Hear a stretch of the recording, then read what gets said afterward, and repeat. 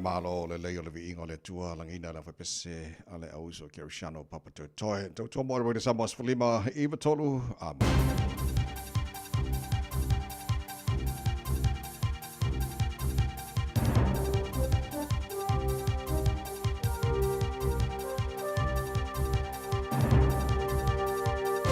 In this update, a criminal defence lawyer has little faith new sentencing rules will help the justice system. Parliament's passed the final reading for the changes, capping sentence discounts judges can apply at 40%. Lawyer John Munro says research shows longer sentences don't deter people from committing crime. The government passing these laws is really just to try and appease the public by saying, hey, look what we're doing, when in actual fact it's not going to do much at all. Another new bill passed yesterday gives New Zealanders more control over their data in an effort to increase competition and choice. The Customer and Product Data Bill passed in Parliament yesterday with unanimous support. A recent Commerce Commission study found that nearly a third of mobile and broadband users have not switched providers because it was simply too hard. A plea for Pharmac to quit stalling and fund 4 cost-effective treatments for patients with multiple sclerosis. There's a particular push for cladribine to be funded as international clinical trials show it's linked to fewer relapses and comes in tablet form. Multiple Sclerosis New Zealand will be on Parliament's forecourt this morning. Consultant neurologist Debbie Mason says New Zealand is behind other countries when it comes to cladribine. It's been funded in Australia, I think, since 2016. It's also been used extensively in England.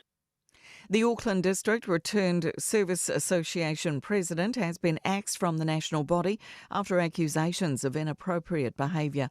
Lachlan Rennie has more. Our newsroom understands Graham Gibson faced complaints by 3 women who are employees at the national office. One complainant alleges Gibson told her she could sit on his knee when the seating was limited at a national meeting. National RSA President Sir Wayne Shelford says he failed to meet the organisation's ethical standards of behaviour. The stoush comes amid long-running turmoil in the RSA movement, with Gibson, among other presidents, vocal about maintaining the independence of local RSA clubs. That's news. In sport, player of the match Jimmy Neesham has returned figures of 5 for 22, and player of the series Tim Seifert has belted 97 runs from 38 balls as New Zealand beat Pakistan by 8 wickets, chasing 129 with 10 overs to spare in the 5th T20 at Wellington. That completes a 4-1 series win. Motorsport expert Bob McMurray is pointing the finger at Red Bull staff for mismanaging Liam Lawson's entry into Formula One as a full-time driver. Reports suggest Racing Bulls driver Yuki Tsunoda will swap with Lawson for the Japanese Grand Prix next weekend. Cameron George has no intention of looking outside the Warriors to replace utility Dylan Walker, who's rejoined his family in Australia on compassionate grounds. That's sport. I'm Jodie Gill. Ua na ole Radio Samoa se furulima iwa toru a mo e tautuaina o e ilangu ngana fitua so le vai aso. Ele swafa malolo tātua ri whaolo i sikiriso e mo bono whaatalofa mo whaawhelai ia mo whaatu lima fo'i le awate le lava mani whaaloalo sa molo wa tino pele le pa ia mani mabalo lau whaafonga anga le nei Taeao sing-singi. Malo si wha manuia, wha malo fo'i le tinu ia le folau o maiese i tātu paripatia whaatasi le anga le leiro tātu tupu sirisiri i le langi Wa olona lofa lele o fai fo mai manu mai langi manu o nei Taeao. Ia o tātou au lele nei aso o le aso o whaia le tua tātou te ori ma tātou Fiafia I hai parpatia le anga le lei. Tātou tapa au siri le langi. O le o mamori mai fōru tō si fō mātou malosi. O le fō tātou tō si le whai fōi manua le o mana nei Taeao. Tātou tu o mai le tātou mawhtanga. I mana tātou pakalame maro le Taeao e le aso na nafi. Ia alofa mai le tātou tua. Tau tai tātou wholau o nei aso ma tātou wholau le laulo na alofa o tātou. Ia le nei as tofi. Wa lua se fono mana fitu ia ia sona masi na mati o tātou wholau mana nei tau sangarua whi lua suma lima o sumai lofa whonga le porkalame maro le Taeao. Ale Radio Samoa Sfulima Eva Toru Amo, Natasha Vaelua. So swani mai ia insini o le Facebook, mari YouTube o Radio Samoa, Sierra Tasi Matea, mari whionga pista, Algero Sio. Ia pato ona nei tamai meni, tau tuaina o ese pa ele tu la Eva le Taeao. Nei, ia, malolo si fo maria, good morning, Natasha.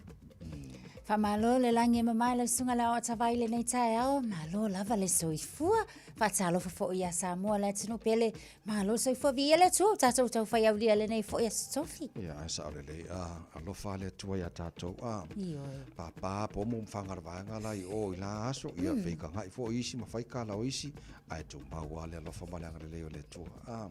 Amen. Ako mauri kai au. Apa is whamaro se au mo tatou nei Taeao.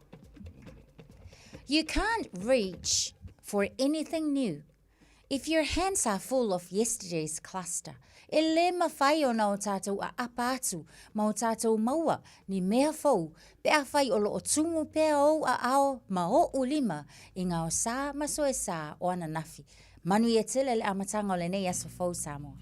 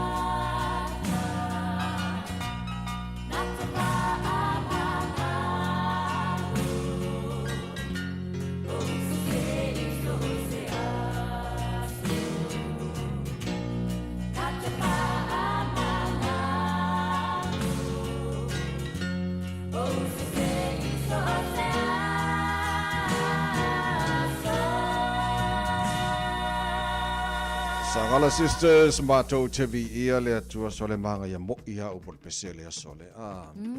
I mean o whanongo longo i upor pese. Ai tu ula de tono vai taimi o te sangale o tātou iai o le lint. O le vai taimi o le whanga fulu tātou te sava vali whatasi ai ma ke riso i o na popuanga. Ia ma tātou mana tu ai ia le alofo le atua ea kako sole. O lona alo pele to tasi. Ua fo ina mai. Ina ia tātou mau o le ola. O le ola e whaavavau. O ka sia lo whai ngā kia lea. Ia wai le mwhai e toto povimba, mā moe ona, wha mangalo tātou o ngasala o nā le toto ake wisori, ka ko i vai kaimi ole.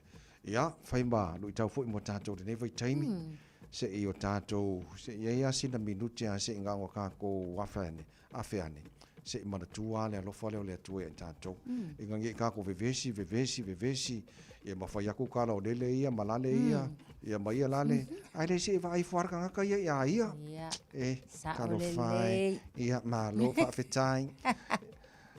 Ka ko kala ngan ngi ka e hao. Ia manuia o tau mātua. Ai o la tātou whana. Nei mino te musika sui whai piloi se Fiafia le tino nei foi Taeao fau.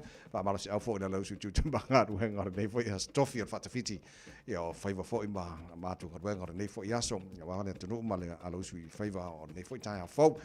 Te kuata le fitu tā nei wa ain. Ele leil whawano mai so taimi. Awani MCL tātou proklame a reto le ola o tātou Malu o Taeao whananganga na mai a pasta la whaere kopa.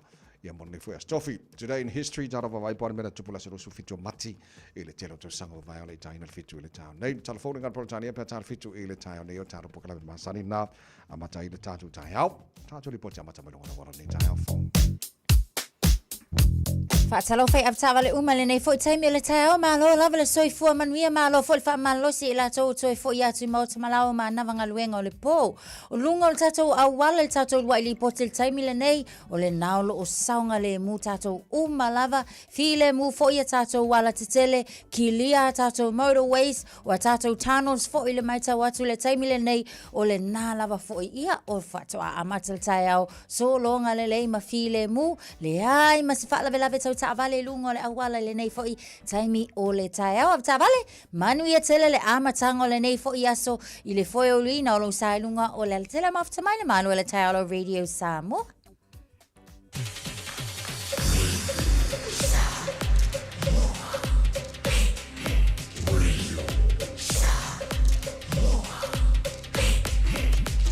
Tasilingoi votu amo. Ua mawhai ana au ina atu le tala o le tau i aso taitasi ona o le lango mai a le Pacific Finance Limited. Telefoni o Varselau fitu whawha lua fitu.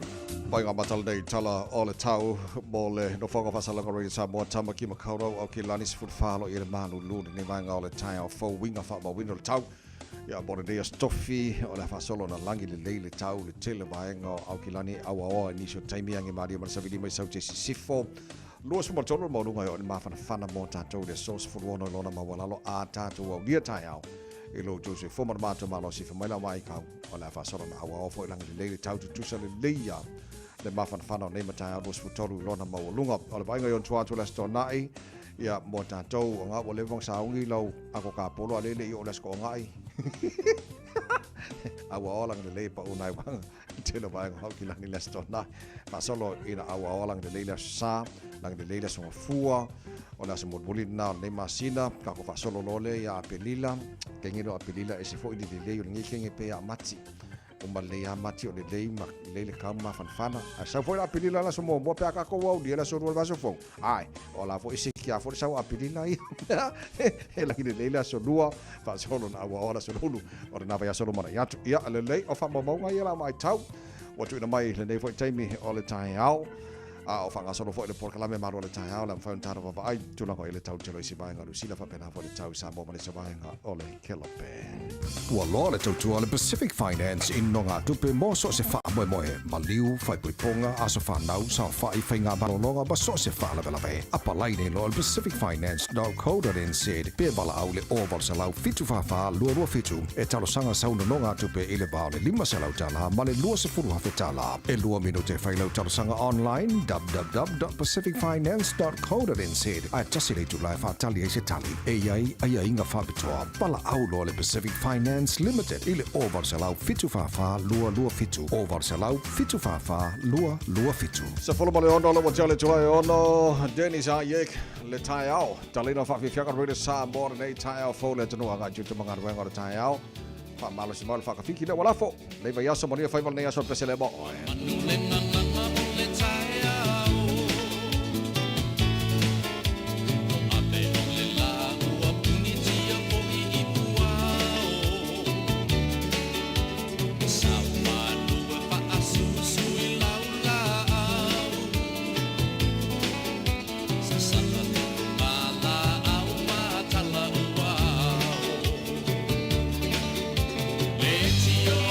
Samoa, fire on the Taeao.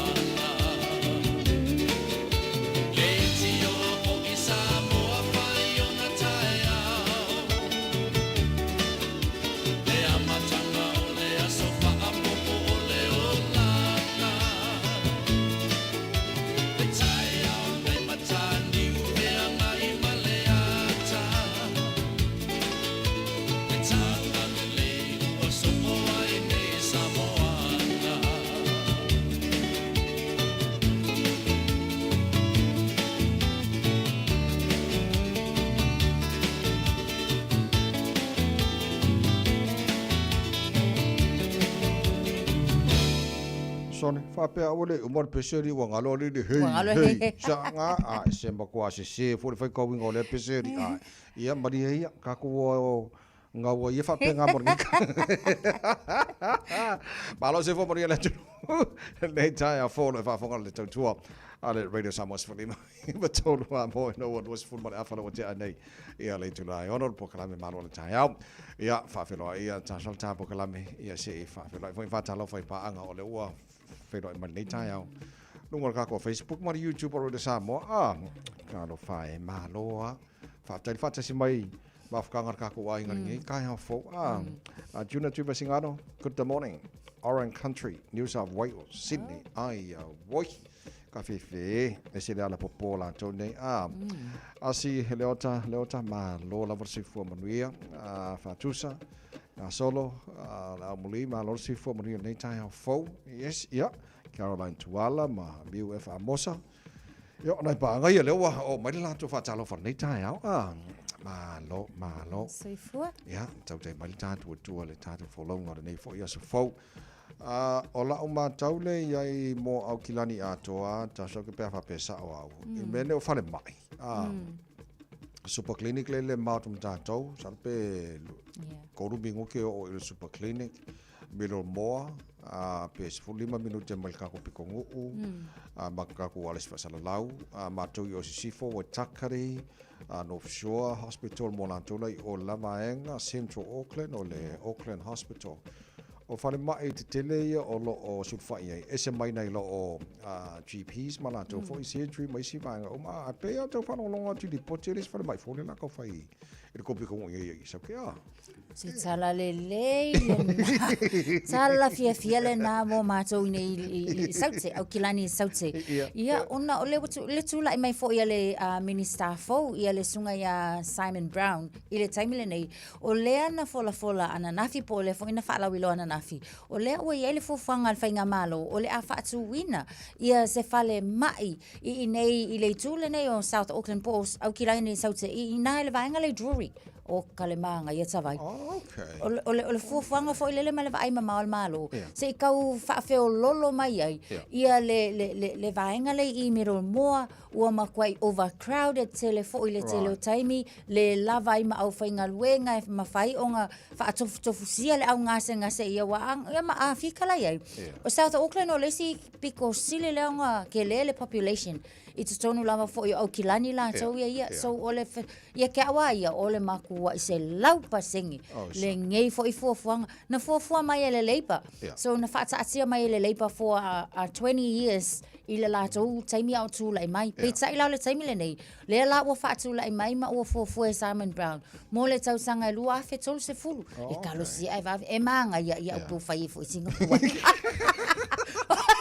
ko ke le mai suka male le manga ia fuafuanga e panga se fa pe mai o kau sang fo po ia ai wi le kalo sia ia ko ku ai pe fo la ko fai nga malo e fa wa pe ko sala le almingska ya Simeon Brown lua fe korse furu kusa pe amale fia lima kau sang marka mi ia fa pe Simeon Brown ia vai ngai pe mo il TV le yo me ngai fa singo ka fa ngo ia ka fa mabango ia fa ngo ia para ti tilo I poro ke kele ia fa mai e tele tau sango ta pena yes le ngata fa se ino fa mai o me uma lava ia mo tino le lei tra noia Drury mo sin fila tino Drury pe amale 5 minute mai il vai ngolo il tato le alu ngai sauki Bombay le bakule I Bombay o te lo la le tele mo vai ngale I Bombay porque kohe tuakau ia mai si vai nga umana wakoi o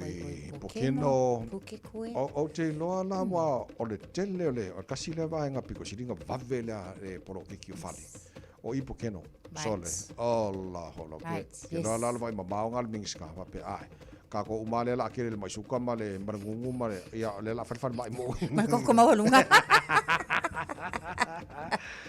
so I mean good news yes pe ta one night on Tasha ia o tal Fiafia na foi le ia mo le nei tulangi ole fo le onga ole wa kaule sila fo ima ole sila man fatsa wa le minister ile vaenga o kele ile ngase wa le mai ta watu ia ole mai suka ia ole ngase o fatu pe o vaenga ia mai se fo ole mama ngase o mama o vaenga ia ole o mai o I o lava fo ile tilo fo ile minister le la malana saunuanga o I vaenga ia o New Zealand o kele ile mama fa makele ila to o fia nga ia tu fo ile fale mai wa lo yenga ila ipoti mo le tau sanga fo I lua fe lua suma lua lenga lipo ki ai se maliu sisina lima su tau sanga I miro mo o le fsili o le kinga o la nga lua ko malo si pat ile emergency department lava ia matu wale lava vanoa mo tangata sulu fa yatu le lava I mal au fainga renga so o le fofuanga la na ia inga ia fa safua ma fa akele ngisi moenga mamai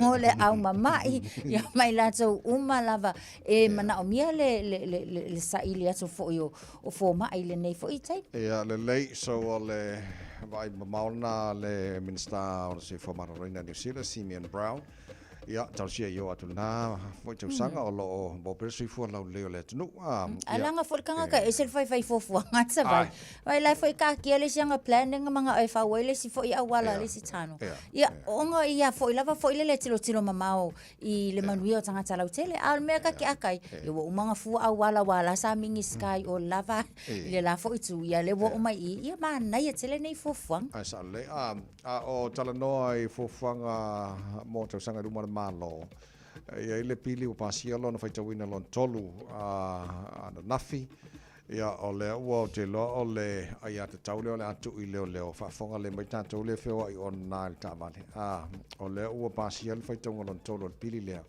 e ave le fatananga I leo e fai ia lanto road test ia foi lele a mesa lanto ia feo ai o nganga ia ma fara fa sai nei tonu I lunga la ia kusa o test ia sama sani na fai fo ile le a maua oe o nga ave leo oe le officer ile fale o leo na fato ama fai lo leo na fa tau uina le saliva test lea pe ta ile taimi le nei le pasi ai o le pili le nei o le o tu wai le fa nanga ma le ia tau leo e fai ai I lunga le ala kele o le taimi lava e fai ai ia la ko test ia ma maua ai oe o lona winga a maua la afta avale ina e fai ai lava ina lang test ia o nga fai ai le mana tua fo ilau ka ko o fa salanga fo ila ia o demerit points pe afa pe e fai aku o leo o manga fai aku lau test I le awal tele o lea e confirm pe fa amaonia o le lavanga e aveina le ta avale ma e fa sua ava lunga le tele so le na lango ina o malava fo I le tele o party na se vanga na fo le party ma o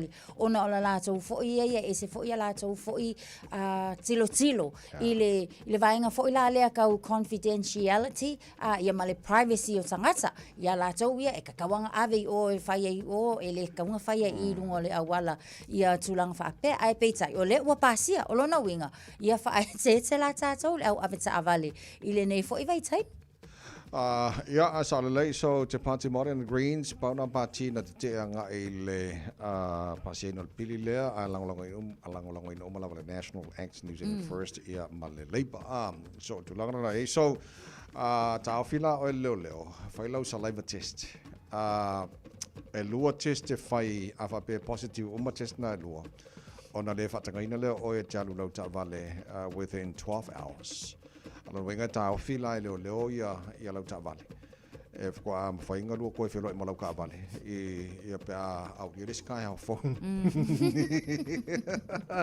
Pale o le lei fo le se tafio fiel me le o feo io tangata ona na ma me io fara fa saina le lo telefa la ve tupulu na wala so ya ula ia tele lo ngo ino le tulang la nga le ma fai el tangata to tasi o la e fa swa va pe a fa nga ino fa la fa saina fe lo ile ma fo fo na wala ai fa ina ia le soifu o to tele Pela fa la velen tupu pen rose le mawat esta ma Filipino le na moelon soifu ia ole makua ai o na saren ke ia wa la vea ia ongol fa ole le mafo ka le ka file le ai le ku nga mela fa pena kwa le se la posengi le va nga wo il fu fanga le kwa mangai ia o le foi lata vai o le fa fonga mai ele au fa fonga mai lata ina ia lava ta pena foi le nei te iwa anga ia tu foi ia o la wa fa nga solo polo ka le ia mautinoa e mo le saunga le mu lava o tatou a fatonu le tulai ono le tautua mo le Samoa falima tola mo man pokala me malo le Taeao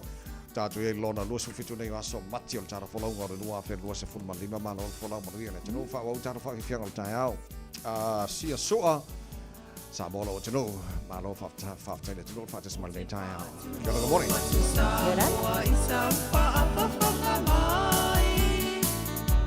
Inei mautala wa pea pea I solo I mea wa tutu o mai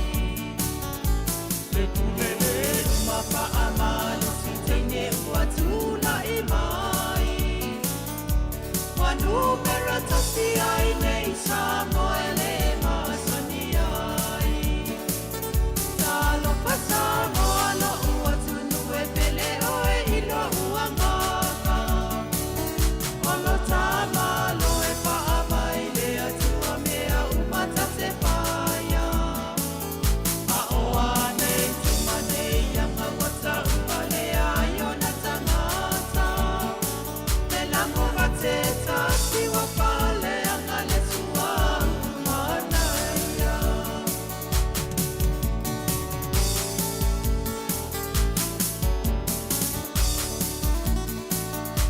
Wale si ole mai asto male pa asala langa ile ea.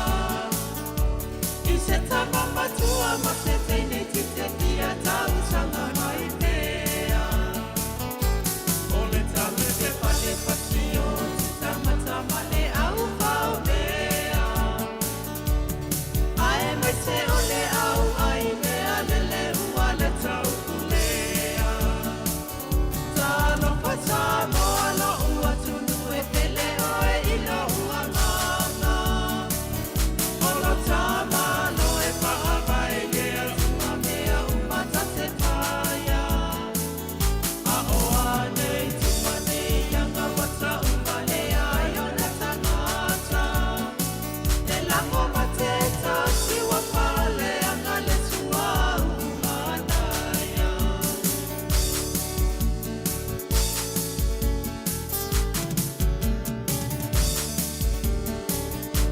Wasolo buala vai tangata ele la balona oa oina.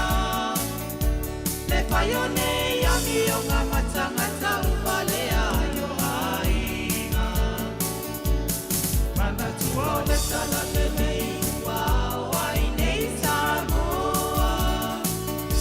Le sini le na ua lau ino ai le lalola mi atoa. Tamatalo ua tunu te ia lolo pa te pailo tanganu. Manu manu ilo tapa amae ua tau au la vaina mamulu. Tapoa ina ami o ngā matanga tatele masani ai. Pui pui Samoa no ua tunu e pele oe ila umai.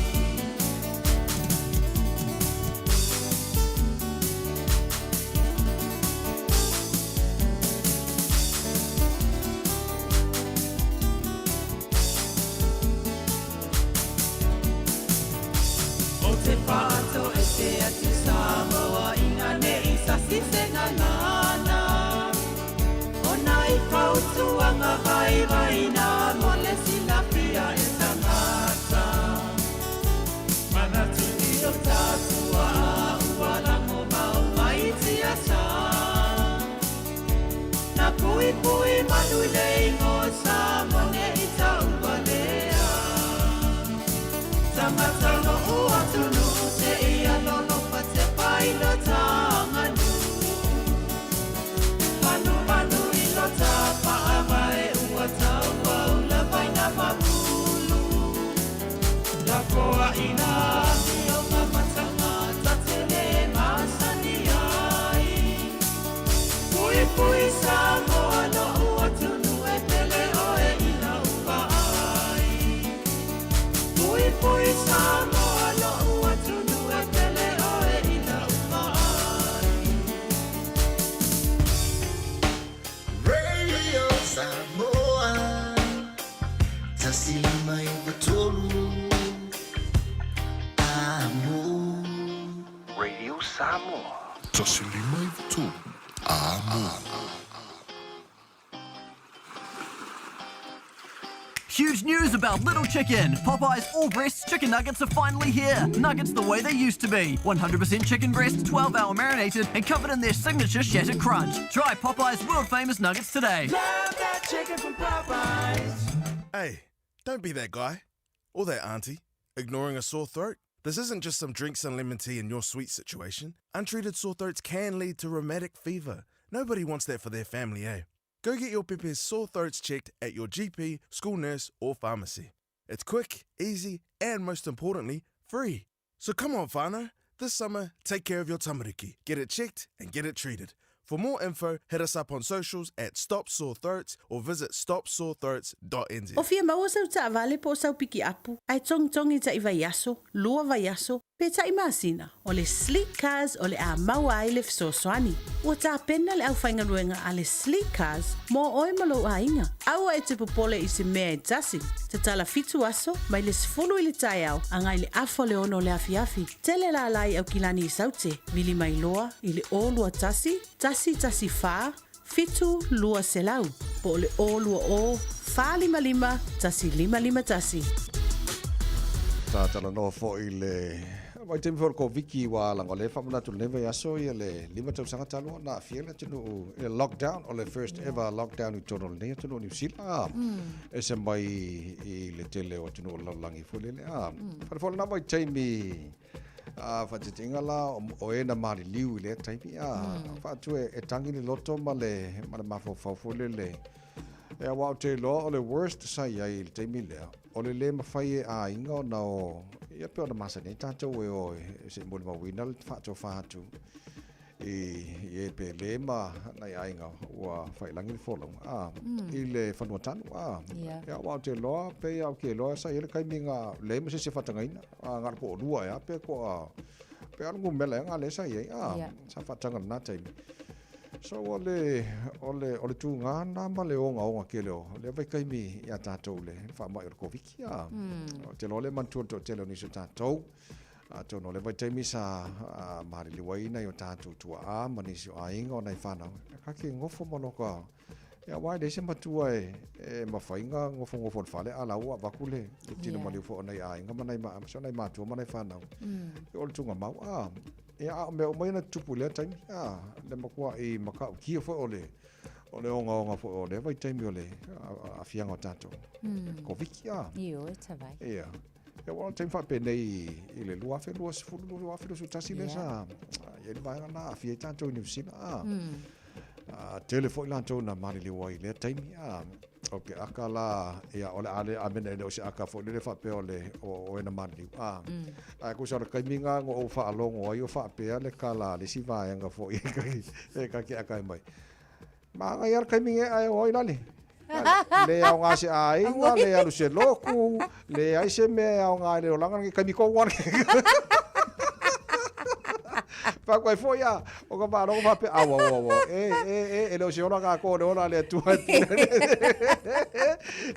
pe le al le loku pe le fa ma popo ai nga pe e pula le ko ya wa le ngi la wa vai fai le ai ni me e ma kwai ai me on a tu la le situ o tau ngo fie mo ai nga le tai ya le situ ya wa le ma fai na fa tasi atu se fato tu ngam ina i pele fo imba na ainga ma o mai masani le tai ya ma na il fa so tala ile tu ai fo ile le maftanga ma ainga a tono se tu fa no a economic wise ya ke au ye tavai o le makwa ima nga ia fo ilava ia manga ko le ngai kai mile ka ko voi fai fa la tavai io ai wa tatou tinga ina lava fo ia tatou ono tatou mana tua ia o la wa fa ko fa mai ia ka ko ia o le langona le fa to fa atu ia e ngoa mal kilo aku pola me o la ma wa la walu la leia ele onga ia la koe au mai kalia mai paulo o la tau ia soifua le la koe ki nga inga e kalafu ia pe a umatsu a ole manga ia le na fo ile ia kalo sia ia e au nga fo ile fo i le vai mamau mo tatu la vai le fa fai ngo fie ino le soifuanga ai manga ia la paula la onga o le ami o le lei ile kai mile ngai o mai le lo ale kai mi ai le le ia le anga le ia tu anga le mai sa oi sa lava pele sa nga ia pawal mer ka kalo ile tu ai fa mangui ai a foi tu sana o langona te milna na e foi tai tai o tunu na ngana e te tau na isia o onga tau e merkovic ia mo tatou mo ai ngala ia o te lola tasina o onga tau pe tau fo nei tai ole kilo fa mamao o vaenga ia sili na mafatia te lo ai nga kai mi mali Ia koe whamanga kua kako nge ki wangalo ia kako o ngā mai ko viki mo kako. Ia wa ia sa o ile tala sto ina fo isa pule malua ia o ka fa wolo fo ilangi fo le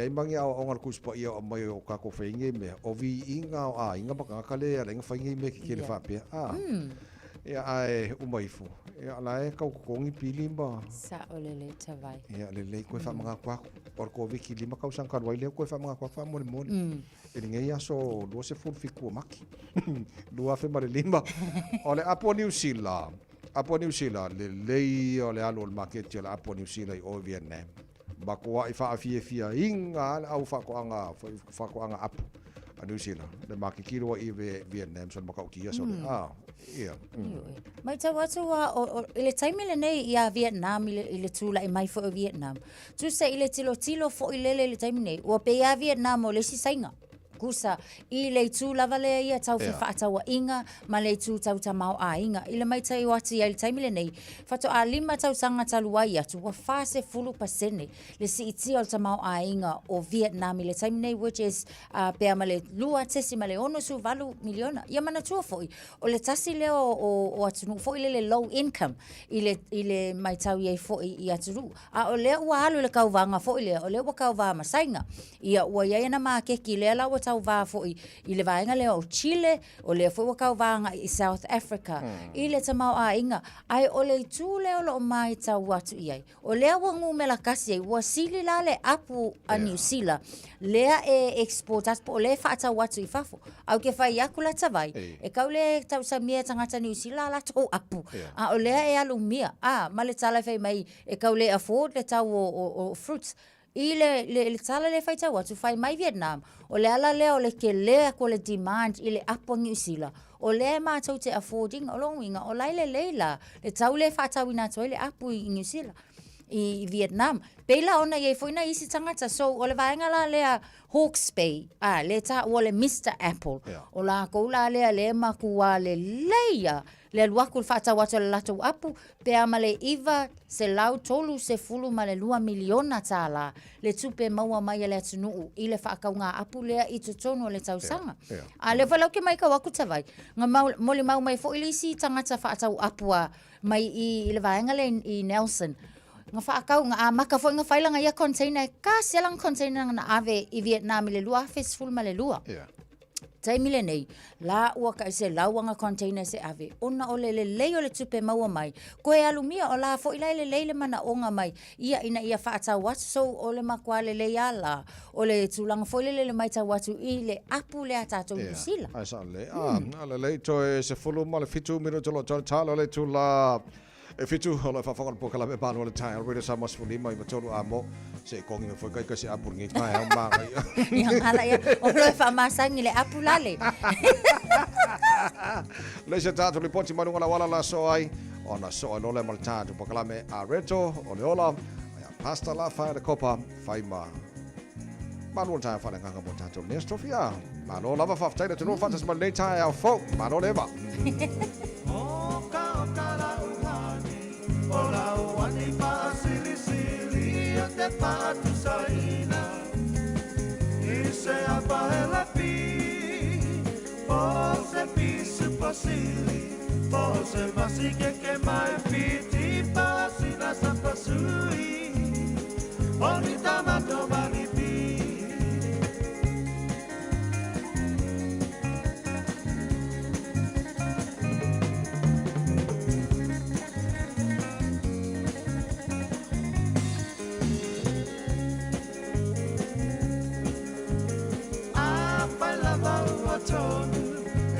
Tony lau pinangalo tapa ai poipo avane ile malo ele anga ole tatua etele ai ole ti akolo pe basa pepe ole pepe ole po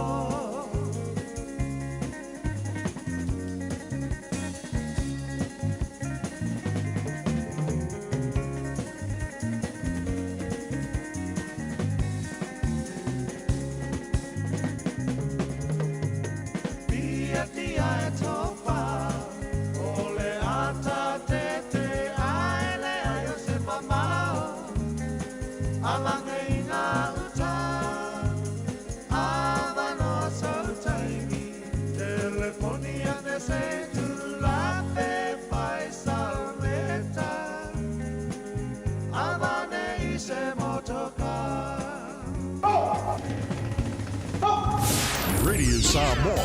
Tasilima iwa tolu amo. Paunis nei o vaenga o leo wa amata ona slow down I le time le nei Codes Riverhead Highway o le mai tau atu fitu minute le travel time mo ila to wolo anga I atu on the southbound ia maleanga I atu fo ila le nai le taulanga o Nera Road lo wa mai tau atu le nawa ia tatu poloka fo I lungo le ala tele le time le nei on a city bound traffic ia ma le time o lo mai tau atu e pea ma le iwa minute le travel time nisi o vaenga umalava fo I lungo o tatu motorways o le na o lo o ua tula I mai le tulang fo le ua feo lolo ai o lo o so longa le leipe ele o iei fo sfa lava tau ta vale le taimi le nei mo tatou fai lava fo si feo lolo ane o lunga o tatou State Highway se fulu ma le ono atoa iei fa pena fo I le tatou Southern Motorway ma le Southwestern Motorway leo mai tau atu feo lolo a o le na lava pea o a le na o lo o flow pea mo tatou le sfa lava tau ta vale nei taimi lunga la tele afta vale manu ia tele ia lau fainga malanga ma ia fa au tau tai lunga o le ala tele tula mali taimi o to se full mal tole minuten tale o le tula e fitu. Talofa, we're the Katinas, and you're listening to Radio Samoa on 1593 AM. Bread of life sent down from glory.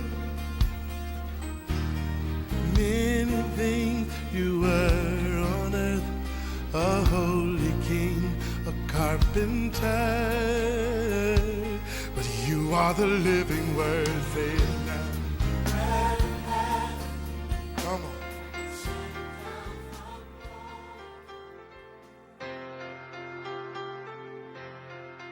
Au te whawhelo ai fwoi tātou tunu o longa whai o na whasotai mai tātou por kalame o le areto le ola le yaso ma no le soifua manuia. O le tusi numerous fulfa al whai pumo moe mo waise upu mo tātou le yaso whapea. O na alalanga ai lea o le potopotonga uma ua whetangisi fo I le no uma I lea po. A le upula mo e le asalina I whapea tautala I le whaamalosi ai le o le whaavai. Ino o asonge sole ua tele tangata e tautala I le whaavai ngai lo tangata e tautala I le whaamarosi. Ino aso fo inga ingata ai o le kelo le au whaavai. Ale mele o le whaavai o le makauki o le mele whaavai e pipisi.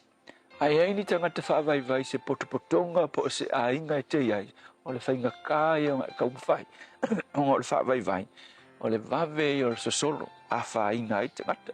Pela o le tala le sa whai tauna nei o le tala e winga I le taimi fo I le ngasenta e mose I a tangata mose pai fo I furunua e o e mai kaulengo ai le I urufale atu I le no o kanana e o los pai I furunua e fo I mai e se fulu e whaavai ko a lua e whaamarosi o I sua mka lepo ka mai a leanga o mai kaukala I le positive a o lesi ko se fulu mo mai so le whai kala whaavai mai oi ma ngai le ngu ai oki ka ko le ngu on kwa malolosi e ei sau ai lai ai ava ai mai le ngu ia ka ko o se e ai se oki ka ko I lela o le whaavai vai ko se furu le fai mai ona ala langa le o le potpotonga Israel ua feta ngisi fo I latou I le po ato ua ala langa ua feika mea muli mea ua mui tangata ma feika ia mose onga ole au mai o I latou mai ai kupito so I kei lola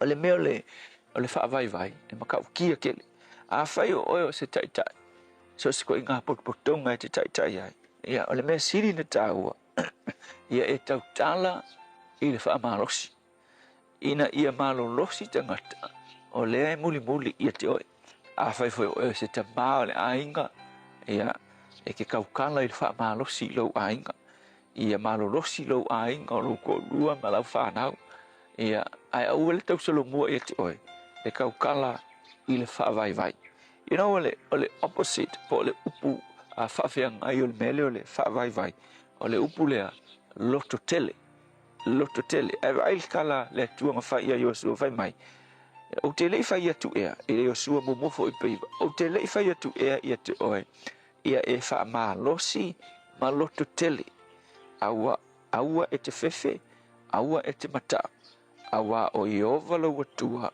o loo ia te oe I mea uma e te alu iai. Ke lo la le ki. O le ki e ave ese ai le mele o le anganga wha vai vai. Ma le loto vai vai. O le mele o lo iloa o lo o iai le tua whatasi ma oe.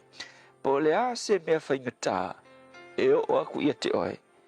E ke loto tele lava a wafa e ke iloa. O lea e fesoaso ani le tua ia te oe. O e loanga loko vai vai umatangata a o ka lepo mai o sua. E le iwa ai le malosi o le nguu le le iwa ai maka uki o ka ngakaia. A le menti tilo i la ua. Na tilo tilo i le te le o le tua o lo au aunga iai. Nga ese fai mai lat karatu spai. O yo sua maka lepo. Na ese o la ua loto. Dale winga. Yo sua maka lepo. Ele i loto vai vai. Ma faa vai vai. E pei o le tele o kai Israelu. Ma le tele milionga le ngu Israelu ngu faa vai vai. Onga aisea. Onga ele iwa ai ila ua i tangata. Aina wa ai ila ua i le atua olo o auma Israel. Mo oi fai le aso lengei. Ke loa. A fai ele o iai le atua ilo ulanga. Ele o iai lo nalo o Yesu ilo ulanga. Ke loa. O le a fai ngango fio o ele melea. Faa vai vai. A le upu mo oi le aso lengei. Tau tala i faa malosi. Loto tele.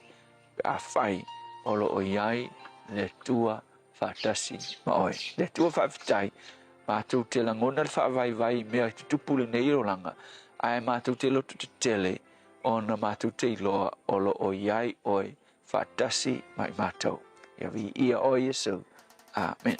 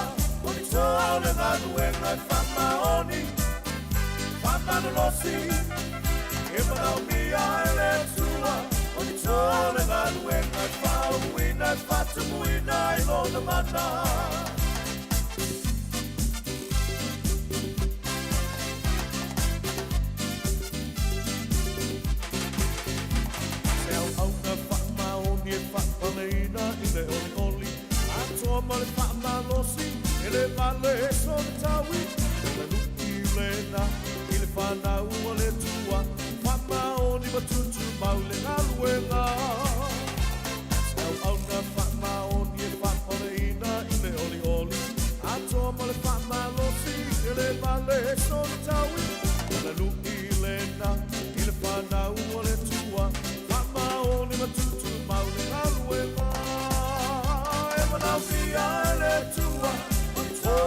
nganuenga whamaoni, whamalolosi. E manau mia ele atua, o ni tole nganuenga whauina e whatumuina I lona mana. E manau mia ele atua, o ni tole nganuenga whamaoni, whamalolosi. E manau mia ele atua, o ni tole nganuenga whauina, whauina, whauina, whauina e whatumuina I lona mana. Whauina e whatumuina I lona mana. O sana tavi tā mana mia le tuani toa mo lana ngaruenga ina wato tolo mino tolo jota tālo le July fito le solo se fulu fito mati o ani mena tupu ila nei aso I tausanga wa mabai.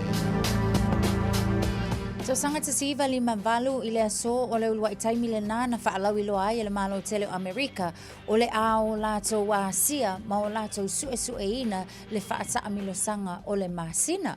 So sanga I lua afes ful maleiva na whaasa ina I lunga o le Facebook ia se tasi le nei o kulupu e ta o le white nationalism o white supremacy o na o la lato so otanga I le whaalavelave ma le tangata sa ia whaatupuina le whaalavelave lea na tula I mai Christchurch.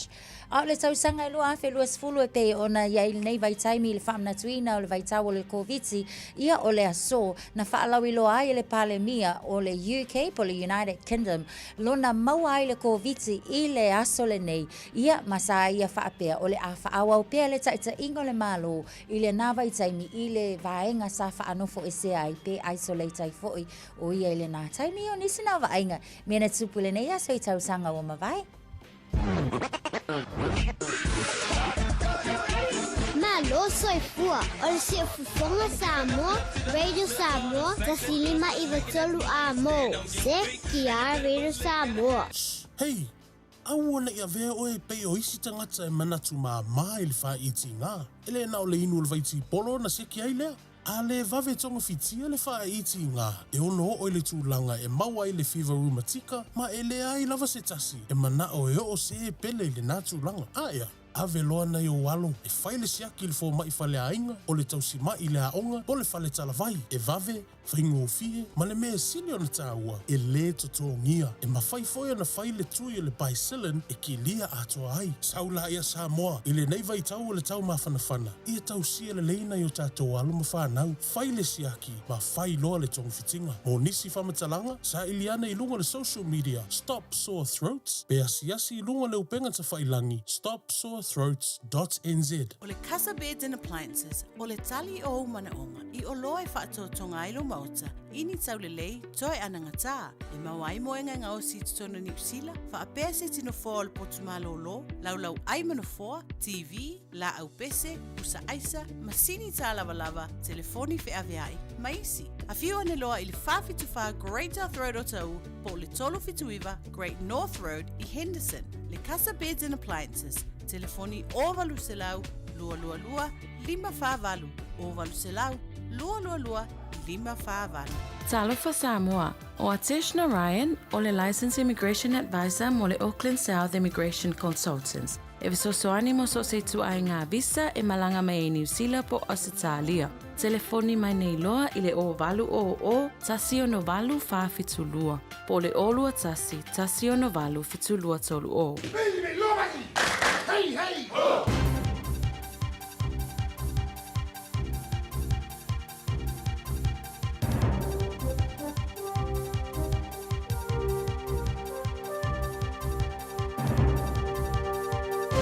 In this update, public primary healthcare spending is flatlined despite government attempts to improve access. A Victoria University paper shows its 5.4% share of the national health budget was consistent from 2009 to 2023. The Health Services Research Centre says any increase in funding was counteracted by inflation and population growth. Director Jacqueline Cummings says it's being felt throughout the healthcare industry. If people can't get in to see a general practitioner or a nurse practitioner at their local clinic, when they become more unwell, they're going to end up in an emergency department. And there's belief servicing South Auckland's health needs will require a multifaceted approach. Health Minister Simeon Brown's announced he's looking into building a second South Auckland hospital. Brown says Auckland's hospitals are struggling to cope with rising demand and health needs, especially in South Auckland. The widow of Nana Efiso Collins is seeking an inquiry into his death. The former Green MP and Auckland councillor died in February last year after a heart attack at a charity event in Auckland's Britomart. Lachlan Rennie has more. Fiafia Collins spoke at a case management conference at the Coroner's Court yesterday. She alleges Child Fund as well as public relations firm Campbell & Co didn't fully consider the risks of the event. Coroner Janet Anderson gave the parties 1 month to submit further information before she sought advice from a medical expert. More details are emerging about the group chat of top US officials, which a journalist was accidentally added to. Screenshots from the chat have been published by The Atlantic overnight. They appear to show Defence Secretary Pete Hegseth sharing information about US airstrikes on Houthi rebels in Yemen earlier this month. There are also timings of drone and missile attacks. The Atlantic editor-in-chief Jeffrey Goldberg says he's published the full messages after the White House accused him of lying about what they contained. That's news. In sport, former Crusaders assistant and Tasman rugby coach Andrew Goodman's been appointed to Andy Farrell's Lions staff for their tour of Australia. Goodman joined Ireland as a backs coach last year after 2 seasons with Leinster. The Hurricanes are relishing the prospect of having 2 All Blacks back into the starting lineup for tomorrow's Super Rugby fixture against the Waratahs in Wellington. Hooker Asafo Omua and prop Tyrell Lomax bolster the front row, having made returns via the bench last week from foot and ankle injuries respectively. Jimmy Neesham has returned figures of 5 for 22 as New Zealand beat Pakistan by 8 wickets, chasing 129 with 10 overs to spare in the 5th T20 at Wellington. The Black Caps won the series 4-1. That's sport. I'm Jodie Gill. Ua na ole Radio Samoa se furulima iwa toru a mo e tautuaina o e ilangungana fitua so le vai aso. Papakura Highway, lo faisima mafa le traffic on the city bound. Hina Road in Papakura lava foilo mai tawatu lo o yaipo loka I le taimile nei. Mo le vaengala na Papakura to Drury southbound o leo lo o mai tawatu ia o le na ua a mata foi ona mamafa le traffic o le na o lo ua a mata ona yaipo loka. Takanini on the northbound traffic o lo o mai tawatu o lo o slow foi I le taimile nei. Whapena le vaengala na Conifer Grove o lo o whapena na pisi mai lava I le taimile nei. Very similar drive I vaenga le on State Highway lua se fulu a mai tawatu lo faila fo isi pisi mai le taimile nei Resney Road I le vaenga le na airport bound o le na fo I pisi tatou.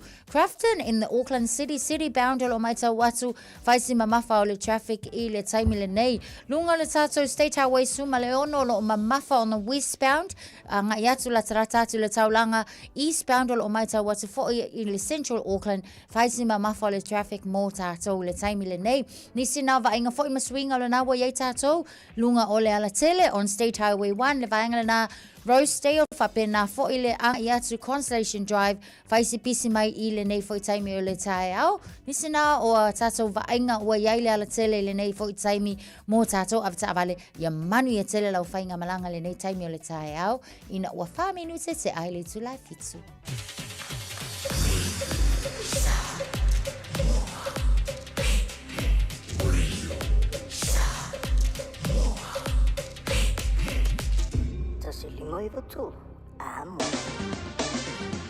Ua mawhai ona auina atu le tala o le tau I aso taitasi ona o le lango mai a le Pacific Finance Limited. Telefoni o Varselau fitu whawha lua fitu. Malore se whomanuia le tunu o le nei vainga o le Taeao le vainga la tamai le nei le tala o le tau tātu amata mai Samoa a lua se fulu ma le lua leo te wawai atolo iai. Ia le mawhanawhana le ei Samoa le nei vainga o le Taeao ua te alfitu I Samoa taimi tusa tātou New Zealand ma Samoa o leo te wawai atolo mai mana I mai. Ia langi le leo le tau Samoa le nei vainga o le Taeao winga le tau le tunu o la whaasona langi le lei awa oa se vanganai e nisio vainga o Samoa pa ua timu e le so o lo te wawai atu mwhaina o le tolu sifu ma le lua degree Celsius ma runga le pepela le e Samoa le so Luosu malima I lona maulalong. Ia, whaatalo whatoi malatara pokalame nei vanga na Taeao. Panga malawa. Tara pokalame whaafonga mai Samoa. Malo lava sifu manuia. Uso, tusa, tasesa. Lavatu nei Taeao. Whaafkaile. Whaatalo whamai. Ia, alofa kura uso uma. Au ka poro ngi kaya. Faupe ako urungan mana. Tēnā vai ngā Rusila, I le nei teimi o le Taeao, I le mawaiatu, I le motu I saute. Good morning. Paanga le maru o le Taeao, so vai ngā motu I saute. Mana I langi leo le tau I Nelson. Langi de lei, angi mali am le savidi mai saute sifo. Whaasolo na angi mai matu, I niso teimi na Fiafia na nei. Lusu tolu maru ngā mawhanawhana mo tone, sone le so. Langi de lei tau I Kaikoura, Queenstown, la whaasolo na awaoa, po timu I le so. Sful fitu morunga na maru rufa mawina. Mora nefo yaso wanaka sfulu iwan morunga na malu ole ea whasoro na awawa pa utimu. I le ne yaso a toa. I le tela vaenga I Dunedin. La whasoro point pa utimu le soe langi le lei le fiafia na nei. Sfulu iwan morunga na maru ruson. Awa mwewhidinga maru ru o kōwori. Kala stete, malu si fo mori nei Taeao. La whasoro na awawa pa utimu. I le ne yaso yangi marsavili mai saute. Lusu martasio morunga na mawhanawhana le ea mautou. I le nei stofi I le motu matu. Pi tola vanunga motu matu. Kai taia. Langi le leil tau. Ma nei fo le mawhanwhana rusu wha I lona maulunga. I le la mua Wellingtone. Whaatala whatu pa anga umalawa le tata pakalame sa samanga la mua. O le a whasolo ina awawa. Langi le leil tau mo o tau le so. Angi maria marsavidi me matu. Luas furu marunga le mawhanwhana wha mawina. Ia mo Wellingtone I le nei fo yaso. Langi le leil tau tauranga. Whasolo na langi le leil fo le tau taupo.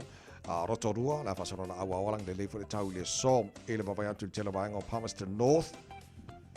O la whasaro fo na awa le tau le so, luas fulua morunga na mawhanawhana, langi le leima le tau New Plymouth, luas utasi morunga na mawhanawhana, Napier, langi le leifo le tau, fwisi vivela le emo tau, luas ulima lona mawalunga, e le te lawaenga e Hastings, la langi le leifo le tau, Gisborne, la whasaro na awa langi le lei ni so taimi kirikiri roa Hamiltone, langi le lei tau mo tau le so e pua oa ni so taimi le Taeao. Lusu lima na morunga le vevela wha mawina mo kirikiri roa le so. Tama ki makaura o au kilani no whanga o whaasana launga ale Radio Samoa. No whanga fo le ema le blues. Kasi le malo, ke le whaia inga. Karunga amaka lua whirusu ma lima. Sfu lima. Le maru luolo iai. E koe fo i le blues le lei. Kai de umar kamera sanga wha mone mone. Sfu lima lo el maru luolo le vanga le Taeao. O le aipong sa. O le aipong sa e le i mala maha. O wingo le tau le so le a whaasana na awa olang le leili tau. Mo au kilani nei aso nuas futolu morunga na mawhanawhana. Taeao pe au lia. Awa ofo ilang le lei. Tusa le mawhanawhana nei Taeao nuas futolu lona mawalunga. O le vanga yon tuantua la whaasana na awa ofo ilang le lei le sto na ilang le lei le aso sa sunga fua aso roa. Ma le aso rulo na mai aso lo mana iatu. Tato iei nei toi aso o mati. Alau te wawa iatu uma le lei a mati.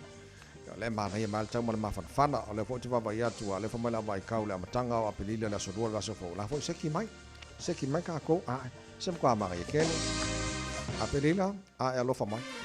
Ia e samba mai se mawhanawhanga le lei mo ma o mangi kau le lei fa mo mona. Ia pe amako o ria ngau kai au. Ivo tele to life fitu. Ala vai gala tamale na talo tau nei tema le tai. Ua loa le tautua le Pacific Finance in no ngā tupe mo so se wha moe moe. Maliu, whai puiponga, aso whanau, sa whai whai ngā balononga, ba so se wha la velawe. Apa lai nei lo le pacificfinance.co.nz. Pe bala au le oval se lau fitu whawha, lua lua fitu. E talo sanga sauna no ngā tupe i le bao le 5 se lau tala, ma le lua se furu hawhi tala. E lua minute whai lau talo sanga online, www.pacificfinance.co.nz. Ai tasi le tulai whatali e se tali. E iai, ai inga whabitoa. Pala au lo le Pacific Finance Limited. Ile oval se lau fitu whawha, lua lua fitu. Oval se lau fitu whawha, lua lua fitu. So lo ke whakoa tasha le maangai al pokala mele o le areto le ola le na mai ni Taeao. Lo ke whakoa leo ke ngofo mo mawhau le anga me maangai o lota whalongolongo. Ai mai se upu e tomatau hina wha marosi au ia ka ika. E o te le lola ia o e mal whawhonga mai na tunu. So le a o kua maangai e mo ia. So le areto le ola ni kai. Mon wha marosi. O le wha marosi.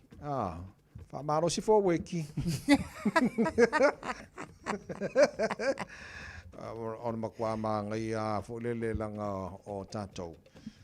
A whenga i tātou mo le tele o mea fo lele e kalesia o a inga o whanapura pitonga mea uma. Ia wakau waru umari kako marosi o ngāri vai ai o le mawhau whaumantino. Ia ole maila le are tolo la ngika oka se wa koe fafanga mai mon le ola fa malosi le ri a wong isi se fa vai man ngi aso fa mon yo ko fa malosi mai vai ku so maka ko kele maka ko pide ko fa malosi mai fa malosi mai fa mon a wong isi se fa vai wa do e fa vai lo ngo malo pide ke fongi mon pide mo ri mo se ka la fu ya ka ko ia se le fofo yo yeme uma e malo atu le tu o ka au matato ia wala ia manu ia o to matua ia ale au na le tua ia vai ska ko ki manga yo nei Taeao ska ko ki manga yo ngai stof ia o au ta vai o aso tofia pe ia o aso ngai ma ngai e ke au kamare o ko laisa ia ko laisa marka ko falawa ai mele falawa la umi fo ngale mele pe o ia le ngai la stofila vai or kama fo ngai fa ngore la au falangi ko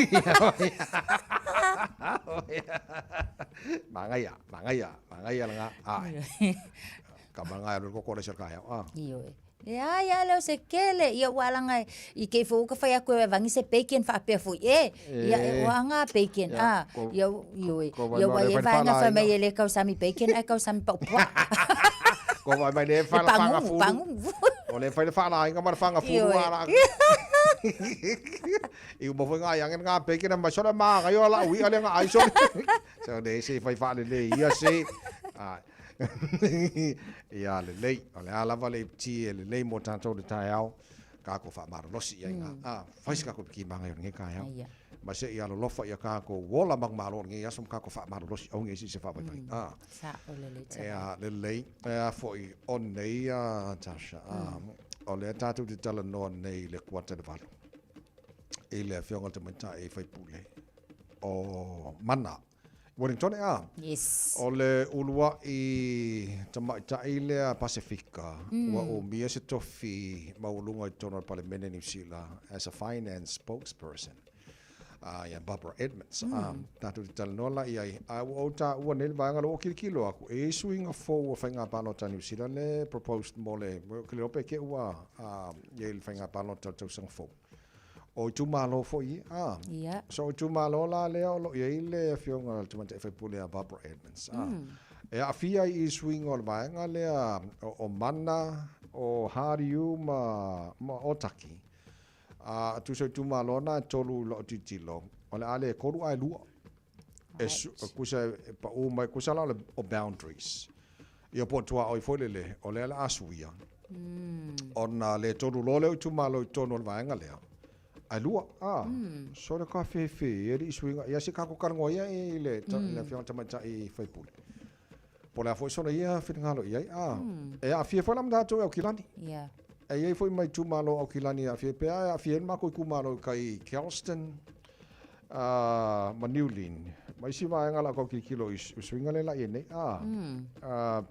yes so kilo aku ia Manulin Kelston matara tu ia le la ale ko ai ole o new proposal le ai e lua wa va ile mena la ingi so coffee fee ia se ka ko kanwa ki ngai vanga e skai ai ia pe au mai po le fu le mafua anga fo ile le ia ina ia sila fia fo ia tato uma ia ai sa wa ia ole tatu tananga nan to kwata nei levan ia ma le fenga tama I fai pule I mean ia ka yo sa mo mal Pacific to New Zealand ole mo ka mi kanga ia ka lo ka fa longa ia wa pale mai ia le fo ia tina ia po tamali fo le tunu ele tulanga mo lunga to no parliament New Zealand ia wa atala no la mele ole finance spokesperson mal vango economy mai si vanga te o malo le par fanga balota ole tausang fo lua filu suma le ono to New Zealand ia ole mingska right wai war ke le ole mele ka ki kilong e wa pale mai ia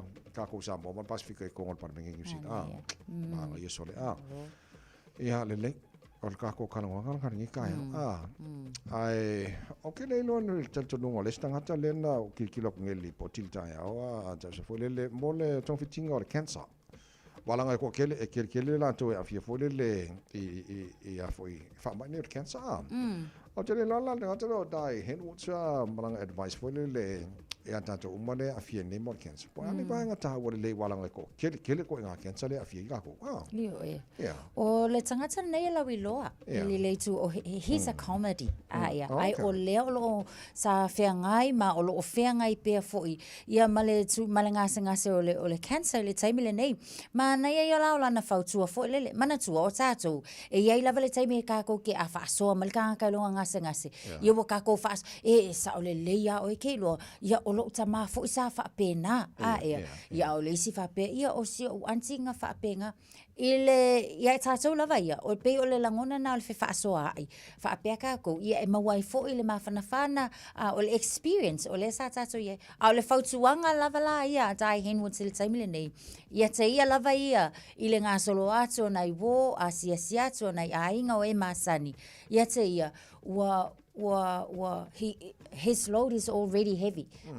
Wa leva na ngafa mati nga ia mafa no noanga. Ai afa pela ko fa makala tu tala fa apea. O le fa au popoina la le na. O le mamafa ia malangona uma fo ia te ia. O lana ia la fautuanga. Mo tatou a kala ngoa lo lai tangata o lo fea ngai malakanesa. Ia sui le tala noa fo ile le tala noa io e ave ia le pupula o le aso ia manisi vaenga le lei. O le tu le leila le na le fo fa manatu mai.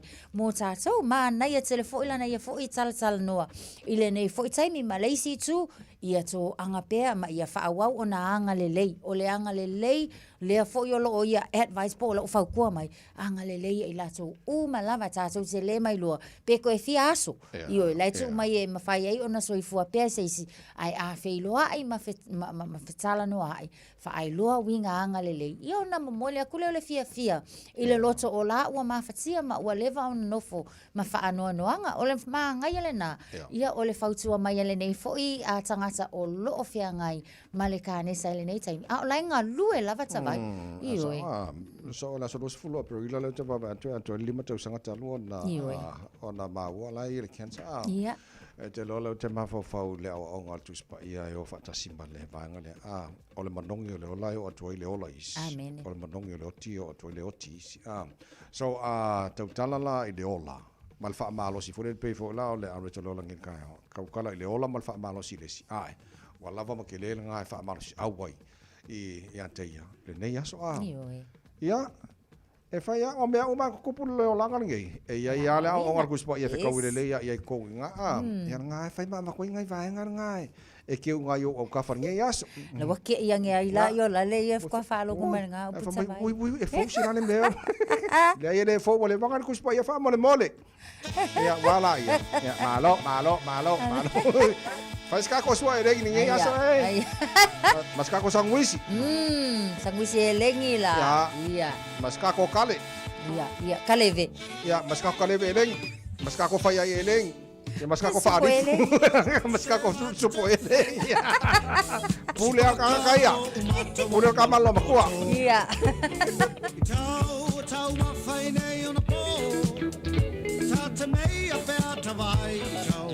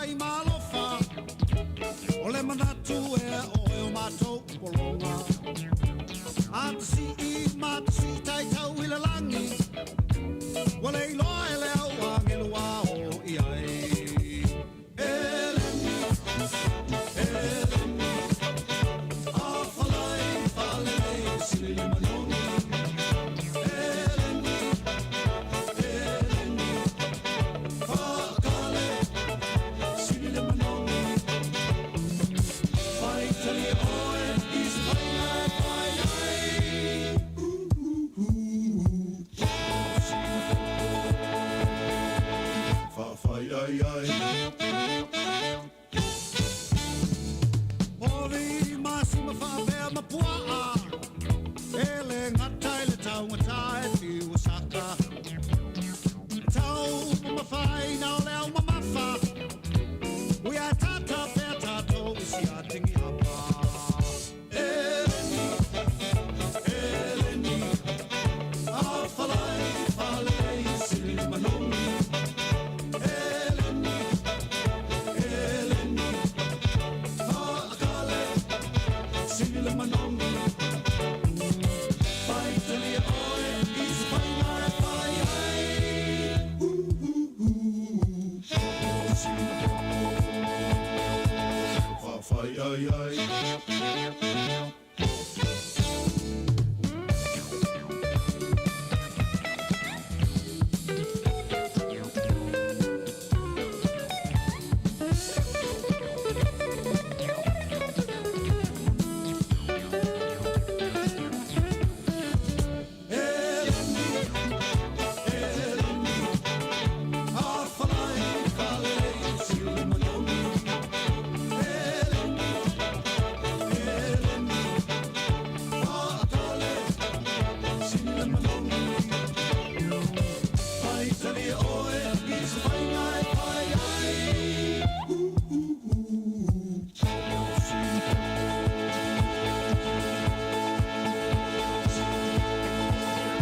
Fai ai ai.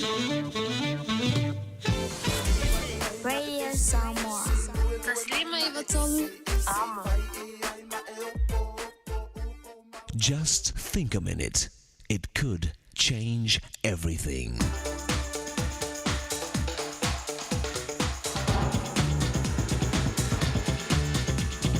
Think a minute. A man went to the doctor feeling stressed and suffering from constant headaches. The doctor told him to stop smoking and drinking, which the man did, but he continued having headaches. So the doctor told him to quit his job, which was stressful. The man did that too, but his headaches still continued. Finally, they discovered what was causing his headaches. His shirt collars were too tight. He'd been wearing shirts with a size 15 collar on his size 16 neck. Sometimes the answer to our problems and stress is very simple. Here are a few simple solutions to stress. One solution is to clear out the clutter at your job and home.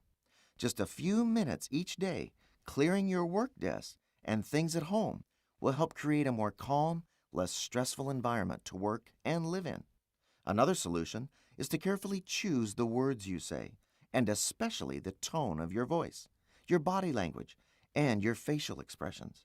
What you say, and especially how you say it, makes a big difference whether you create peace and calm or stress and anger in your home and at work. And never let others have the power to make you grouchy and ruin your attitude. One of the easiest solutions to stress is physical exercise. It's the way our bodies cancel out our stress hormones to improve our state of mind and mood.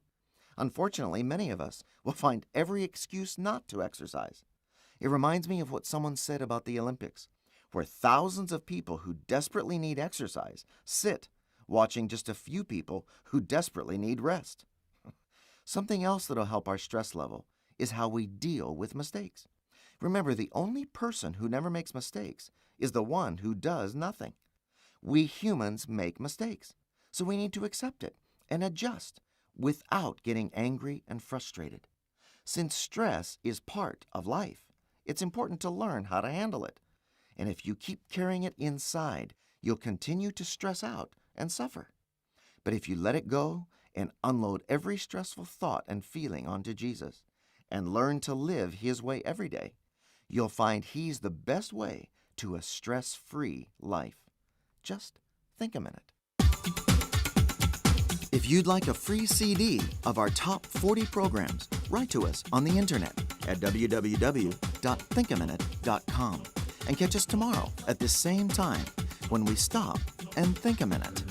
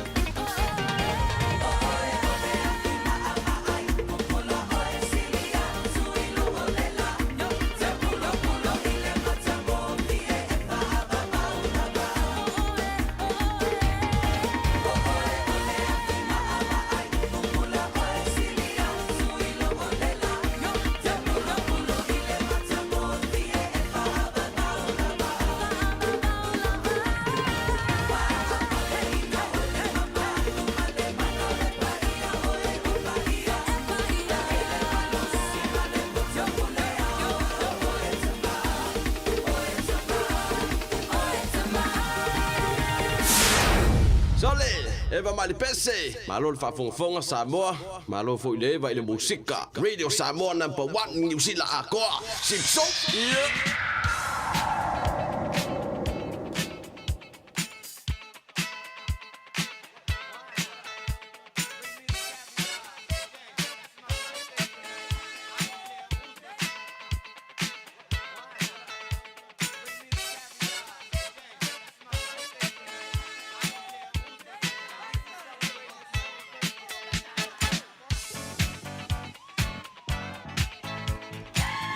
Fongangas mana ole aso tofine nei luas fulfito mati kua yala wala mai o leva ka kala mako ke fongi tolu fitu tasi lima i tolu le wa tolu le tula fitu ale fo makana fo mar mako ini.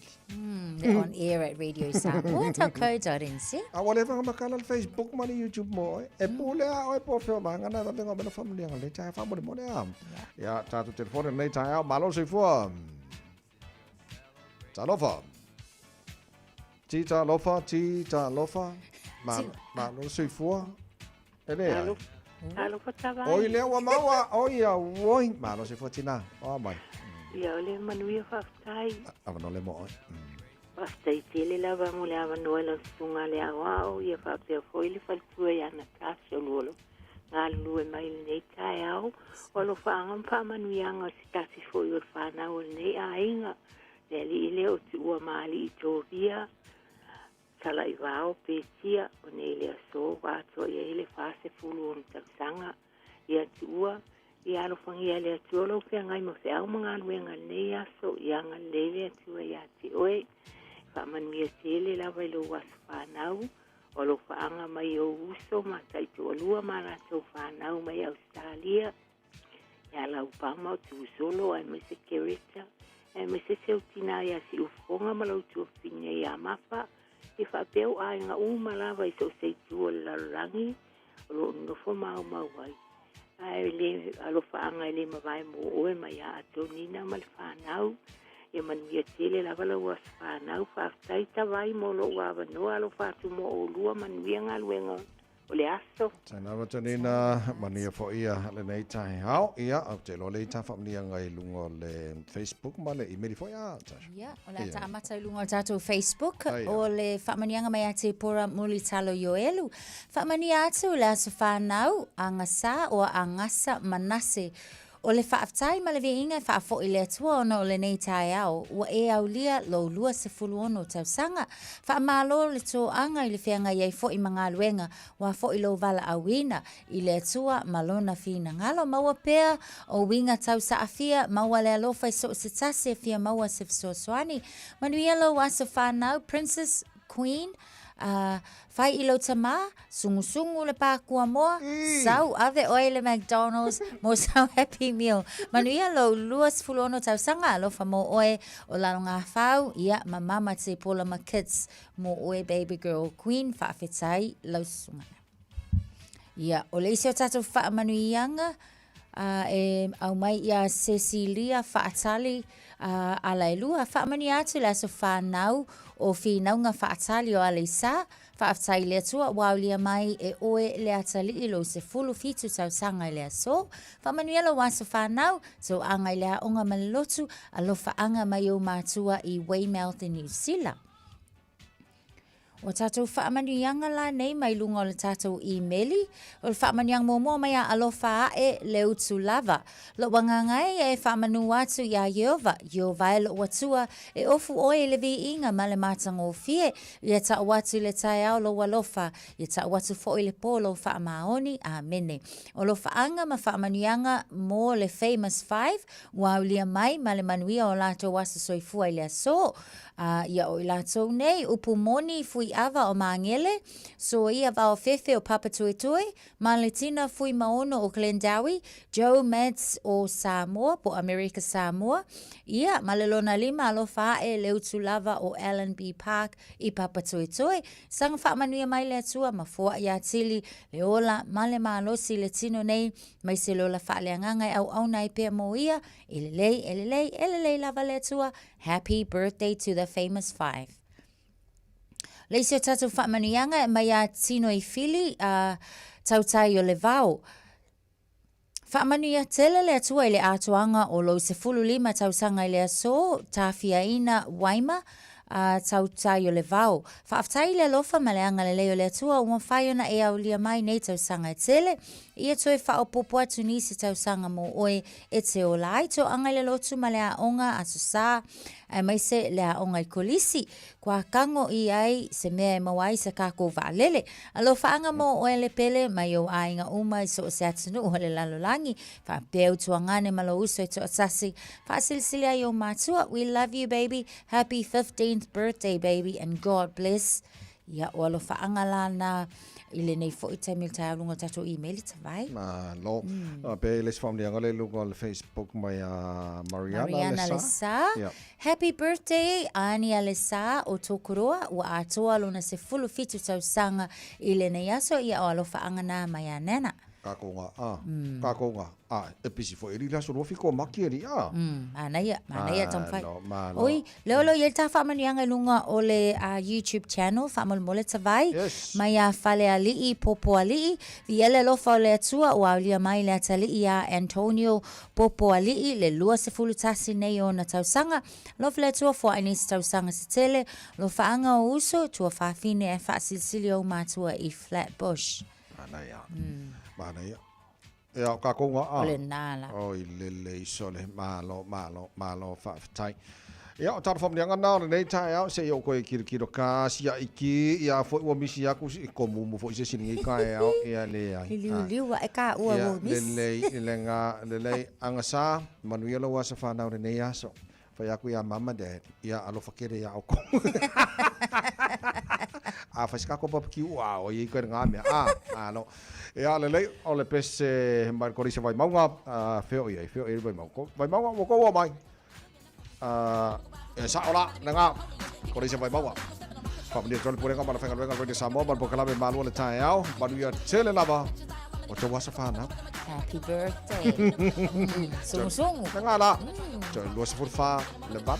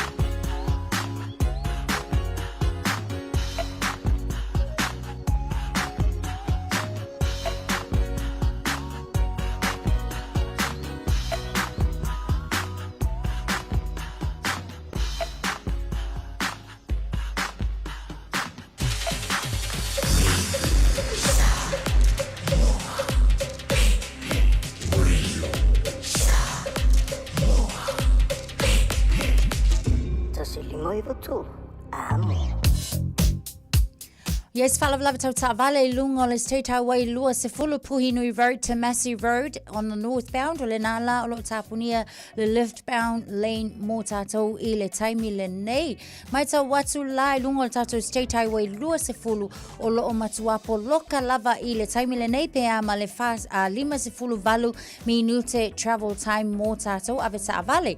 Dominion Road interchange, Olo Maita Watu 40 slow down Ile Taimi Lene, Hillsborough Road on ramp, Fapena 40 on State Highway Lewis Fulu, Queenstown Road, Olo Maita Watu Taimi Lene, 5 slow, Male Pisio Tato, Mayoro Street interchange, city bound traffic, Olo Ole Mu Ile Taimi Lene, Maita Watu 40 Motato, Esmond Road city bound, Olo Matuama Mafale traffic na Taimi Lene, Sefulu Male Valumi Nutile travel time, and Maisalava 40 Latalata to Akoranga Drive, Ile Taimi Lene, Maleanga Yatu Lungo Tato State Highway 1 on ramp. State Highways full Maleono, Ole Na Olo Matua, PC Lava, Ile Taimi Lene, Ole Taeao, Lincoln Road, Te Adatu Road, Interchange, Great North Road, Olo Vaita Watu, Mamafa Tato traffic, Ole Na 40 Olo Hotel in Apoloka, Northwestern Motorway, 40 city bound traffic from Westgate to Waterview, Ole Nga Olo Wamakua, PC, Ile Taimi Lene, on the northbound, Langa Yatula North Shore, Yolo Maita Watu, Fanshawe Street, on ramp, BC, Harbour Bridge, Olo Fapena, 40 Onale, Mule Taimi Lene, Unera Road, Interchange, Constellation Drive, Vainga Umanao, Olo PC Le Taimi Lene, Mount Wellington Highway, city bound traffic, Vaisima Mafa, Ellerslie and Panmure Highway intersection, Olo Fapena, 40 Sylvia Park Shopping Centre, Yolo Maita Watu Mailato, Olo Anga Yatu Vainga Lena, so both northbound and southbound routes, Olo delay lava Ile Taimi Lene, Ole Taeao, Nisina for swinga Mavainga, Ile Ne Taimi Pisa Le Taeao, Tavale Lunga Laltele, Manu Yatele Lo Fainga Malanga after my Malu Le Taeao Radio Samoa.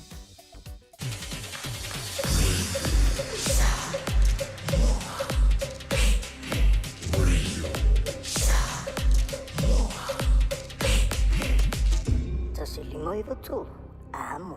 Afia maua sosa, Omega ka, Diana knowing Omega ka, Sabale tau mofie, Omega ka, Fili mailo ile Omega ka.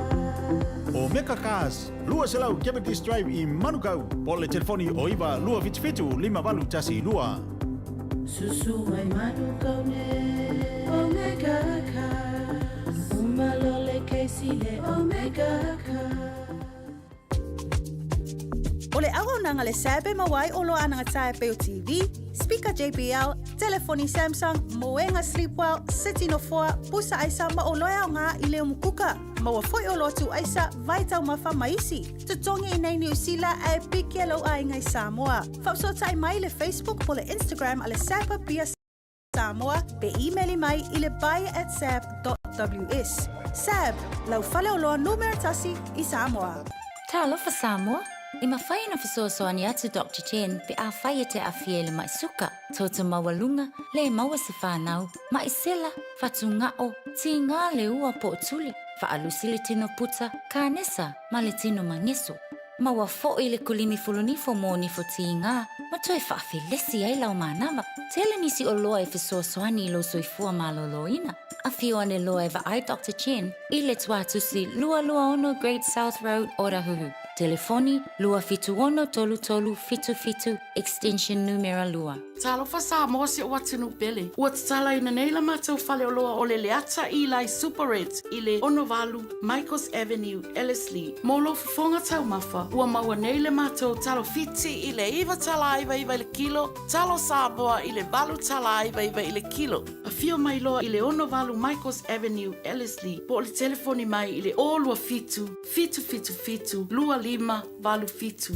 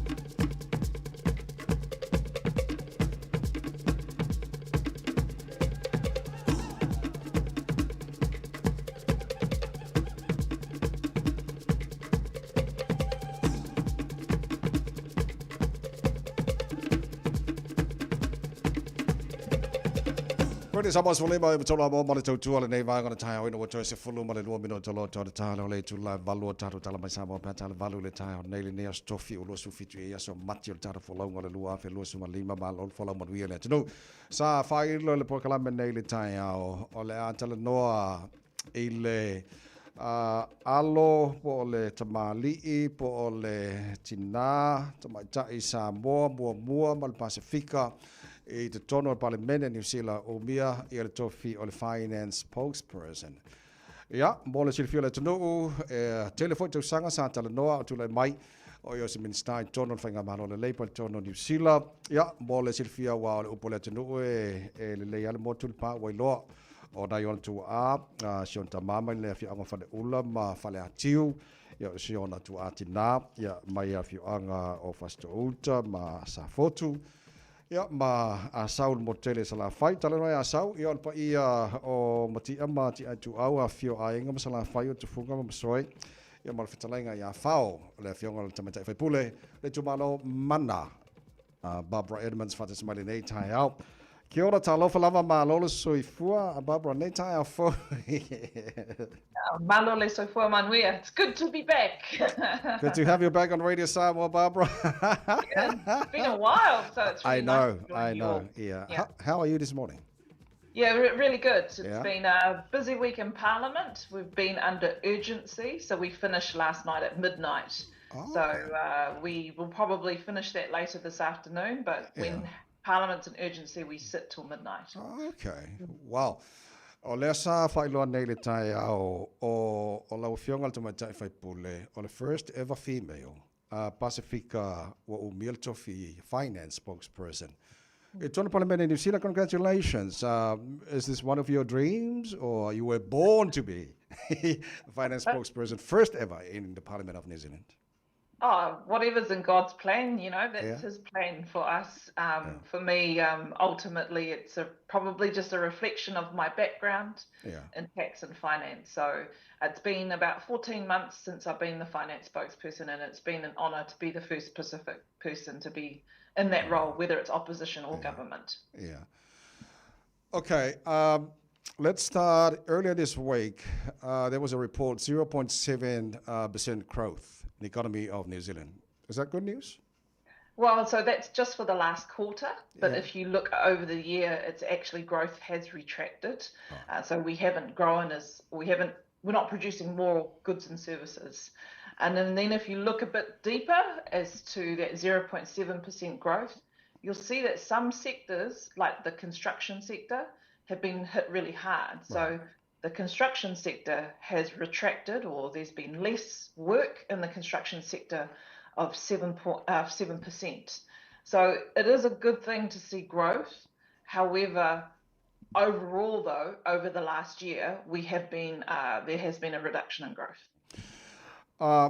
The long-term plan for the coalition government, National Act and New Zealand First, is the growth in the economy of New Zealand. For you as a finance spokesperson for Labour, is it really is the economy growing, or is there a problem in the economy of New Zealand? Well, it's really a question for your viewers. Do they feel like they're getting ahead? Yeah. Do they think that food is cheaper? Do they feel like it's cheaper to put gas in their tanks? Is their rent being cheaper? So, you know, it's all good to talk about growth, but actually it's really tough for a lot of people. Yeah. And I think a lot of New Zealanders and Samoans in New Zealand will say, I don't feel like I'm getting ahead, and it doesn't feel like I'm growing. Right. Okay, let's talk about the proposed electorate boundaries. I was reading last night that your electorate, Mana, is affected with this because Mana, Oharu, and Otaki, I think, well, 3 separate electorates will now reduce to 2. Are you happy with this, or are you concerned about this? Yeah, so it's disappointing for me. I think it's sad. You know, you come into Parliament representing an area. So Mana and Oharu are 2 electorates that came in when MMP came in. Yeah. So they've been there since 96. Yeah. So across New Zealand, you have these seats which have around 70,000 people in each seat. And what's happened is that Wellington, the 3 lower Wellington seats, Wellington Central, Rongotai, Oharu, they've reduced in population. So they've just had to adjust the boundaries by moving up the North Island. So as a result of that, Ohariu and Mana are gone, and Otaki are gone, and then what happens is there's a new Kinaperu, which is Johnsonville to half of Porirua, or east and west Porirua, and then Kapiti from sort of the northern blocks of Porirua up to Kapiti coast. So it's sad to see my seat go, but you know, we keep going, and I'm still here in Parliament, and I'm still the MP for Mana till 2026 election. But you know, we'll see what happens when those boundaries are confirmed. So how does it work, Barbara? How does it work? So you and other Labour MP, I think, is it Greg O'Connor or? Greg O'Connor, he's a good friend of mine. He's right. Yeah. Yeah, ex-policeman. So he's been, very experienced MP as well. Came in 2017. Right. Won the seat of Ohariu and he beat Nicola Willis last election. Yeah. You know, even though most seats were going to national, he won the seat. So Labour goes through a process where we will select candidates, which we do every time an election year comes. But it's too early to say where we're going to run. Just because the boundaries haven't been confirmed yet. They won't be confirmed until August. Yeah. Okay, earlier this week or last week, I think there was the latest Taxpayer Union Curia poll. It was good news for Labour, increase of support, and also for Chris Hipkins. Olea semena faile Labour in the last 12 months. What did you do in the last 12 months? What ele support party? I think it's more. Our job as opposition is to hold the government to account. Right. That is our number one role. And as I said earlier today, I think people realise they're still not getting ahead. This government came in with the promise of making it easier for the cost of living, making it easier for you to do the things you want to do, but then take away free prescription fees, remove the public transport subsidies for under 25-year-olds. You know, they gave $2.9 billion to landlords. The lunches in schools, they've stuffed that up. It was a really good program, and now they've cut back money off that. Right. And then, things like GP fees, etc., going up as well. So I think it's more a reflection that this government came in, promised big things to put New Zealand back on track, but actually, deep down in our communities, our families are not feeling that. And so I think that's very much that poll and all the other polls which are showing that Labour is either neck and neck or just behind or just in front. I think it's that growing trend of support for Labour and the reduction of support for the government because of their broken promises. Right. Okay, Barbara, I think 17 months from today will be the next general election for New Zealand. And if Labour will win, you'll be the finance minister. O le alau maai mamao i le tūlanga te tauna i le economy of New Zealand ina i le lei mo tātu tangata Samoa man Pasifika Maori ma New Zealand ato. What's your long-term vision if you will become finance minister in next government? It's very simple, our priorities. It's jobs, health, homes. Yeah. It's those very basic things why my father came to New Zealand. It's so your kids can go to a school close to where you live. It's so that you can go and work or create your own business that creates jobs so that you can basically get ahead and put food on the table. And it's making sure that you have access to healthcare that you need. If you can really focus hard on those areas, it means that people can actually live the life that they want to live. So it's a very simple message from me. Our focus will be on jobs, health and homes. And as we get closer to the election, we will release the policies which basically align to ensure that we can help New Zealanders move forward. Okay, Barbara Edmonds, mahalo whafte tele lava once again. Congratulations from all of us here at Radio Samoa. Mahalo lava sa ili mahalo ia lele. Is there anything else you want to talk about? I want to just acknowledge my family. In January, I went to Safotu. I went for a funeral. Yeah, it's the first time in 21 years. But I want to acknowledge my family in the village of Safoku. They gave me a title when I was there. Right. We kapale ipu, and I was given the title Pesita Tamalelangi. So feel very honoured by my mother's village, and just want to acknowledge my family and our community in Safoku. I feel very honoured to be able to carry that name. And you'll see that change the next parliament. Right. Very nice. Well, once again, Malu lava whaftai. My apology le imawa uyo swafa matai lo fiang pestata malangi.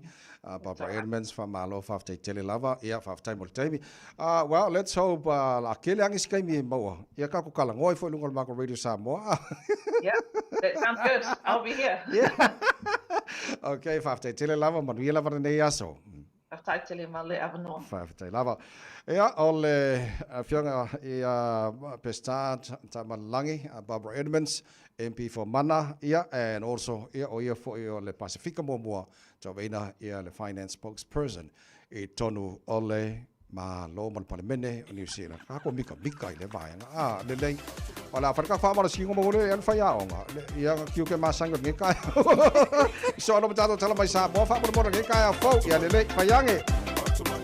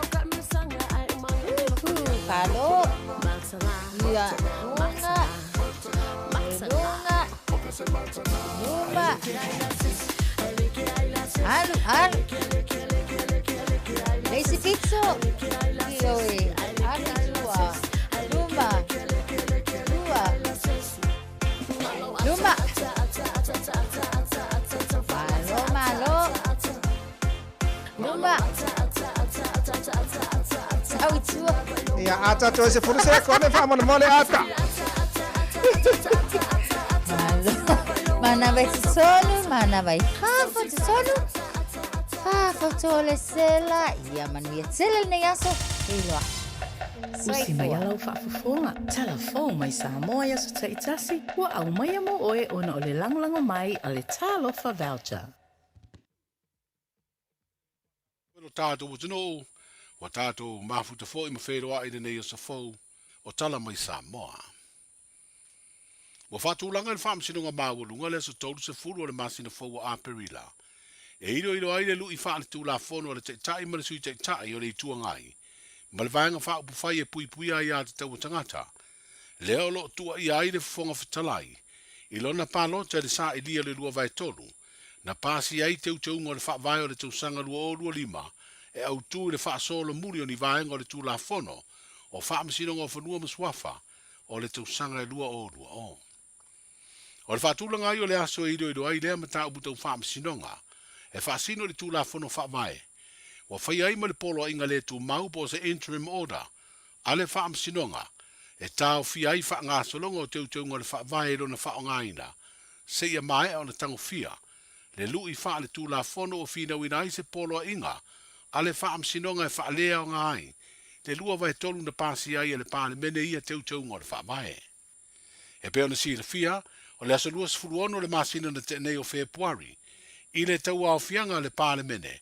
Na whaatino ai le pālota tau walau, na sa I ai se whina ngalo le whono au awhai tū la whono, I le talia ma le te ena o ia teu ngā le whaavae.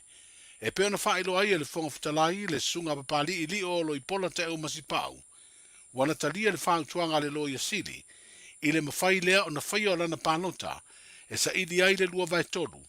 E peo na ia whaalia e mau ai le tolu sifuruma le lima, mai le au whainga e lima sifuru tolu o no fōa le pāle mene, e pasi ai ia teu nga.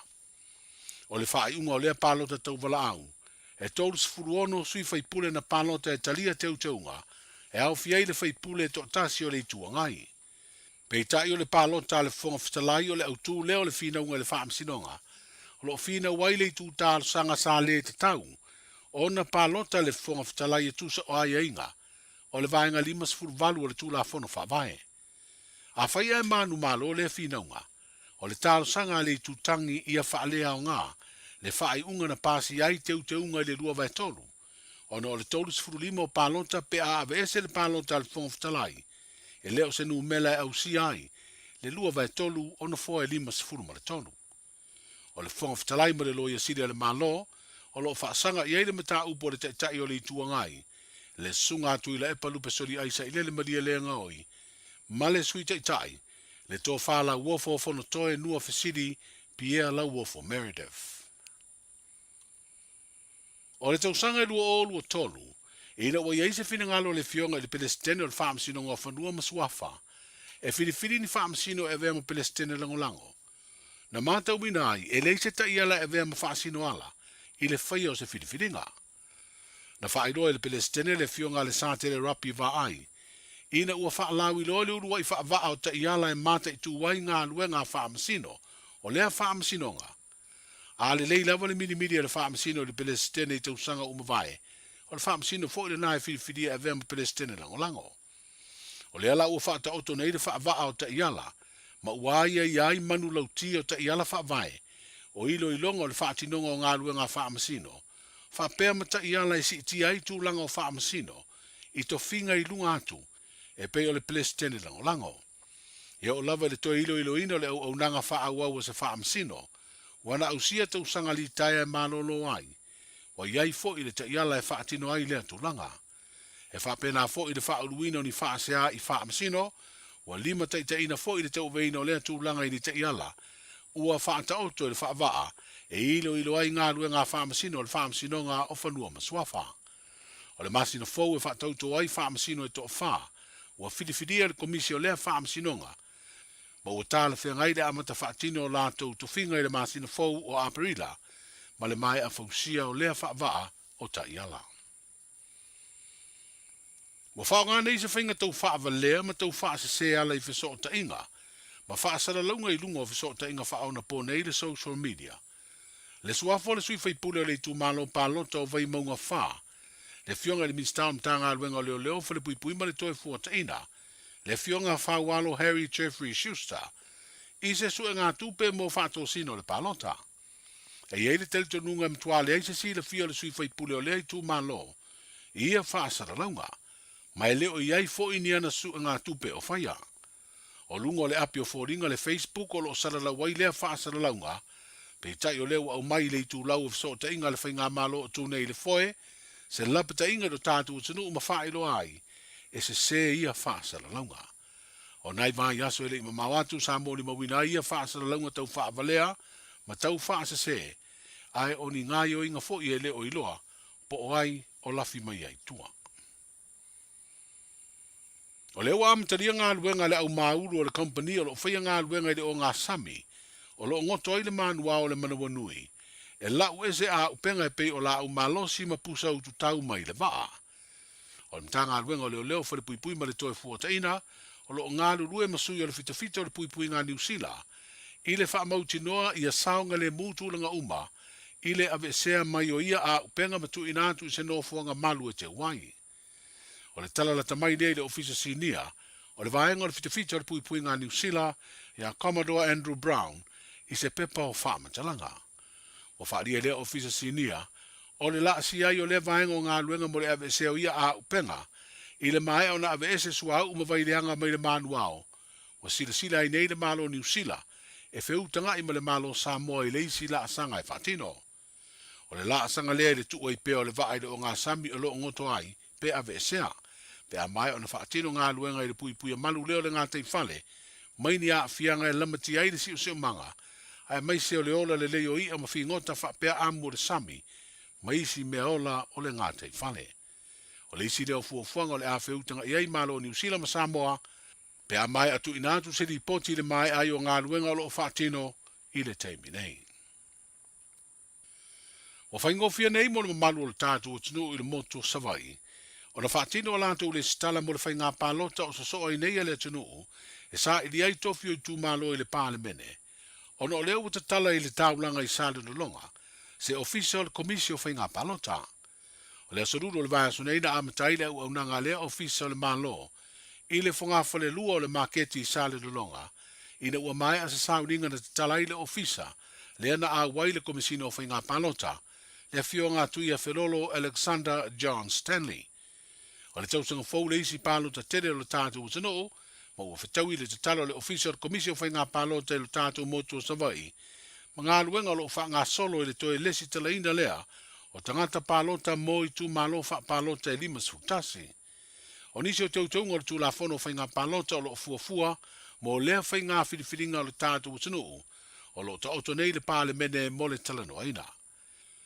O le ofisa i sale o longa e peo na whailoa i awala o fisota inga le official commission whai ngā palota, e ta tala i le iwa le Taeao, ai tāpunia i le lima i le Fiafia. Manuia ngā ruenga o le nei aso, soifua. Talofa, we're the Katinas. Talofa, this is Pat Lam. Talofa lava o au lapi marina. Mau pelo li tio. I le radio Samoa tasi lima iwa tolu amo.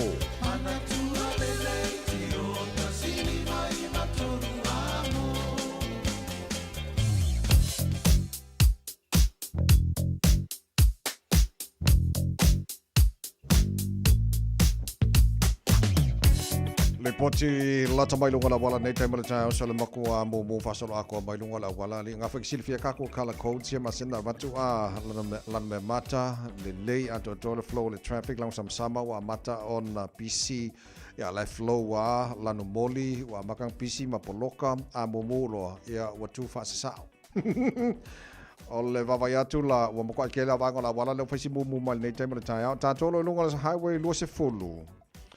O le malanga mai lea mai sisifuanga mai sautenei. So kino ko apo ise whawe lawe ona tupu i whaisipoloka te le alai flow le mai o le pasimao le tano. Poloka la titilwa o Mayoro Road ma Dominion Road on-ramps. Pasimai Hills Barra, poloka la titilava lunga lawa la papalai le o le offline malawa le wheo lolo foi. Ai mai Massey Road on-ramp, whasolo mai Puinu on-ramp southbound. Fasolo mai Lambie Drive off-ramp, southbound, poloka fasolo atoa. Nei taimela taia, around Rainbow's End, ma le link o le luas furuanga le tasi. Fasi poloka na nevanga le taia, o le mautino o le no akupo isi wha lame. Na ai e whawhanga o le teia i o tulanga nalo i le poloka na nevanga le taia. Lunga State Highway 1. So kilo aku, laile leile flow mai Drury, fasolo anga i Papakura, pasi mai Papakura, ne va Papakura mataka nini manurewa, fasi poloka sori, ko apoloka, ke mingi kai au, feo lolo va manurewa manu kau, pasi atu ia te irirangi, Istamaki on-ramp, poloka fasolo atoa, Highbrook, Tip-Top Corner, Mount Wellington, Alice Lee Penrose, poloka fasolo atoa, pasi atu Green Lane, flow le leise, pa il taulanga ia kilani, tatolo malanga mai si sifo, ile sifuru ano, Kwa poloka fasolo atoa, mai lava i West Gate, Royal Road, Lincoln Road, te ada tu, Fialolova, te ada tu, Rose Bank, Ponchevelia, poloka, Western Springs, poloka, se ia pa ia lava le link o le sifuru ano anga le tasi, ia malanga fo i North Shore, up north, ia faisi poloka nei vanga o le Taeao, whapena fo i malanga mai North Shore, sorka whewhedi, lunga na wala, liu faisi poloka ki lele o lunga na wala, amta vale, o le tualalo o le tarapo klame nei Taeao, to al taima lava no sai whamon mole, ma se i alo fai fo le taimi pisi le nei, ele ngata langa i tute mangaruenga ia whapena fo le morina nei whanau la ongara nei Taeao se i alo whangi whamone mole, se i abil whamone nei whanau le taimi e koro sila wala, ia wala hatu sangore mole, nei Taeao tātou li poti la tamal nai lunga na wala nei Taeao Malu soifua, o se fufonga Samoa, Radio Samoa, tasilima iwa tolu amo, se kia Radio Samoa. Ua mawhai ona au ina atu le tala o le tau i aso taitasi ona o le langolango mai a le Pacific Finance Limited. Telefoni o Valselau, fitu whawha, lua lua fitu. Mai ngana tamale nei le tala o le tau le vavai atu i Samoa, lua se fulumare ono wa ile bevela o le e Samoa televan i Samoa nei vaenga o le Taeao. O lo tuma winga langi le leo le tau le tunu le nei vaenga o le Taeao le stofi. Fata lo fata foi panga, umala val tara bukalami so se vaenga o Samoa ma lola varsi fua manuia tuma winga langi le leo le tau e awa e pa uti muni se vaenga o le tunu i le so. Tolu se furu luar maurunga le bevela le e Samoa le so. Luas fuma lima i lona maua. Lalo tara vavai i le taulo i Australia. Fatalo for nei tai fo panga u malava. Ana maru ta radio Samoa so se vahenga Australia. Good day mate. Maru se for maria nei tai fo ile la mo Canberra. Se furu male luolo i ele Malu lulu nei vahenga ta so ka Malu fo iri o ko ri. We ngona ta ile la mo Canberra. Ona fa sona awa ola ta ile so. Lusu mo fitu. Ona marunga na ole bebela mo Canberra le so. Il baba ya Melbourne, good morning. Pa angal cara bokala Melbourne. Sepuluh ono lo ile Malu ole e nei vahenga Taeao. Ole a fa solo ina awa olang de le tambo to le so lusu tolu ole mo lunga na ma fan fan por vela mo to le so manga ole vele tele senior Australia ma lo le sui fo mo ries fu valo ile Malu ole ele ne vango Taeao ole fa solo na awa o po timo ni so taimi los fu fitur mo lunga na vela fa mo wina mo senior Australia le so Brisbane Australia ma lo la por sui fo mo ries lusu tasilo ile ma fan fana ole e ne vango Taeao la fa solo po timo mo to los fu limon mo lunga vela le e mo Brisbane le so ma ne sul matango fiole lai Perth Australia fa talo fa le sai nei pa anga tar kala me opo ma lo si fo mo le Taeao ya oka se vela e ka fe lo su fa la ile va le Taeao ma salo po la ko a ke ale lua po ko lu o i Perth Australia ai ole ama tra sul ma ne ile la mo to ole mo ka vela fa ale e todos fu valu i lona ma lunga fa mo wina mo ne yaso Adelaide, Papa Yatu Sport Varula, Manel Madu, Air Neva, Taeao. Sulmata of Yella, Tols for Law, or Morungan Vela Air, more Adelaide, Il, so, man, I put Sulmata of Yella, Hobart, it was for Lord Morungan Mafana Fana, Fasolon Malos, it's a Vili, Pautim, Chelavang, or Dow, and Tols for Tassi Morungan Vela, Famawina Morniaso, or the Telenavang, Australia. Maletunango ile tau ile nevo ya stofi wa tantu wa ulia. Tamaki makauro au kilani no fango fasa longa radio Sam was furono o ile Malu ole ere ne vango le Taeao. Baba ya ku fafo oka esi iva ayesolo. Ole ma ngayo susuro le laring i vango le Taeao. Oi sole. Se le manga ya o winga na tau mo tantu le so au kilani. Langi le leile tau le aso a toa luas futoro morunga le mafana fana. Fama wina mo au kilani le so Taeao pe au lia. Lang de lei for the tau tu sal dei al tau ne Taeao dos fu ton fo il morungan ma fan vai ngon tu atu fa so na awa lang de lei for la sto nai lang de lei le sa ma so fu ma so lua la so fu la so mo mati pe au dia a mata tu le aperila la ma ngai mai fa mai lang de lei ma le ma fan aperila la so mo aperila pe la so fa se nga la so ro va so fo am lo su fa so ko ma ngai so aperila le ma ngai ali ia male so lulu vai le popoko la vai kaue la kunge ya kau o le so lulu le so lulu apelila a le umamaki la foi manga mal mafan fan ia o winga na tambo tato ia kilani ko manga ia foi so talo really Samoa abina jo falo longa le Pacific Finance Ua loa le tautua le Pacific Finance in nonga tupe mo so se wha moe maliu, whai puiponga, aso whanau, sa whai whainga malolonga, ba so se wha lawe lawe. Apa laine lo le pacificfinance.co.nz pe bala au le oval se lau fitu whawha lua fitu e talo sanga sauna nonga tupe ile bao le 5 se lau tala ma le lua se furu hafe tala. E lua minute whai lau talo sanga online www.pacificfinance.co.nz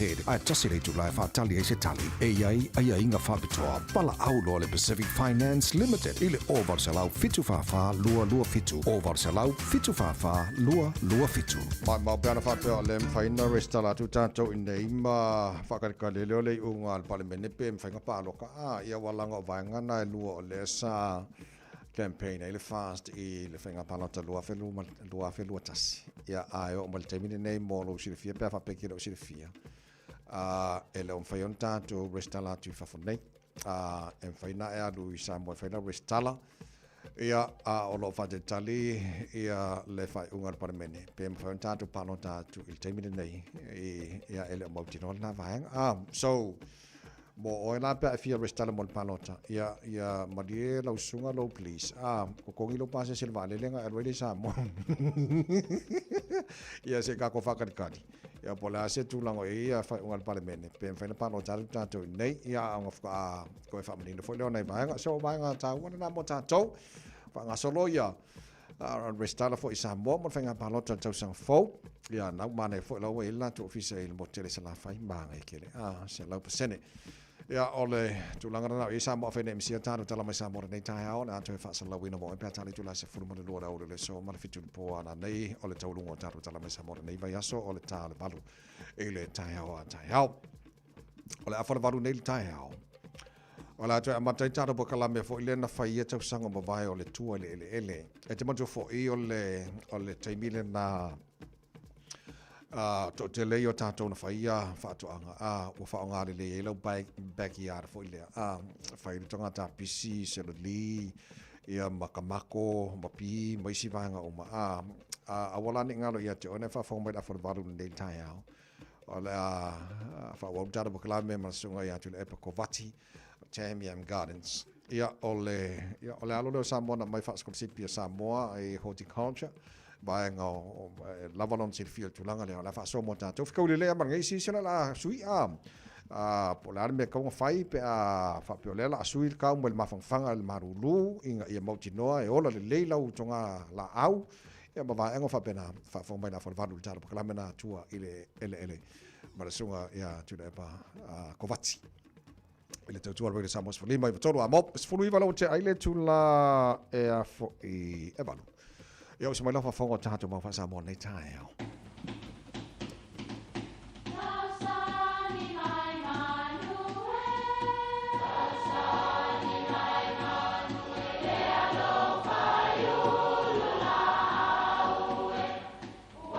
E o whanga manu i ululu o la au, awa e whawhanga i funga o la au.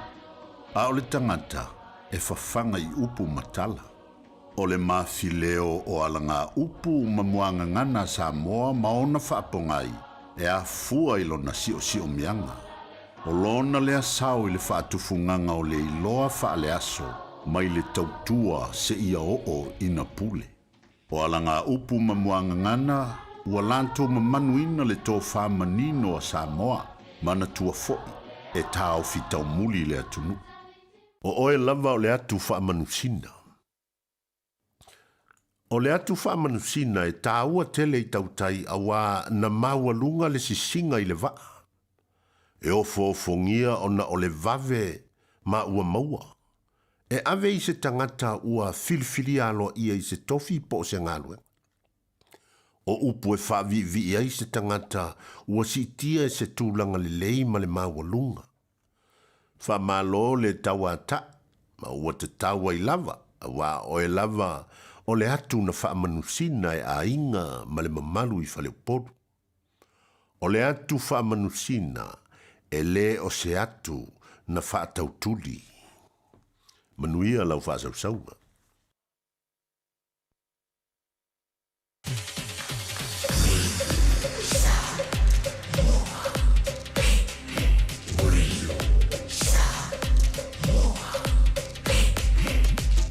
Tasilima iwa tu, amo.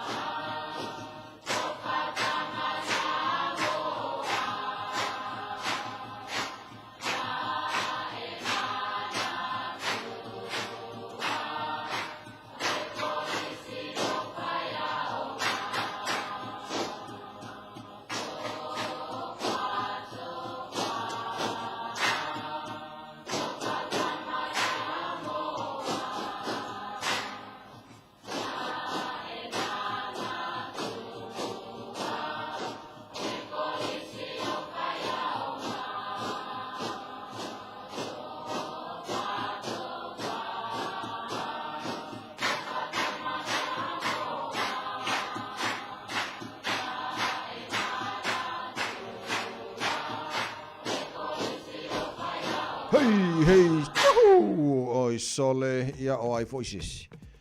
Ora ngā wai sila whiale le ia, ole kolisi whawhaia o Samoa pespesenga, whaanga nuara nei Taeao, wha mai e tātou mawha Samoa nei whaia stofi. A los fuli mala wa te ale tu la valu. A whapela ngā ua umana e whamawina i nei vaenga o mawha Samoa nei Taeao. E o ngā tiri nā mō ni tātou ngana mane anga nuu o Samoa. A ka kawhoi ngā hisi whamara se o whaenga ia mō tātou nei Taeao. Ia, lele, Taeao manuia, Chris. Te maniere fore tora wo iere tun nei Taeao. Le whaimin mauna mo i tātou nei Taeao whai mai. Ua o tau whaalongo na whai mai ia e alofa atu i le lua tatua oi. A ia ino i le ua i ta mai e te oi. A o ta whai atu a ui e te outou. Ia outou alofa atu i e ua ita mai e te outou. Ia outou te taro fo i mo e ua wha asa wā mai e te outou wa i mena. Le whemin whamalo si le pala onga mo i tātou nei Taeao a whamea. Whamei ua outou whalongo na whai mai. Ia e alofa atu i le lua tatua o. A ino a ia ino. I le ua ita me te oea. Le whamei roi whamei a outou whai atu a ia te outou. Ia outou ala lofa atu i e ita me te outou. Mui he tātou different. Friend, tātou ala lofa atu i e ua ita me te tātou. What different? Tātou lofa atu mo tātarea. E ita me te tātou. What different? Friend, le whai mai roi le si vai ngā reo tātou ma whai mai. Le whai mai. Whai mai le whai mai ia outou te talo fo i mo e ua whaasa wā me e te outou wa. No winga, tātou fo i different. Tātou te talo tu fo i mora tangata rea. Mora tangata e le whaasa wā me e te tātou. What different? Tātou te talo tu. Tātou te talo i le mora tangata na different. Le whaasa wā me e te tātou. Ma e tātou lofa tu fo i tangata rea. Na ita me e te tātou. What different? Friend, o tātou mauna mo i tātou nei Taeao. Pamani tele tuare mo o tau ka ples ngā la friend yeso fa.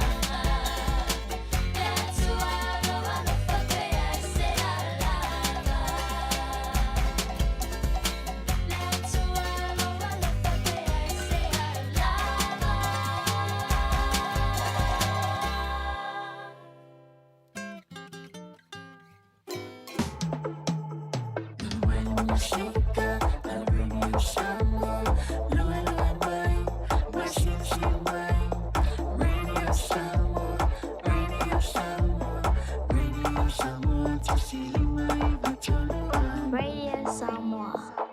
Aua ni avealo popole vale ma mafau ngai le mafai ai ona whaatau no ul fai poiponga alo walo po o sau tafaonga. E mawhai e api o le Finance Direct Limited, one of Sosoani e whaatino o fuafuanga, au aloa e tito e whaatali. Ai wala au loa api o le Finance Direct Limited, i le olu alua, o valu whaafaa, 5 tolu tolu. Olu alua, o valu whaafaa, 5 tolu tolu. Mo se Sosoani mo sau tafaonga, po o se whaipoiponga a se tasi o le whanau.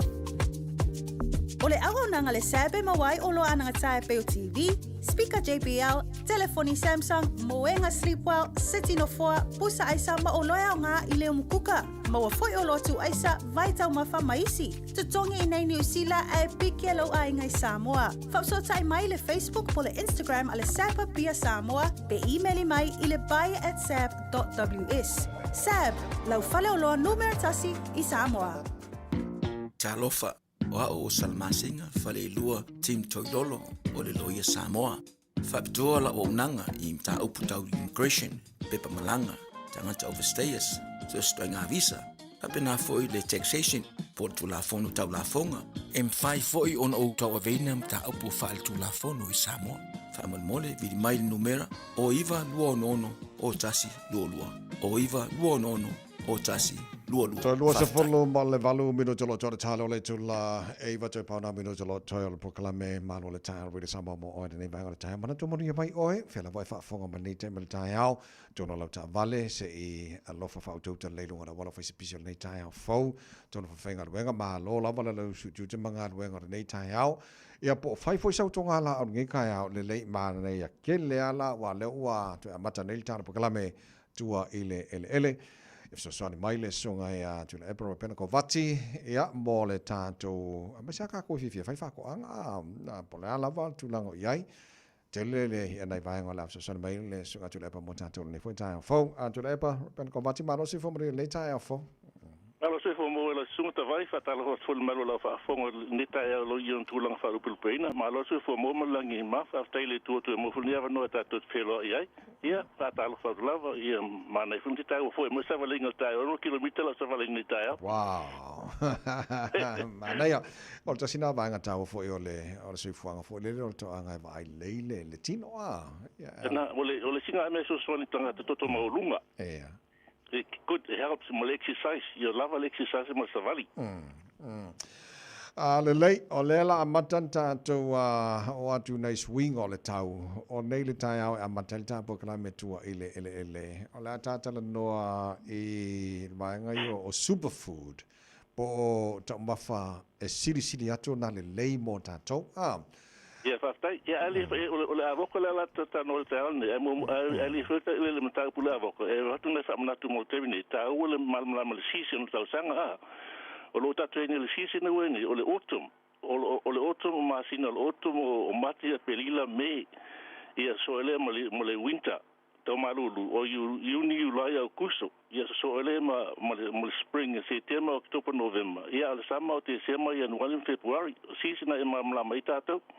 Ole sila fautonga mutato o fola o leta nga ngata tol termine e mo to skona ka pisila vala mo pena tol termine silver pea broccoli cauliflower e mo kapisenga e ma karoti o ko ia la o sama pe o tomato o le kukama ma pi o te alte masanga o te alte mi vanga na vanga na ton fal termine ia fa pe la felo tunga la Fata mo seedlings la lo le na lo to family multele alo lo time e tasiale panet na ma wa ia me luz full i seedlings me se mo fa tuanga a to lo ia vegetables ia to lu mo slack pellet le ia mo papa masisi le ku se ala ka packet o nga papa masisi ia ta wa wala va na le po wa o mai te mala manta wala to le ni la alva na o mai ai le po Tengo ia seedlings le po. O ka mga pe mo ngā ui le po, whaleanga mea le po. Ilna. So tuanga na mo tātou le tuanga, whai tunga lau. Tatano tātou avoka. Avoka is one of the top, we're talking about the top 20 super healing food. Ia la avoka la tamo mo le la tātou amatel te au nei. Whamai o la avoka is a healthy fat. Le ngā ole mo la avoka is a healthy fat. Ia ngā mo tātou lo ngā ole manu ma me o le sisi mo le pata. O mai la, o variety o tuenga avoka e tolu ia tuenga avoka le maua, o le hash, le tuenga na le uli pe apula. O le situenga, o le 30 mo le reed, o le 30 e la mon mole na pau, o le reed fo ia la po ai la mon mole na pau. O le hash la, o le na fa apula, e lo fia apula o uli lo na lanu, na pau. O le 30 mo le reed, se lo ngala vai tanga o mi fa lo vai, wa lo pula.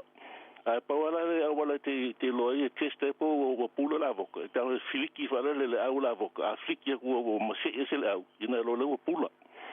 Al vanga la na o le 30 mo le read se lo nga vai to a pula. Fa mai la o la avoka. Tu sai lu sulin paseni o le avoka. O le mo le fat le ta o le monosaturated fat. Ko nga fat le nga nga moltino. Ko mai tu so le afalo avoka. It provides more potassium than the banana. Because the potassium is a mineral taua, le tasile mineral ngale ile fo I tata toto maulung avoka le potassium. Mai ole afora avoka sile to kile potassium lo banana le la ai. Okay. Ilo fa te nga tata toto maulung mai le kile usa se masi mai is no salt.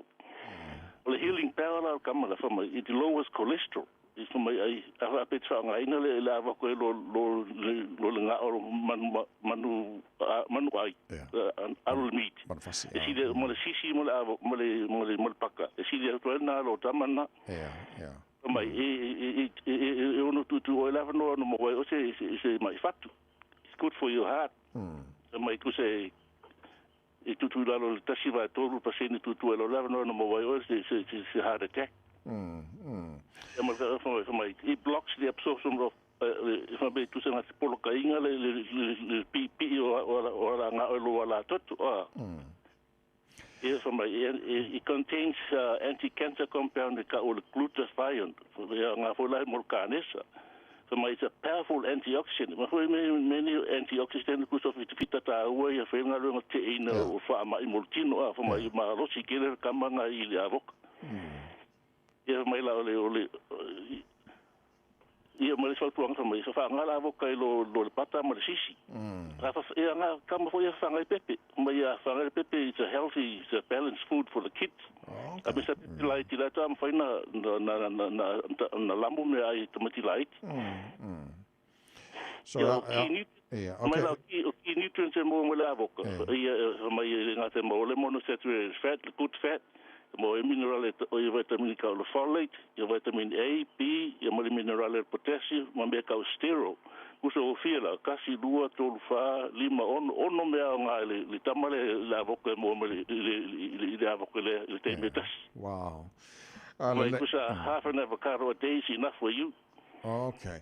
So mo tātou masanion na ta mafafo le pata fo le fa pakal falawa a suina le pata nga ile avoka longo ingala tele la so soni la avoka fo le ina ia mo fo se fo mano ina nga ilo le pata le masani fa nga go Yo kama le fa nga Samoa yo Samoa na te vai to ulu avoka la ai po ara e no fo ka ke nga ia avoka. It's a very healthy alisila o falo fo le me fa ka ko kamoli. Faingala kamanga a mashed potato le avoka lulu e singa pepper black or white pepper lulu e masina sualti o tipolo ia na tulu le isa pe na wole umana ila sorna tule chocolate wrap le isa you can freeze it up to 4 months. Wow. Ia mo le sina ole afa pe falele wa ile afa la avoka wole umale si afa lulu e sualti polo lo suoti polo e ka Fiafia oni uli le ano ia se ko inga clad rap lo la ile tu ile sias ai le sui ile taste ole avoka ile sui ile the lemon juice is very good for you too. Right. Male si mo suo tipo ya nga foi fa makala mo kidney stone o tangata. Ia. O le winga lopsili foi lele tula pa. Ava pela lu e ku irki polo. Ele suia ile taste ole avoka. Yeah, extra flavor. Yeah, okay.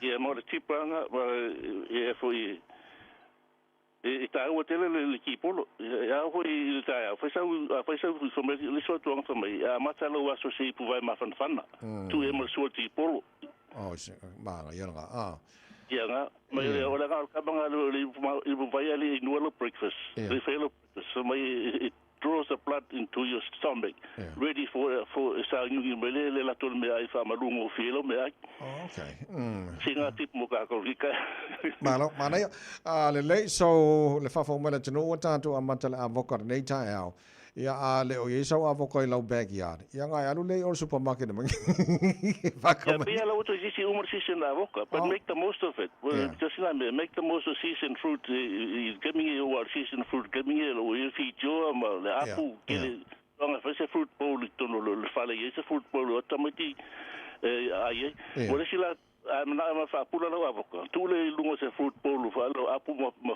fa e va vena pula la avoka Kusa le gas ka le in gas le sa me le fruit le release my fruit le gas na pula la avoka okay le stone fiti tu paper bag na fa pula ile tu to ka pokti pa wal me le nga tamana il ke me nga loi la ua so awala lu fa fo mai tunu em fa na va vena pula le avoka pe alwa ku ambalo ke le avoka le fa ta mai so o le fruit bowl le lunga la mix akasimo food bowl ia pe ku con scan pe pa ku con ole or capo a pa wal me onge ngalo ke o pala la so no tu lunga le pusai sa pe avoka in the pantry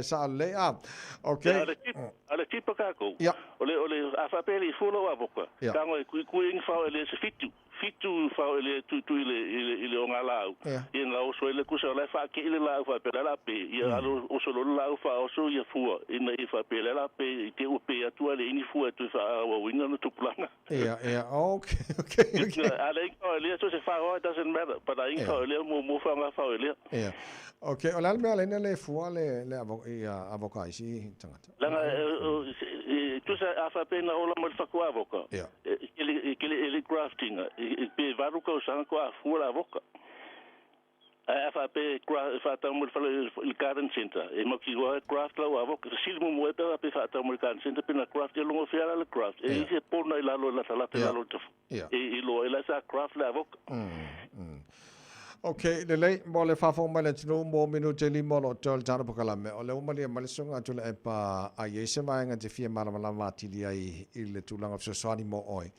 e lau fatu anga ngai lau backyard o le taru tal no la avoka nil Taeao ya le fan of so san mali songa tu le pa pese si vai nga fo le fia mala mai ya me so swing on tau le la ai tu le mali si me afa pe le wo mo dun ke lo va ko fa meter mo dun ko fa ekipi se le si afa fa tu na la le fa la na altafa tu sa o la tu sa lu sa fu tele e ala na fu tele e la le tu wa fa ngu fi na lu le su la le tu fa e tu na o lu le ku la le ku sa a fa ngu fi na vi o le su e o tu okay le kira na ma le sia nga e le pinga ese si lu me mo lu e ka mo ngi fu la ko si le la mai la so ke ula le avoka o la laie o la sa o nga kambanga e kipi kamba ye falala i au kafa kamba leilanga e ke la kwa kuma ka mo avoka e ke kaule e lunga se fa ka le foi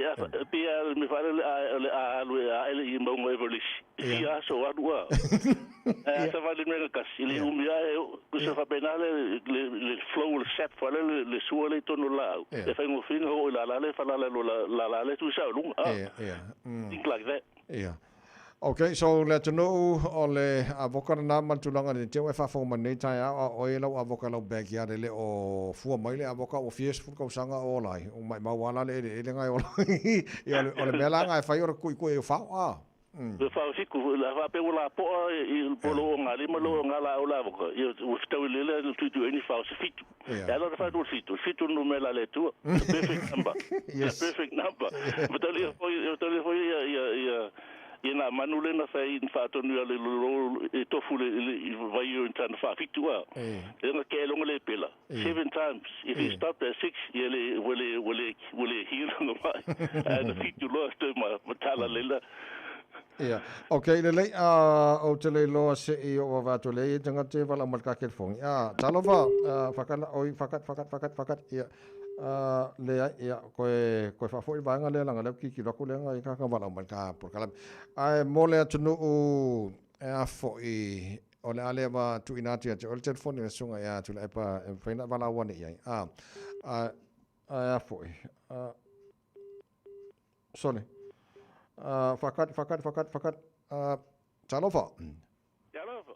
Oh, sorry, wa moku mai le. Foi na. Ja, okay, le. Foi. Tu leba. Sort koffie fe. Tu leba. Talofa. Ja, tu leba. Sorry. Ja, Malu. Se fafside kwa fama mo se o te smengi le o la palo palo mo ki ka sanga o se pula ma mai ai o te le ai foi a pupu o vuli o le tuenga na se lo o ka vai ya o le tuenga kwa ya nga okay se lo nga kwa vai ya te pe na ai le spuni tamana vai ya se au ai pe a pupu a sa o kwa se lo nga vai ya tuenga tuaya na ma na ia pe a pula le vai okay o ia pa kai de o mamra okay uso ia lele ia Manuel Taeao se o va ku pele ska vala au le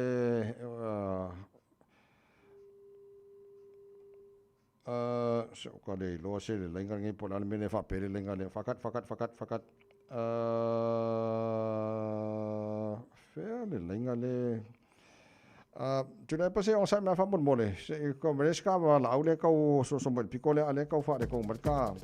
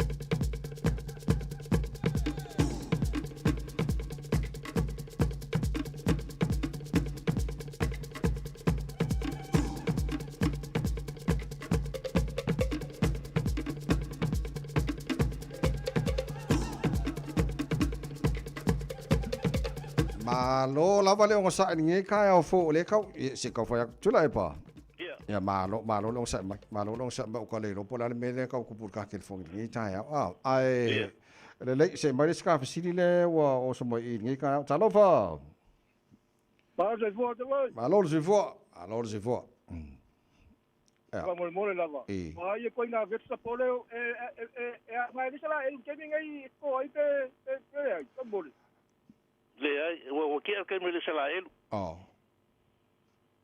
ko la ku kapis sama kamako ia kapis le o mo kamako kapis nga se ko la kapis lava i mo meu kaloki o mo for ke me ko pateta ya se wo fiu lu me ngale le me ma kapis te kala so le aki ai nga o meu slax mo meu lago kapis okay pe esi me ngale sai ai pa mo la le slack pallet e la ku se o brand number o il falo o ka o blitzen o le pibi mafa blitzen e la ku se ya ka o papa ma si vai Ia whaftai awa maungia rato. Malo whaftai e ngā o ke le whunga fso swangi mō tātou ni kai au. Ia, walanga o le vaenga lea o fwile le whaisifale anga mea ke le pō. Ia a le la lulu inga la kamal ngā longo inga o kurkai au rengi la o kapisi a tu lepa.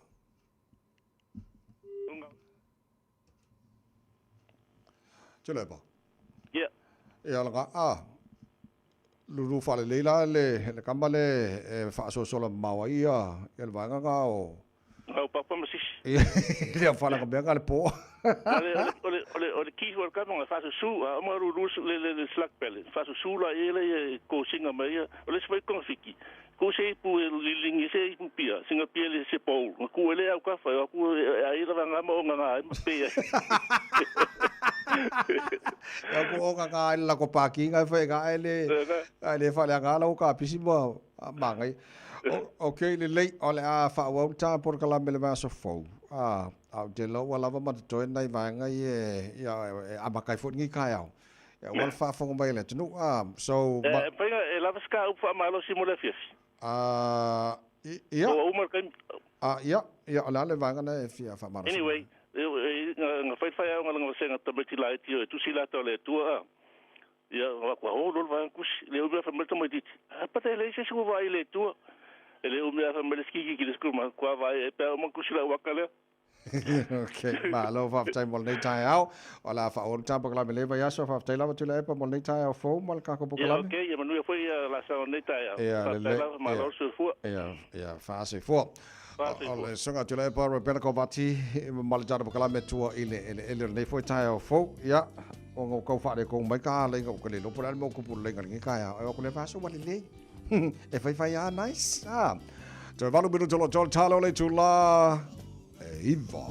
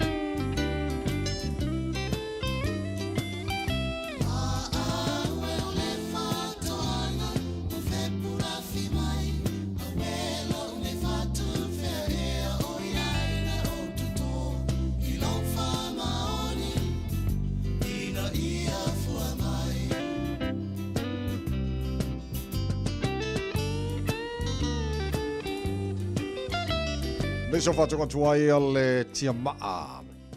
Nisi neo tala la mwhana whalau tele mo oi lau whaafonga pia tala iwa le tau nei whaatuk pe tanga tau ki lani le alu ilunga o tau poloketi tau le sua vai. Whaia le isi via ale Tertiary Education Commission mo lia le tamaititi na whao manu ai whaia o ngā sa ilisisia o ngā e awe iai toili liu ia le valele o na ngā lole tusi whalau o le pailaki sora ka whewhe. O tāru tala manare o tapina mai ia sarawā masimino whalau tele ia tāru tala whau pēr tala iwa i le Taeao nei. Ar kako pokara me ngā malu o le Taeao morning ia so coffee fa malo fa fti tele lau te tala malau tāpo inga. So telefon le tala iwa me asala mas mino tu telefon le tala fasa longa sunga tia fa le tusti tia man poka me Fiafia mai mo le taimi maria la varninga so te pai meni la ona so fo mai maria oi lo uau sei fa amalu ai lo uma fa amalu ai fo I lo tuina nau malo utau wa nau Safai o e mau o anana fifo I male aso na yo inga fa mawala lo ele fa angalo afai e tele fiafia alofa matau mafai afai foi ele ai pelea se itali mai uave pea oi iloanganga o oi funga fai mauanga sala Peo se avenga ua mamafa ilo unei o langa.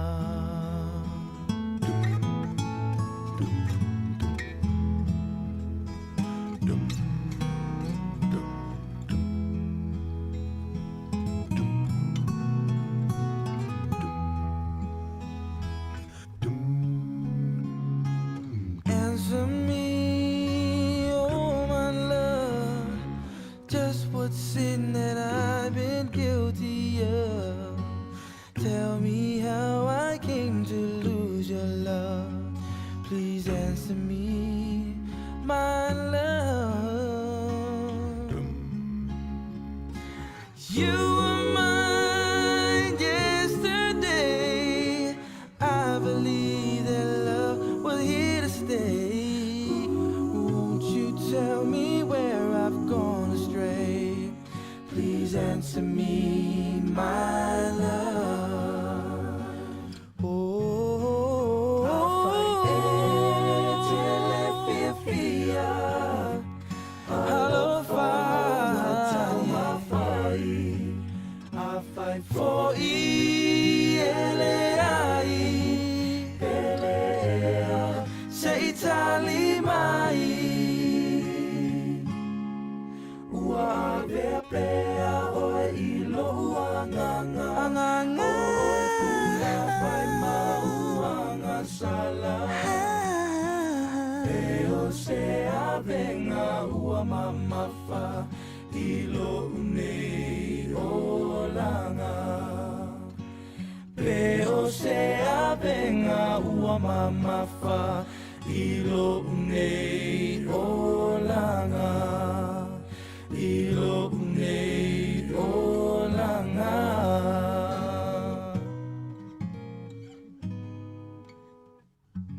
Baby, Lomani! Hey, hey! Oh!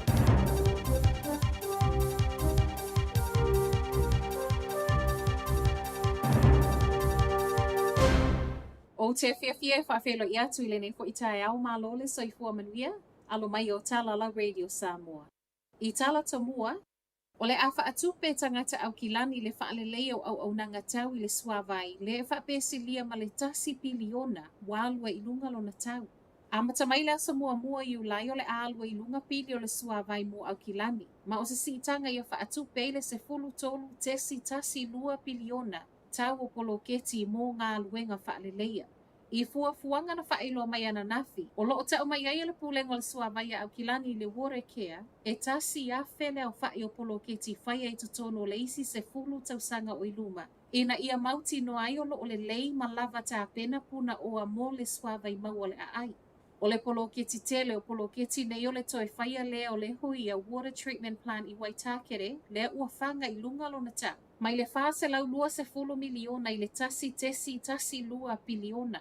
Whai mai ele pūlenga o le suavai, e matua i mo o mia ma e tā ua le wha le lei o le no fuanga le nei Waitakere, ma o nisi fo i o ngā paipatuai mai le a feiva se lau, wa tatau na toi whaafou. O lo longa ma le alu i lunga o le tau o le soifuanga, o le whaapongai leo le alu i lunga o le tau o poloketi a le pūlenga o le suavai au kilani wa iai nei, whaatusa i tau sa iai le lua afe se fulu ma le valu. To e saule isi talo le whaopopo isi tangata vaea le Tertiary Education Commission, fuanga nei ufofola mai ma o le a fo ina wha ai loa i le au whai ngā luenga na nafi. O le au wha i leo lo i ai whape lua sfulma le lua tangata whai ngā luenga o le au. O le lua sfulma le lua u whailo mai e ese mai lea i le lua sfulma le valu na vaea ia aperila o le tausanga tā alwai. A whaieta unu le vaea fo ua whailo mai o le a whaasau mai e le se fulu lua miliona mai le paketi al komisi. O se tasile nei o vaea feso o ta i fuanga le malo le tuli e matanga luenga ma pūlenga ese o loo i lalo lana wha malu malunga tu pe whaasau. Ma e o mai le taimi nei. Walata i le se fulu wafe tangata ngā lulu e vaea talu mai ona tu lai mai le whai ngā malo o iai. Whaasolo nei whaatala noanga le valu komisi malana o whai ngā luenga pe ona mata mai ai le aso na nafi wha moe moe. E maua le wha ai unga le vaea le nei e le i uma le masino mei. Wa ave e sea mai le lola le a onga le ingo le tamaititi le ana ia wha o manu ai whai a onga a o iai le a onga i kalai estete le vai aso tā alwai. O le aso lulu na te anei le ana tupu ai le oso wha inga le nei le ana wha o li mai le tamaititi a onga o lo i le vasenga i vai whai a onga i to alua. Wha o ngā ai le se le ulu. Na wha malolo le tu mawai le o lo tu ua ia mai le a onga ai wha asolo su e suenga. Mai to tono le vai aso o whaia wha atala noanga ma su e suenga wha atasi ma le a inga o le tamaititi a onga.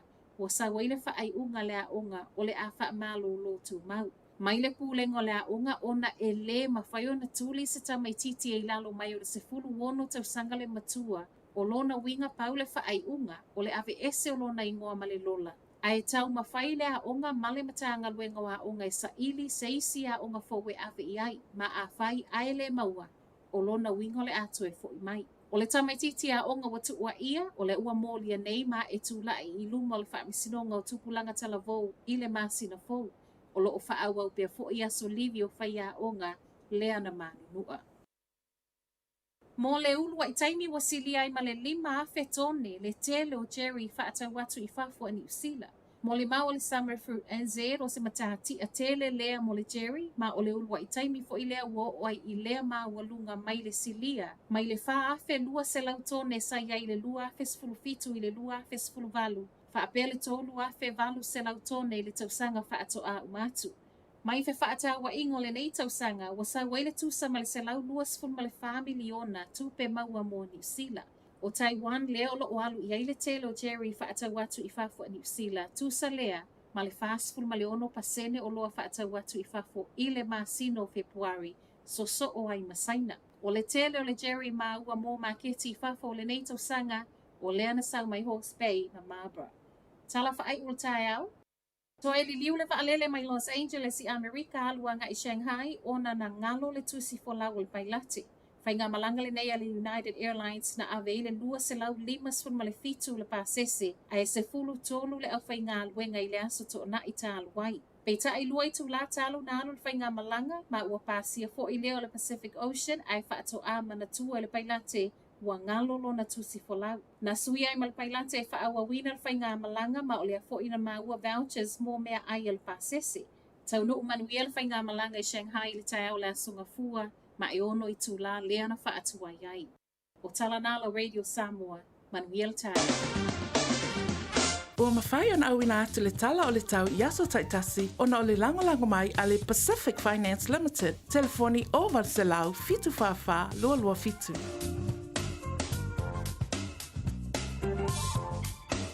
Ua loa le tautua le Pacific Finance in no ngā tupe mō so se wha moe. Maliu, whai puiponga, aso whanau, sa whai whai ngā malolonga, ba so se wha lawe. Apa laine lo le pacificfinance.co.nz. Pea bala au le oval sa lau fitu whawha lua fitu. E talo sanga sauna no ngā tupe i le bao le 5 se lau tala, ma le 2 hafe tala. E 2 minute whai lau talo sanga online, www.pacificfinance.co.nz. Ai tasi le tu lai whatali e se tali. E iai inga whabitoa. Bala au lo le Pacific Finance Limited ile oval salau fitu fafa lua fitu oval salau fitu fafa lua fitu.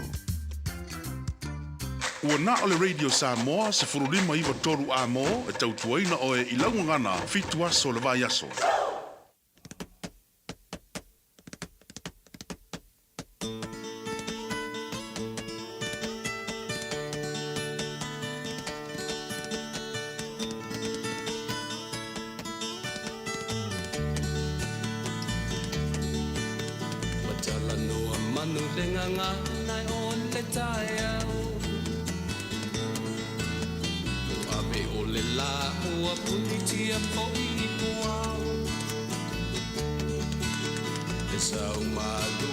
Susu I lawala au Sasala le pungala au matala uau E tio fo I Samoa fai o na Taeao Le amatanga o le asofa au popo o le olanga Le Taeao nai matani ufea ngai malea Tala le ua so ai nei Samoana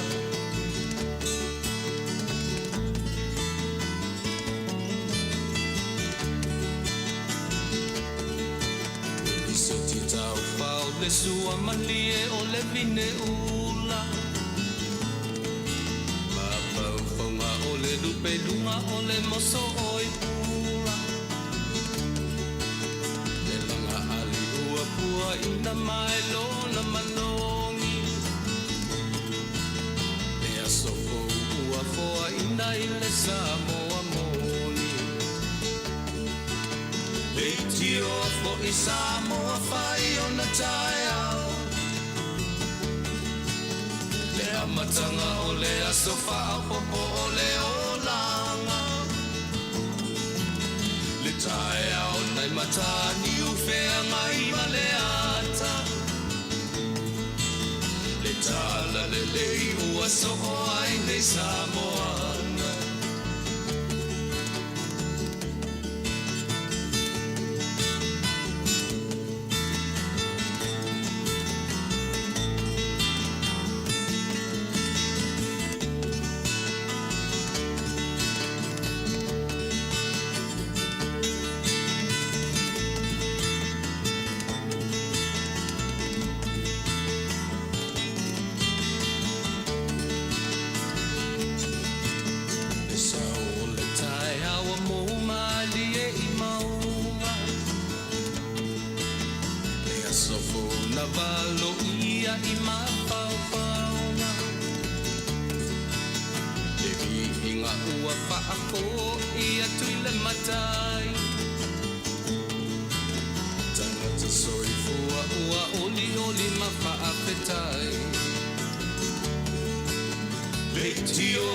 Samoa fai o na Taeao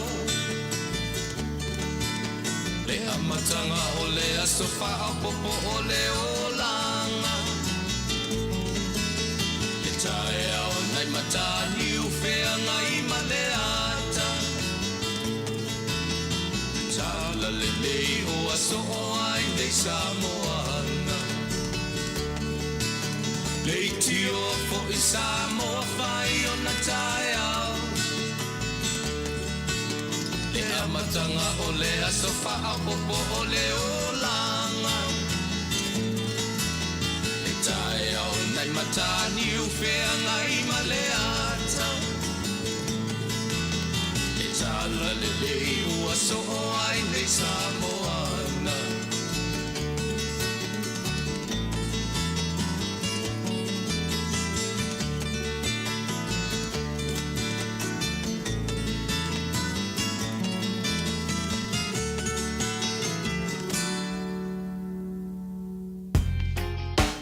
Radio Samoa, tasilima ivatolu. Radio Samoa. Tasilima tu. Amo.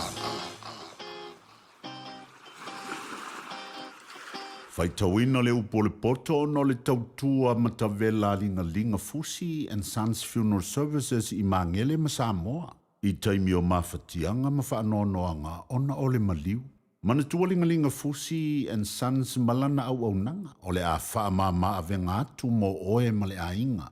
Wala au I le telefoni lua fitu lima tolu o fitu.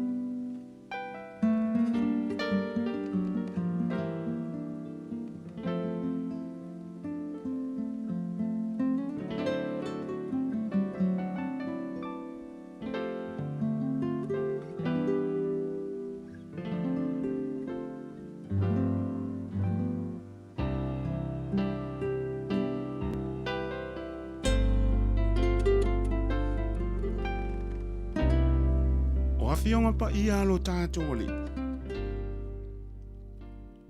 O le whaita wina o le upo le poto, mo I tātou I le nei Taeao. Ma le tusi ar whata oto, o lona mata upo e luas furu ma le fitu. O le winga, o le alofa, o le au ngā luenga. Awa e te mita I le aso o Taeao. Awa e te le iloa se mea e tupu a Taeao. Ia vi ia oe le tangata ese.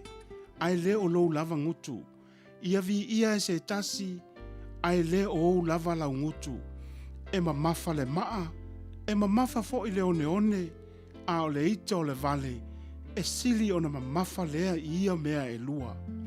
O le lotoa, o le sa wanga lea, o le ita o le tāwhenga lea. A o ai se tui luma o le fua, e sili o na lelei o le a o inga waliali mai, I le alofa ua lilo. E wha maoni manua mai le wō. A e tele le whiasongi o le ua ino. O le tangata ua maona e te atu e ia I le meli. A o le tangata ua laina e sua malie ia te ia mea o ona uma.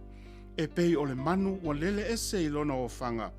E wha apea le tangata ua ta se ai lona lava nuu. O le sua uu, ma le mea manongi, e Fiafia ina ai le loto. E pea fo I le alofa o le wō le tangata. Ona o le whaatonu, e fua mai le loto. Awa e te tu la fo ina la wō, ma le wō alo ta mā. Awa fo I te hulu atu I le fale o lo uso, I le aso e te tinga ai. Awa e sili ona lelei o le lua te tua oi. Ua lata mai, I le uso e mamau.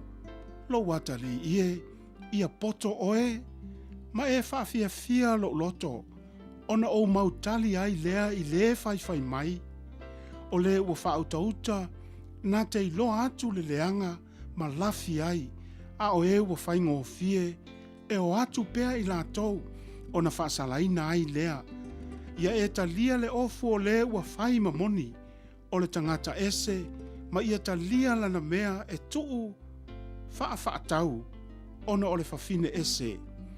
O le ua whaamanuia I lana wō, ma le leo tele. O lo tūlai ai o ia e Taeao lava, e tā ua lea o le whetuu ia te ia. o le tutulu so o i le aso ua, ma le fafine e whaamisa, e tutusa ia, o le wana nā ia te ia, wana nā e ia le matangi, ma le sua uu o lona 5 taumatau e alanga mai. E mama ai le ua mea, i le ua mea, e whapea foi o na whaamawhana whana o le tangata i lana uo. O le ua leo leo i le mati, nā te ai i lona fua, o le wa ana foi i lona alii e vi ia o ia, e pei o na whaafea ngai, mata i le vai, e whaapea le loto o le tangata i le tasi tangata, o tuunga mau ma le malaia, e le ma o ona ia, o mata foi o tangata e le malia ia, o le ipu e tunu a i le ario, ma le o ngā umu e tunu a i le auro, e whapea foi le tangata i lona vi inga, e ui lava ina e tu i momo i le vale i le mea e tu i ai i le ipu e tu i ai mea, whaatasi ma le saito ua tu ia, e le te alona valea i a te ia. Ia e matua i loa tino o au maa moe, ma e maa fau i au lafu, a wā e le whaavavau le o loa, e le o fo i le pale i lea tupulanga, ma lea tupulanga, ua tutupu mai le mutia, ma ua i loa mai le vau mua, e whaaputuina fo i le vau iti o maunga, o ta mai maa moe, e maua ai o ofu, o le tau fo i o le whanua, o oti po aia, e lava fo i sua susu, o oti, e ai oe, e ai fo i lo ainga, e ma o ona i fo i o teine, e au auna. Upo le poto mo i tātou i le nei Taeao.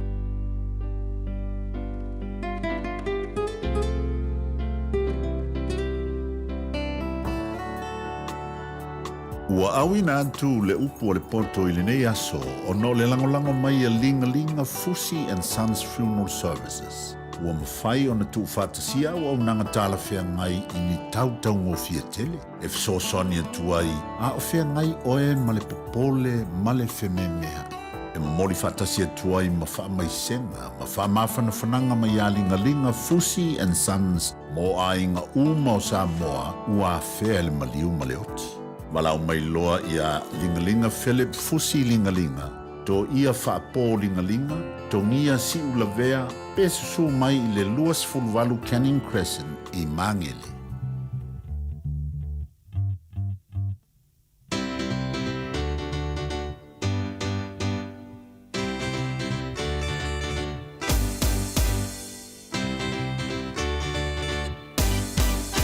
Whaanoa no tele olo uanganga, over ai i le tele o tangata, muli atu ia paala, le atua ua lafoa i lava, o talofa leo la.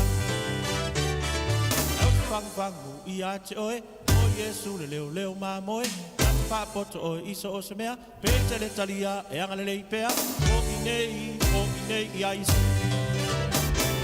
Tongi leo la, o Yesu na umai, alua tala i atu o na swafa, o au tupe, o ni mea foki fai, au te fai atu no wola ngai mana oi. Tongi leo la, o Yesu na umai, alua tala i atu o na swafa, o au tupe, o ni mea foki fai, au te fai atu no wola ngai mana oi.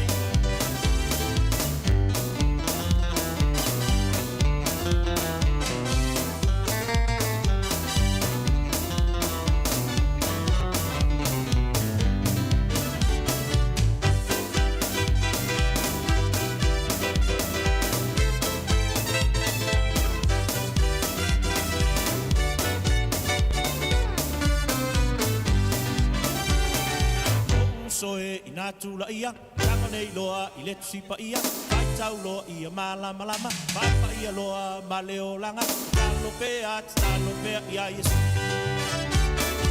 Awa e te fefe pe tenga tete, o soi fua le siri ese, atu whaapoto oe iso o se mea, e te le talia e anga le leipea, foki nei ia Yesu. Tongi leo la o Yesu na umai, alua tala i atu o na swafa, o au tupe,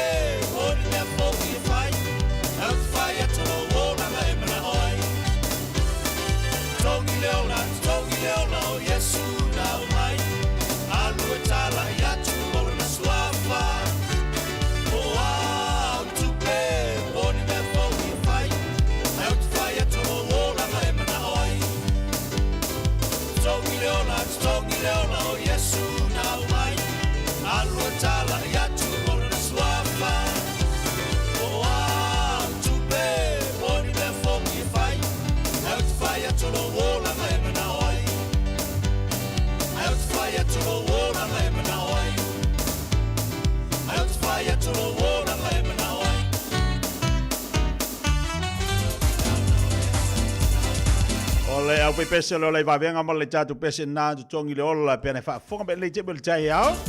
Ia le na ua fa mai jole upol poto mo tatu fa te wino tu se fa o to lo tau pe lua se fu mar fitu. Le nei foi Taeao le asa tofi. Ia vi ia le fa tele tu le ua mo fa singa malo si mo tatu fa nganga le foi tu se fa tau. Pol le upol fo le poto mo tatu le nei Taeao fo. Ata lo fatu beto ya lo fatu pa imo lunga tatu wa tulu ko pena fa ma futa mai nei Taeao ma tongo fi. Ia pole dei fo ia so fo le lo fo malanga le o tatu mate sida langi. Po kala me Fiafia mai le o se ia tu fo wa fo te twino tatu wa tulu. Fiafia le nei Taeao ia yo e man ia le ia so fo pena tatu mo fo ia le vi inga ile lo na lo fo mo na anga le. Ata lo fatu nei tamam tida ma tu mo te malawa. Ola fo inga luenga le tu mo lo tatu wa tulu. Pa bo atu fa fe do i mal fa talo fa tu lima sunga le o dia to meni pe ona il po kala mal Taeao. Ya elem fa ilava na vatu tu ua fa talo fa ia po fa fe do ia tu to uma mai se pa anga de tatu le tio po kala mal Fiafia mai le Taeao nei. Au le misiel po kala mal tatu le Taeao nei ola fa tata noa. Ia ilunga tatu po kala tu sina ile Taeao nei lona fa ponga mo le to fa wino tatu po kala pe ona yai.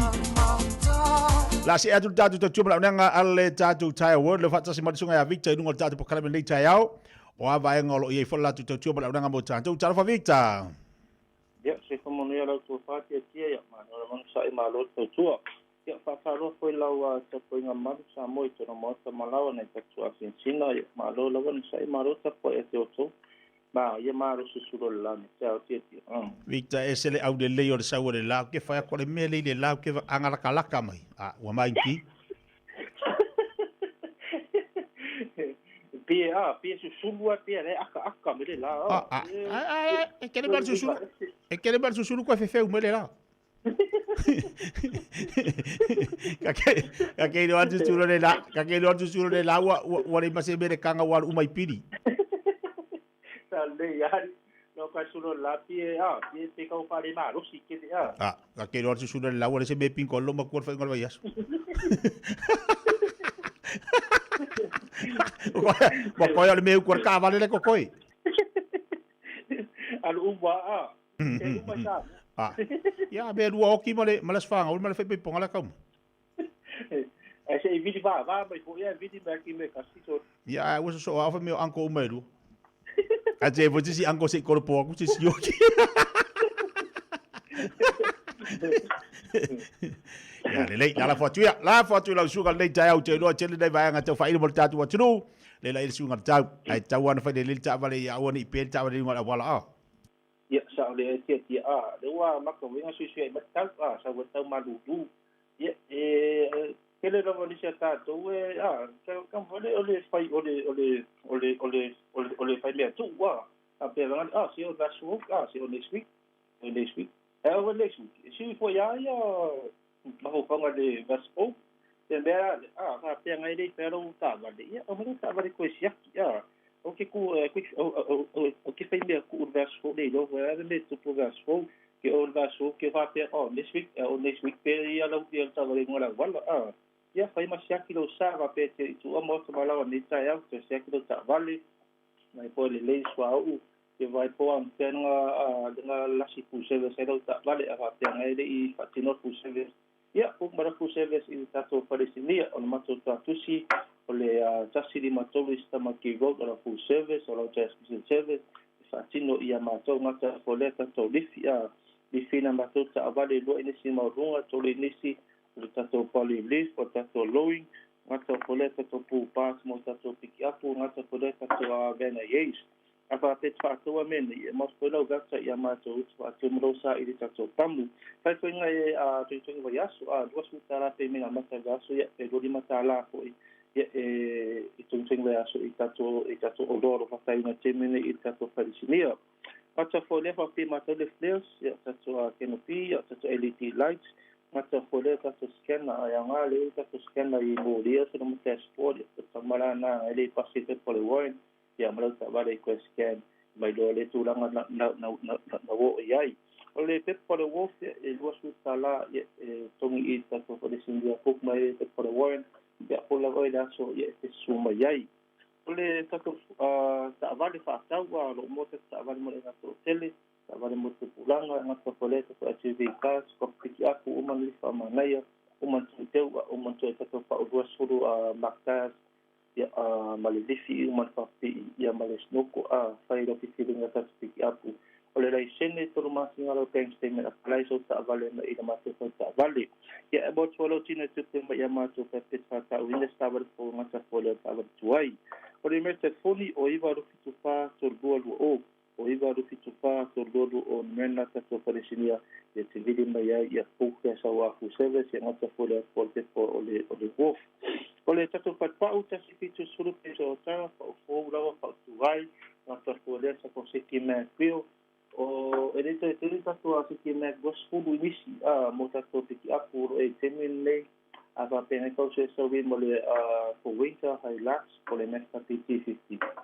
e ele coi querem que eu vi molo coi ele sai duas fuve para o caso especial terminei o molo tá to winner e coi for da tá to não tão masani terminei a mata da so mota to que me que duas suta lá do masala da so é pula para la volta sana van bagmasina ya ele pemenya ro tavale fa pe sui po faro tavale furi lo alignment fa tino ya mato pula oila se suma yai me ke mo fa lo alignment ole pa to tasing to dimba markais se brand number lo mo ya mato ya ole brand ole nexus reina mato o kaina mai ta pe te manga yai ya mo le sai to tasing to dimba fa pe nga ke mo ku ke si lunga sai mato o de to dimba ya no me furana na to difi ya do sa ole ta vale ne da so honda fit hyper le aso so la fisu fa to sanga valu su la te mini da so ta vale na le da so po mo da no ya no pe meni te ta to si pay after pay ma le pai ma le vis code fanga e sai fino fa na le i le vis code e fixero ta vale e pe su poi po faro ta vale i ta tola la e do o fa pa nga ta po le ta to parisi ni me te toni o iva lu fitasi to o iva lu fitasi to o ye se vide mai o se so sani mo teme nei fa pero ma tia mo ma to no ye to ye mani yo fa va prima nga ye nga ko ma te mo de ya Taeao ya so fu mai manguia Alo va tai Victor Bolita po kala be va ngal Taeao vala wan telefon de songa ya Victor la tu telefoni o lu fit fa to lu lu fit fa to lu o po lu fit tasi to o fa sa to lu lava ma tau fa tau na I o tara Ya lele la ta talu atu ta pokala masani pe ona ye I le fa talo fa mo fa fido pokala mi fa to mo tu asin sina le va ngal Taeao le la ta tu se atia wan fa fonga ma le ta tu wan tu mana ia fo ina tau tinonga mana ia nai mon mau ia nisi fo yo ila to ia nai tina po nai tu a ma tua leo mo fai ona tu ina tu dunga le ta po kala me va ngal ta u smir fa fonga fa mo ponga le ta po kala me o fa pito mo u ta to ta mam tina ma tua e se le ta wole mo ta to u smir fa fonga atu le va ngal le Taeao le fa ponga fo le po kala me tu asin sina po le fa fe ia e po fa talo fo tu asin sina ia le po kala be wa fa nga solo le fo I vai taimi ia ona ole tulanga fo ta po inga ne ta tu tamama tina ma tu e mo te malawa e le manatu o solo nga le mama nu yel ne yaso e le fa fonga ta po e ne tamama le tina ma tu e mo te malawa e ma se fo lo le ta tu wa tunu se fa poponga ne o ta tu po kala me le wa ta tu ye le fo yaso tofi I lunga le tau tu bla danga si fonga le radio Samoa se fulu ma le mai va tolu amo ia mal po kala me Fiafia mai pe ona ia la na tau tua I le yaso tofi ma le yaso tofi po kalame mo na ita mama na tina ma tua pe lava na te bafuta mai ai so se tafar ke lope ia mai mo mai masi sila mai fa fonga mai I le tatu po kalame pe ona yele nei Taeao o lewa se mai tatu po kalame se tasi fo tina ia I so na sao lungo le nei fo po kalame awa lava le fa fonga le tatu wa tru lewa fa tasi mai tatu po kalame le Taeao nei I le tina ya tau masina seu fanga peka ati ia tatu tata noa tatu fa soa tatu falongolongo foi ia se taua o lona foi soifua e tu tono o lona ainga patalo fatu balanga falolo tau masina malole soifua manuel ni Taeao fo ia fatalo fatu lau o fionga pole tainga foi tia ia fa pe foi le pa ia male mamalu o Samoa ua mfai ona fa fonga mai ia o sama fainga ta ole ale o lava ia se fa metalanga wa pa ia mai le babau o lava fa babau Malo soifua langi ma. Alo soifua manuia tau masina. Alo lava. E whai na whailo. O whese tau wawhi o ngai Samoa a oi fu ina i o tua. Ia, o au le nu o mai vaiusu. O si o nai o matua lava. O me sepa se yuli whaale vao. Ia o grandparents nga whai mai a. Ia whapea fo ia ulungia whaalua. Ia o ulungia whaalua. E sau mai lufi lufi. Ia a ole ku ua le ngā waiusu whapea fo i whale aka. Ioi, ole ko inga le ngā sa launga i le kuko kasi le afe iba se la uongo lua. Al kuko kasi o ia nga whai masui o le pule makumua le o lo grandfather nga. O ia nga la unga ili kaiminga urua i kuko kasi Samoa. Ia, afe iba se la uongo lua. E whai le wao aso ia. Po fea le me alu i eriko inga. E ualo ulima. Ia e la unga le kaimina ngā la kuku mai lalo le unu. O fia ngangi o kausang? Me sau se fulu lua. Se fulu lua, le lei maa. Po se fulu, ia. E ko fia ngai o uso mangi ngai o kuanga? E ko akele o vai le akalale. Ia o uso la mo kuangangi.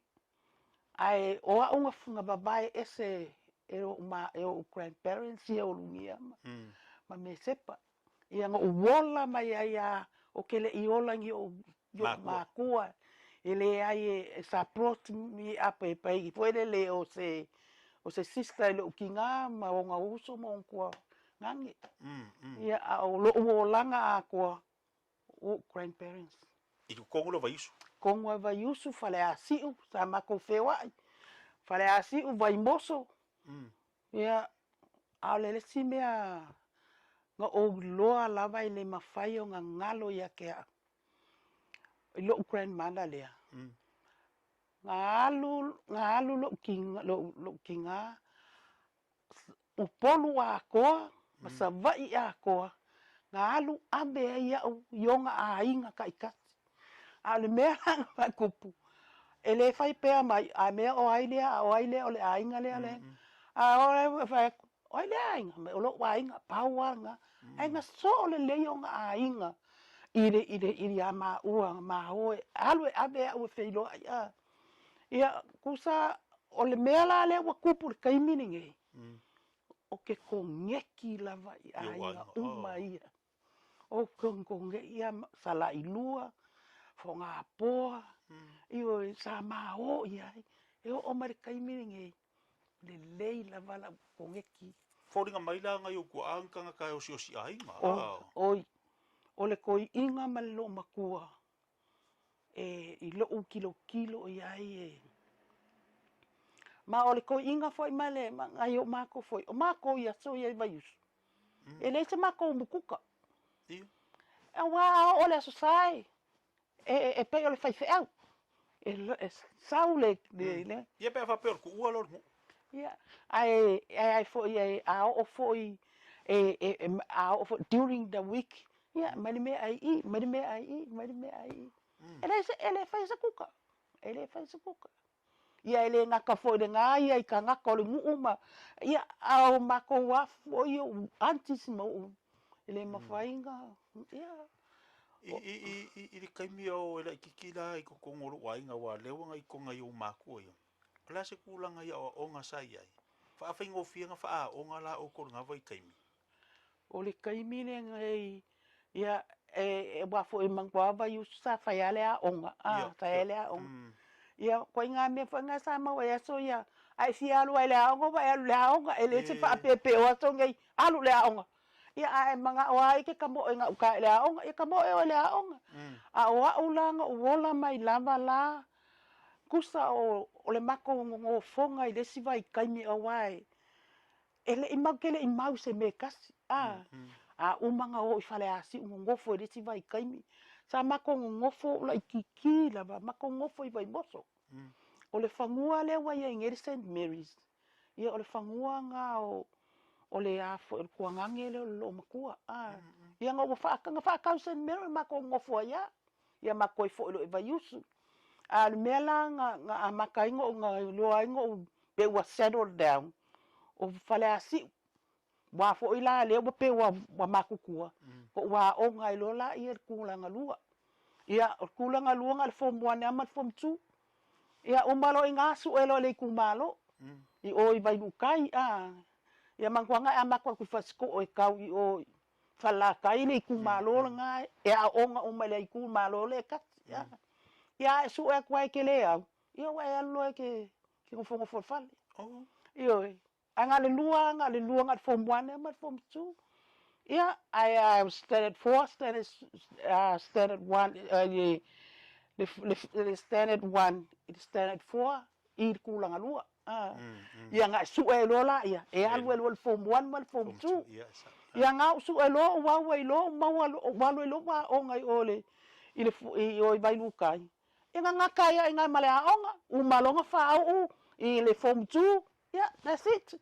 Malo ke yo ya kai minga la saya kolisi mangwa saya kolisi Samoa saya Malu ya ele ya so kamala malama fo ele le umala ka ika onga yo ya so lo ingo fongo fu so yo ole estele manga ya ole ya ole ngu ole wa experience la fo ele malo ungo fongo fo au ya mafufua Iba yusu kusa ka ika le princess foi le ka kele alme fai se pe au mo na kala nga aya ma ka fao alu ngule fala si le al kai mile makwa onga ya mangwa fo fala si kai mi nga e feingu mai o le makafanga le bai a per kai yo mo eli le me aya su mali ba io il vai kai mi nga o ala fa pe o per kai kolo do bel ko ke ngo fa lungo ko ke o ba ale ai o ko le fein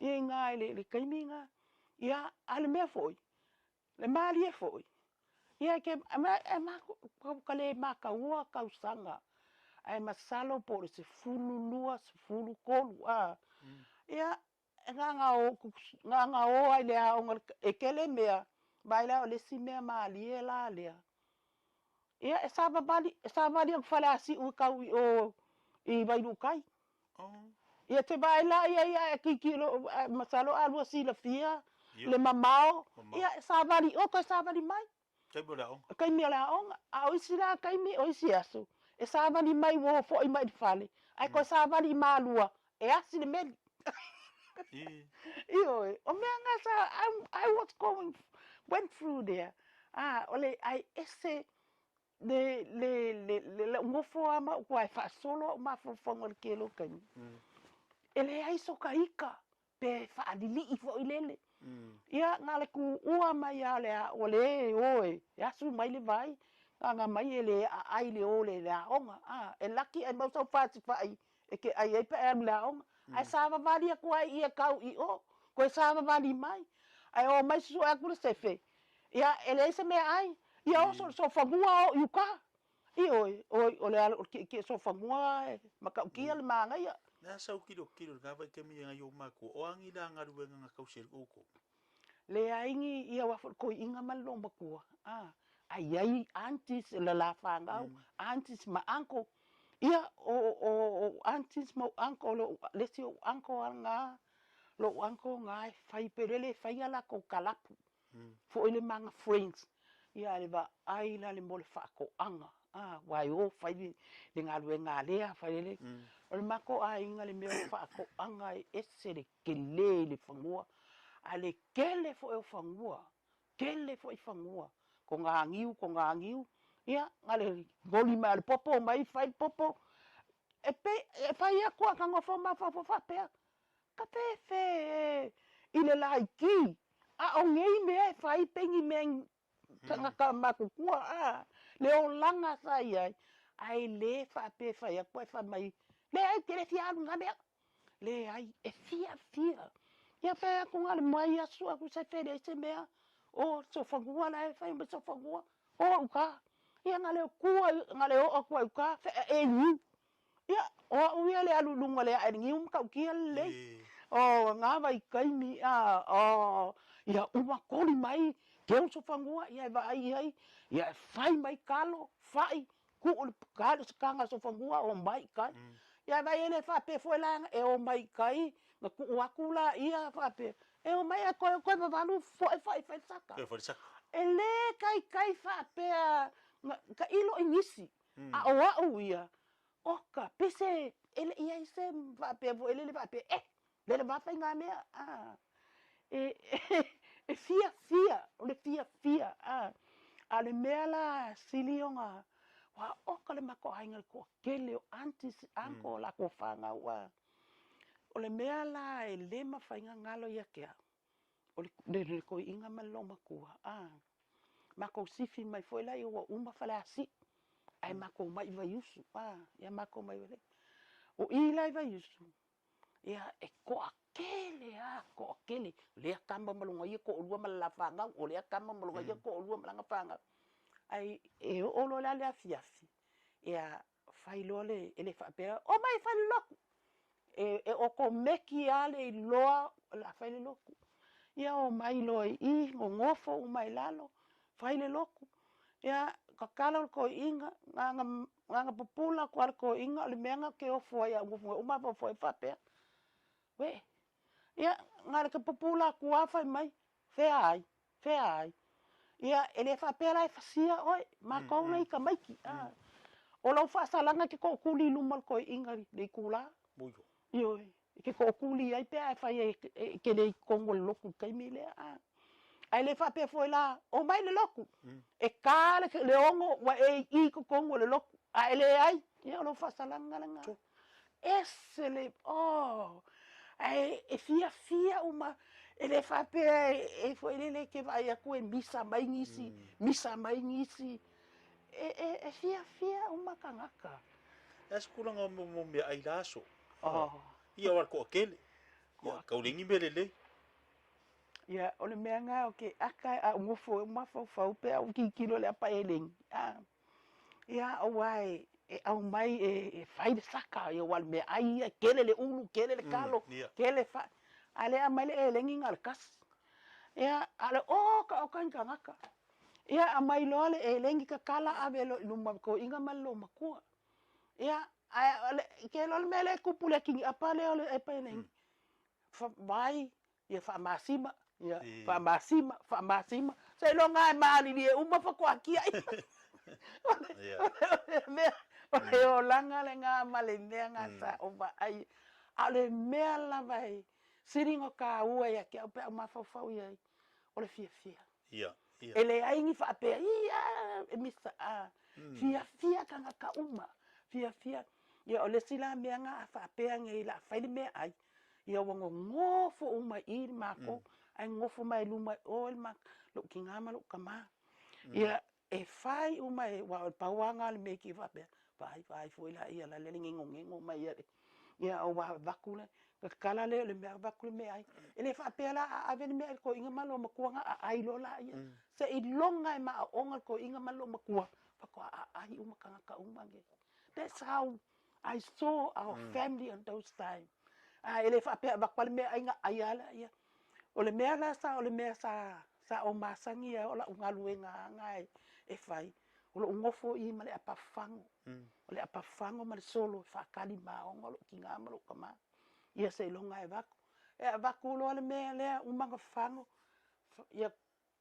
ia fa fe kai lava yo ko manguia ku se o le mea ngai ke ula ku ia o ire sau o kalanga e fai nga mai ki umala mako inga makanga ka fa ole mele sa wel fa manguianga ma kua ia so ia fa fango nga lima ale wo fai mai fa manguia fa te kai oi o ia sa wel fa manguianga ia al kai mi ngai wala ko ia me wa alu ka kai fu nga lima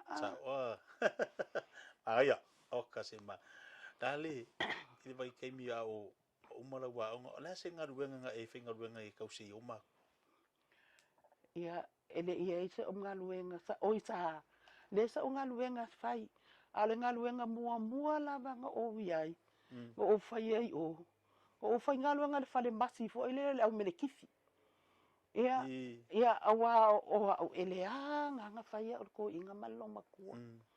E loa o mai kanga ka umange. Ele pa I fo se lima o se sia kia. E ka o e fa mai. Kala fo fa mai vai la fo wanga ngal me ai le wa abakule le me ai e ngingo mai fa pe. Ia ka fa longo ku fa mai. Ole ai I mai ka mai.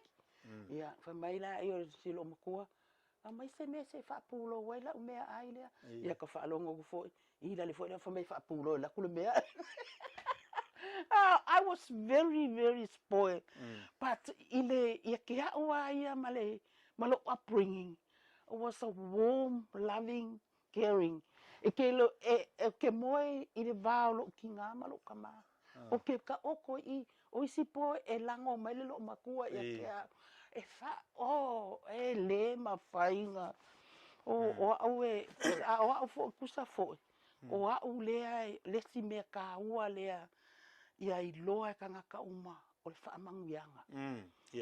I'm here because of the blessing. Pai fo ele aingi ele lengi a waonga. O le menga le ke ngofo ma kaimingi. Ele lengi a waonga. I look at all this what I got. The qualification. Body. I was when I came over here. La ngaluenga momolo wal ke fainga luenga I rest home. Private hospital. I'm a registered nurse too. Wo aku I mira mo. Wo aku I mira mo. O fainga luenga o spine unit. Leo wo o mai I South Sea lea o fai. O fai ko kasi al media le breastfeeding. O le konkala kenga sebe. Ma o maskenge le o peta le tele. Only 2 of us have I mea ngā leo o ke ngofa ma uia. O le me fo lea sa o walu fo ea fo sa o facilitator I kua le community, le family violence. Ia male sa o I le attended advisor ia haonga.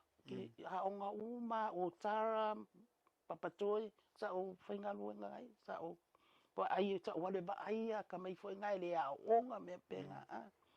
Ola wa advice le ai makua ma ko whanga o le alofa fo I le whaakongo le kamaikiki.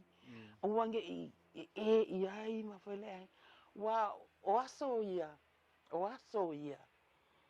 E fufulu I polo ki ngā le ka ke ngofo makiki lo ku iai. Wai o aso ngei. E fufulu I polo ale ki ngā. Ale whaapea limo ka mikiki le ke fongi mea a waso ia. Ia I uang ka kua. Can I wash the mawhaingo kango e fufulu? Ia o le sifo I mea ia so ia. O lai ki ka meke bea kula walu ka mikiki salu. Wapo lai ba ai. Mangkuanga o kongo a inga a maka kuai le a olanga. O le va ai o le whaalongo. O a maka kuai ka maiki. O a maka kuai ngā o ka maiki. O kokongo a inga. E o akul ka maiki, e alu ka maiki le aonga will already have attitude. Why? Kokongo le whale. O le a le mea lai kupu kongo le whale. O le mea ngā e maual ka maiki. Ia. Tau il vai ngale pinga ka ua o le whaamanguianga. Yes. Yes. O le whafango por ka kafi o li morko inga malo makua. Alai sau lu por whaamanguia. Yeah. Ai sau sau ai pa kongo I ka ika. Yeah. Soe. Ele kupura kai mingi ai kupu molu manga. Le pinga ka ua. That is why I'm here. E se le manga yo le vai nga fo ile kilo nga ile ngai whaamanguianga mo ngai a inga mangai makua ai maisea ia sola. Kilo ko kongolo o a inga makongolo o le kalesia kupulanga e angi kupulanga kongo nga voi ke o la aso ele Fiafia whaakati kai peo brothers and sisters you know wa fo sa o le makong le sa ye fa sa pa le fa I pu le brass band ia sa o sa kakan palam so ale le ke la kakan palam ia afo Fiafia kanga ka uma kai pe o ka kuangange ma ka ilo ia ingisi o ia I ko kongo lo wola mai kusa la ngofo nge kai minge kusalanga o wola mai ke whaia isi vaenga. I grew up among your grandparents. Ia wa aso ia nga uma wa ai ka fo ia o kenkikileanga yo kenkikileanga leanga nga fai. Ia mali kenkikileanga. Awa o lakuloa o se mango se ainga le kongia fa mai ai ia oke mai se si a mai ai ia fa perko inga ai fa mai quem kira peka la le fa mai alu se si kauli se mango le kengi alu se si ia ele oh ko I inga malo maku kua sole le mafainga ngalo ya ke au se ko I inga maselo o makua o le mako ngu a koa au isi kai mia au mafofo wai pe o ke kangi because o ngei ko I ia wa fai fongo le ngu upo le kumalo a fai la fongo le kumalo ia o le mele sa fe alu alo ka mama ande u alo lima fongo ke ngofo yo ngakua ia lai ma aku fai mai ai o maka fa longo kalinga pauanga kala fai meke ia ngofo le yo ngakua o le mea la le ia ke au ia malo mavo ala ngo walu ave make o le fongo o lo sa mea ai o ke sa mea ai mangwanga ave ia me ai le le ia a le mea la fai mai ia pa ai o maka fa longo kalinga ama fo I mai la fa mai o le ale mea le kupu yo le fongo o fa ka so ia ai le esel ia fai mai la ia o le kusala ia ke au ia o fongo ma fo sa o va ai kamala kufa le ava sa va ai ko inga le launga ia le me uma ia fai ko kongo le fongo ia le ka o le mea nga lainga fa mai ba ai o maka fa alongo kalinga wa le mea fo ia nga le ke anu nge la unga luenga le fai a walu ia inga o ke fai ai I makua mo faukua fa ko vai o ko actions speak louder than words o mea umai ko kupu ko kongo le fale ia mai ma o ko we ala mai fa mangianga pe saulu ka mai kiki au mai alu e mengi o vai ko umai le ipu vai ia fa pe kai e manguia ia manguia mea uma o mea ngai ke ka ke fai mea o la fa kuanga nga mala o encouragement nga le ke alu ia inga ma o la ku fo mo le kaiminga o fa nga luenga mo ka mikia onga ia ke oi ke lo se la fia o luai le laiti ai o tara ia wai ia sia so ia le sa mangwanga le sa kumbu ka meki wila pala ko wila la wala ko yen ka meki kaiminga ia because of me nga mafua le menga o ka meki a onga I tangaroa ia o laku lo I o fai ko le mea le wa ke le fa pe ke la fa ko mu ka mikiki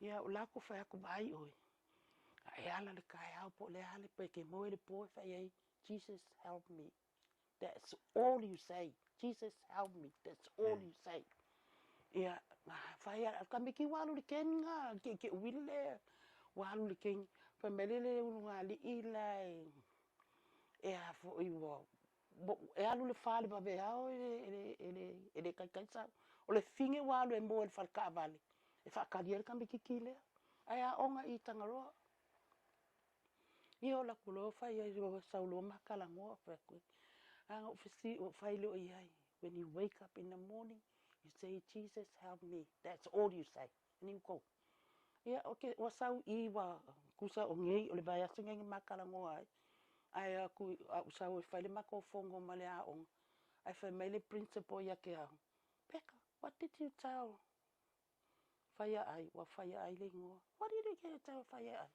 o fa for my he come to school all last week and this week but when I asked him oh fire it's nice to see you coming to school and he said oh that woman from Stripes she's Jesus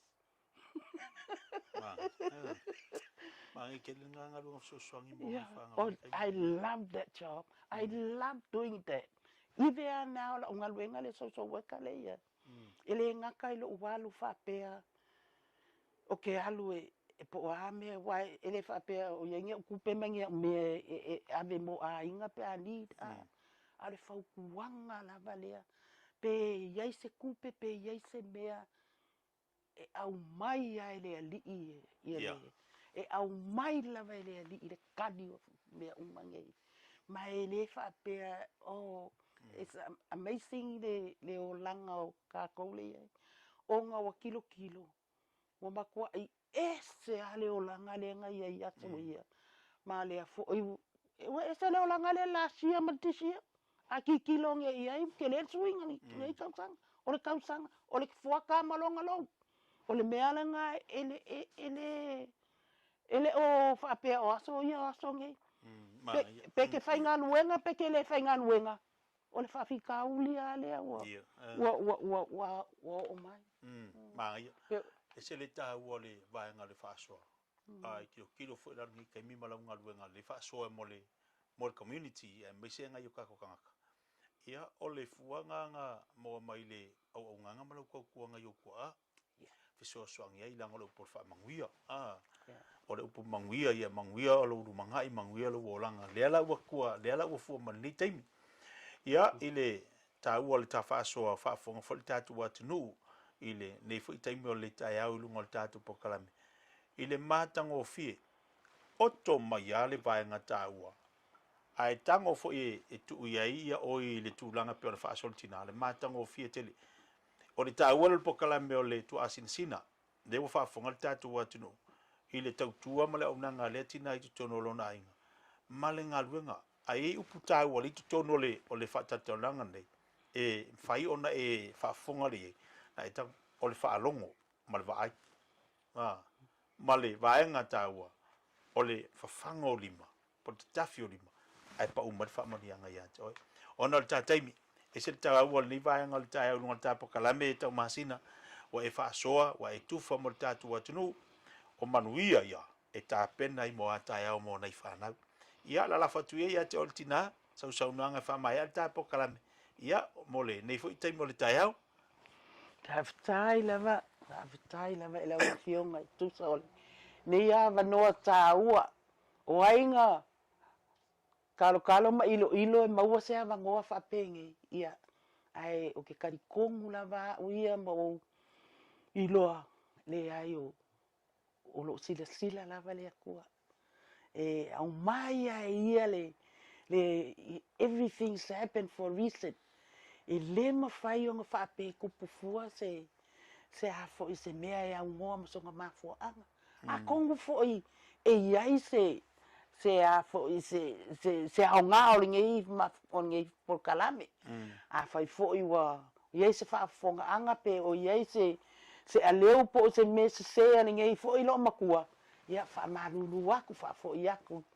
Le ai e poko ale kaukaia se alo ngā kuyama e o ngā upu ia o au ia le ai o ole mea whainga luenga lea ke sau o ke whainga luenga e kaukuai kako makungu upo e kako whainga i a inga ia o ke alofa kele aku lava whaafikai lava kia mo o wawangoa wa e au mai ia whaamanguia fo i lea li i ngā luenga ma kulanga uma fo i ole ai ia le maftobai le tatu wa tulu le tina ia tau masina seu fanga peka ati pe ona whaafonga mai lunga nei pokalame e iei lo taltonunga o la iei le whaamanianga ia te oe o le avea fo se whaamanianga i lo loto le nei aso i lau whaafonga le tautinonga le nei tina i lunga le tatu pokalame tua asina sina whaamania tere le atu i tiu te mga aluenga whiangai ma le tatu wa tunu whaamania fo le atu ia te oe tina tau masina i le nei pokalame tāua wa e whaasoa mai tūwhai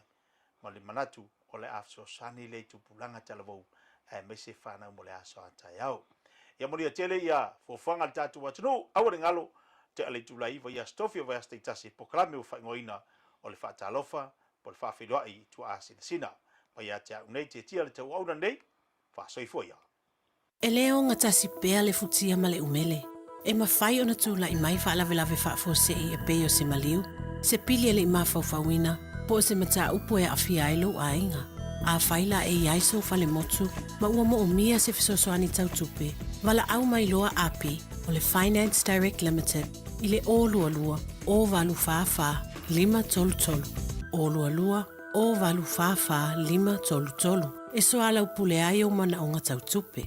O esi la fia e iwa tesi ma le tolu wha miliona tā la le se leni ale UTOS ua toe whaasafua atu i ona sui whai unite i le lua o lua wha. Whai sau teo ngā tupe e teo wha whainga luenga ai lau se leni ina ia vave wha tau nuu se wha moe moe tā ua a lau a inga wha pe e ka le sia. Wha o ngā au nanga le ANZ po le talofa voucher, le M tā la, ma le My Cash e ala i le Click X. Wha afso tai mai le ono valolima lua ono iwa wha iwa, le www.utos.ws, po le e-maili o le info@utos.ws, po le Facebook, le UTOS, le wha putu ngā tupe teo wha whainga luenga o le mawaenga tau sia Samoa, teo wha whainga luenga e mātou lau seleni, ai sele e oe le manuia. Talofa Samoa, o Ateshna Ryan, o le Licensed Immigration Advisor mo le Auckland South Immigration Consultants. E visosoani mo so se tu ai ngā visa e malanga mai e New Zealand po Australia. Telefoni mai nei loa i le o valu o tasi o no valu wha fitulua. Po le olua tasi o no valu fitulua tolu o. Le Taiping, whamitomo rewa yaso mai le aso losi fut wha e o le tolu se furu mati. Wha o ngā la VIP kare wha tawai celery le nao le whase fulu mara iwa sene. Me leni whata la iwa se fulu mara iwa sene. Le aisau VIP card, susu mai apa la aisau card, a wafa manianga maoloa maua fua. Le Taiping, lua se lau mara tolu Lincoln Road, Henderson. 24 hours a day, 7 days a week. Radio Samoa streaming live on www.radiosamoa.co.nz.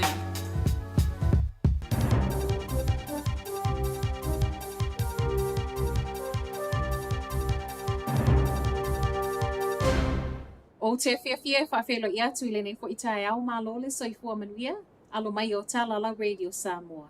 I tala tomua, o le a whaatupe tangata au kilani le whaalelei au nanga tau i le suawai, le whaapesilia ma le tasi piliona, wālua i lunga lona tau. A matamaila sa mua i ulai o le ālua i lunga pili o le suawai mo au kilani, ma o se siitanga i o whaatupe le se fulu tolu tesi tasi lua piliona, tau o polo keti mo ngā luenga whaaleleia. I fuanga na whaelo mai ana nafi. O loo tau mai ai le pūlengo le suawai au kilani le wore kea, e tasi a whele au whae o polo keti whaia i tutono le isi se fulu tausanga o iluma. Ina ia mauti no ai o loo le lei ma lava ta pena puna o a mo le suawai mau o le ai. O le polo keti tele o polo keti nei o le toi whaia le o le hui a water treatment plant i Waitakere, le ua whanga i lunga lona tau. Mai le whaase lau lua se fulu miliona i le tasi lua piliona. Whai mai ele pūlenga o le suawai, e matua i mo o mia ma e tā ua le whaale lei o le no fuanga le nei Waitakere, ma o nisi fo i o ngā paipatuai mai le a wheiva se lau, wa tatau na toi whaafou. O lo longa ma le alu i lunga o le tau o le soifuanga, o le whaapongai le o le alu i lunga o le tau o polo keti o le pūlenga o le suawai au kilani o iai nei, whaatusa i tau sa iai le lua afe se fulu ma le valu. To e saule isi talo le whaopopo isi tangata vaea le Tertiary Education Commission. Fuanga nei o fofola mai ma o le a foina wha i loa i le au whainga luenga na nafi. O le au wha i leolo i ai wha lua sfulma le lua tangata whainga luenga o le au. O le lua sfulma le lua u wha i loa mai e ese mai lea i le lua sfulma le valu na vaea ia a perila o le tausanga ta alwai. A whaia tau nuu le vaea fo ua wha i loa mai o le a wha asau mai e le se fulu lua miliona mai le paketi le komisi. O se tasile nei o vaea feso o tai fuanga le malo le tuli e matanga luenga ma pūlenga ese o loo i lalo lana wha malunga tupe wha asau. Ma e o mai le taimi nei, walata i le se fulu wafe tangata ngā lulu e vaea talu mai ona tula i mai le whainga malo loo iai. Wha asolo nei wha atala noanga le valu komisi malana o whainga luenga pe ona matama iai le asona nafi wha moe. E maua le wha ai unga le vaea le nei e le i uma le masino mei.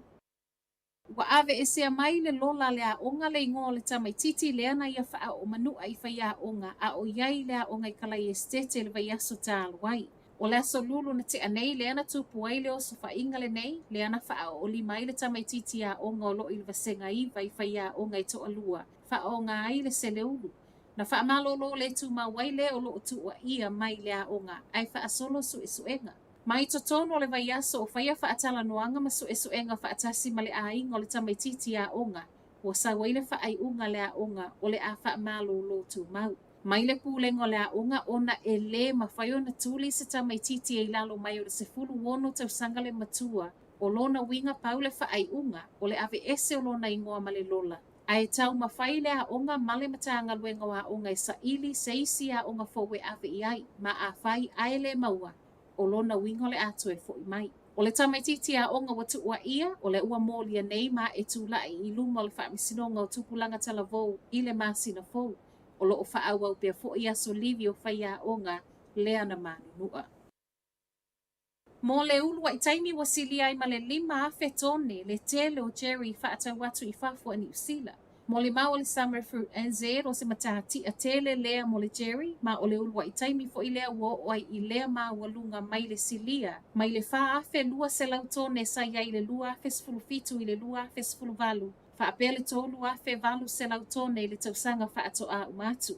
Mai fe whaata wa ingo le nei tausanga wa sa waile tusa ma le se lau luas ful ma le familiona tupe maua mo New Zealand.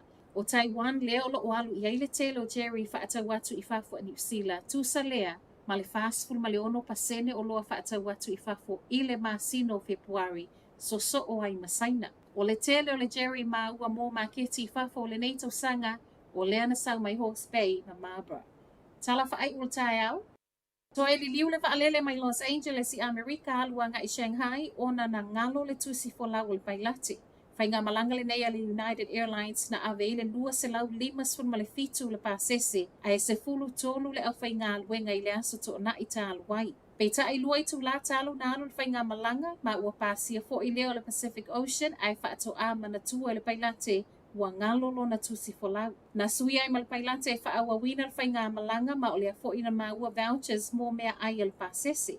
Tau no umanuia le whai ngā malanga i Shanghai le Taeao le asunga fua ma e ono i tū la lea na whaatua iai. O tala nala Radio Samoa, manuia le Taeao.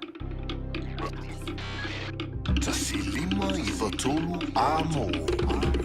Radio Samoa.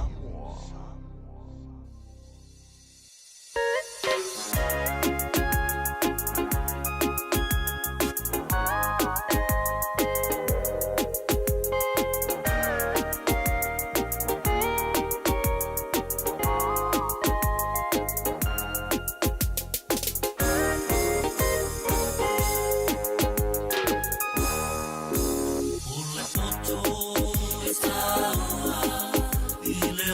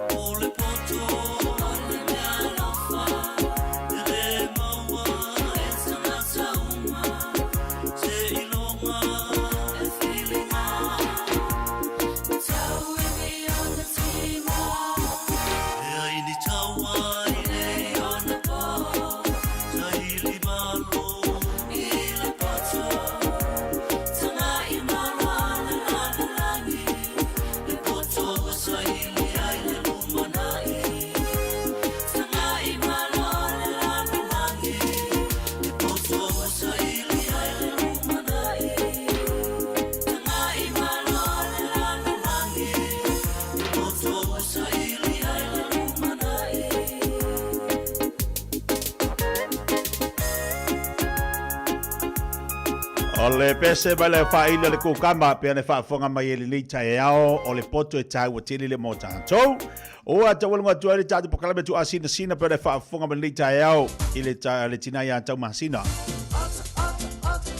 I lana whaasoa ma lana tuwha mai li Taeao li tātou pokalame tangata mātutua o ka se maanga ia. O koe whalongolongo i le whaasoa le tina i le meangi o le eling. Wa ka mawhau i laso.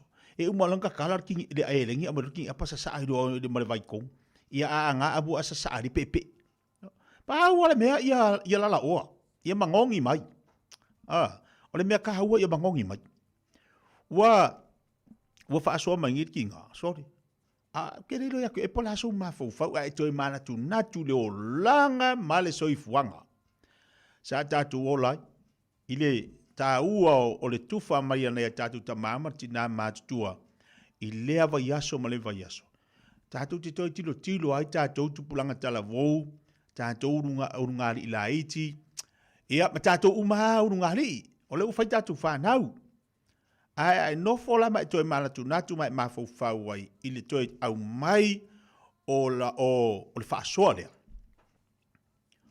o le au te lenga o le tala nortina o le fiafia. O le fiafia. O le te lenga na tala nortina, o le fiafia. O le ale me maua, fiafia. Mai vai e le soifuanga sa ola i tātou laso.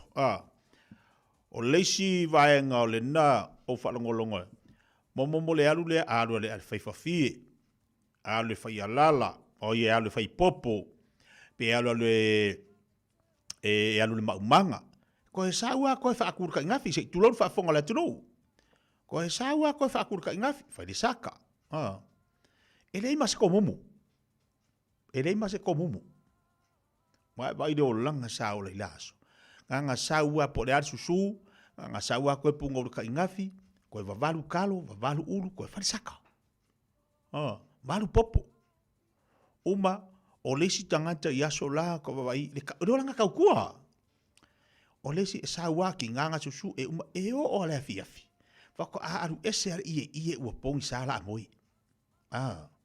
Aru ese a koe mare ia whai ngaru benga lako. Wakako kilo ia le soifuanga sa ka penga nei vai taimi. Tatu tilo. O le vai kaimingi o ka se kere o suinga. E o or kaimingi la karaku Samoa. Ua a ai kanga ka umai lunga le lau. Wa se aka koe va ai momongi lau ngiu fo i le fili. Wa makua ke le suinga. Ke le suinga. Wa sola. E le kai mawhainga ai ka makiki pe are maonga mar ko inga malo makua. E si i lole lau ko inga malo makua ilma. Sa wha ilma le apa whango i kua. O le vaenga tā ua e whamangak. Lenga ka ua. E lau le leiloa le to ina malo matua. E kulo i runga malau apa whango. O le olanga le tautua. Ai a maha ongar ko inga malo makua. Nganga whafango ala lima. Ai saulo mal whamanuia. Saulo mal whamanuia. Ia manguia.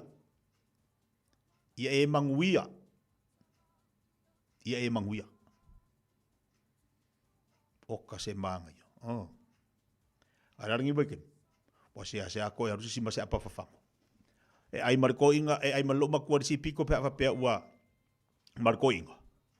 Ala e lafia koe au ka wharupusa i sa lafo e ke whaanga kasi malau e wha i pu mea ai. E lo koe maua. E lo koe maua i kaimingi. E lo koe maua.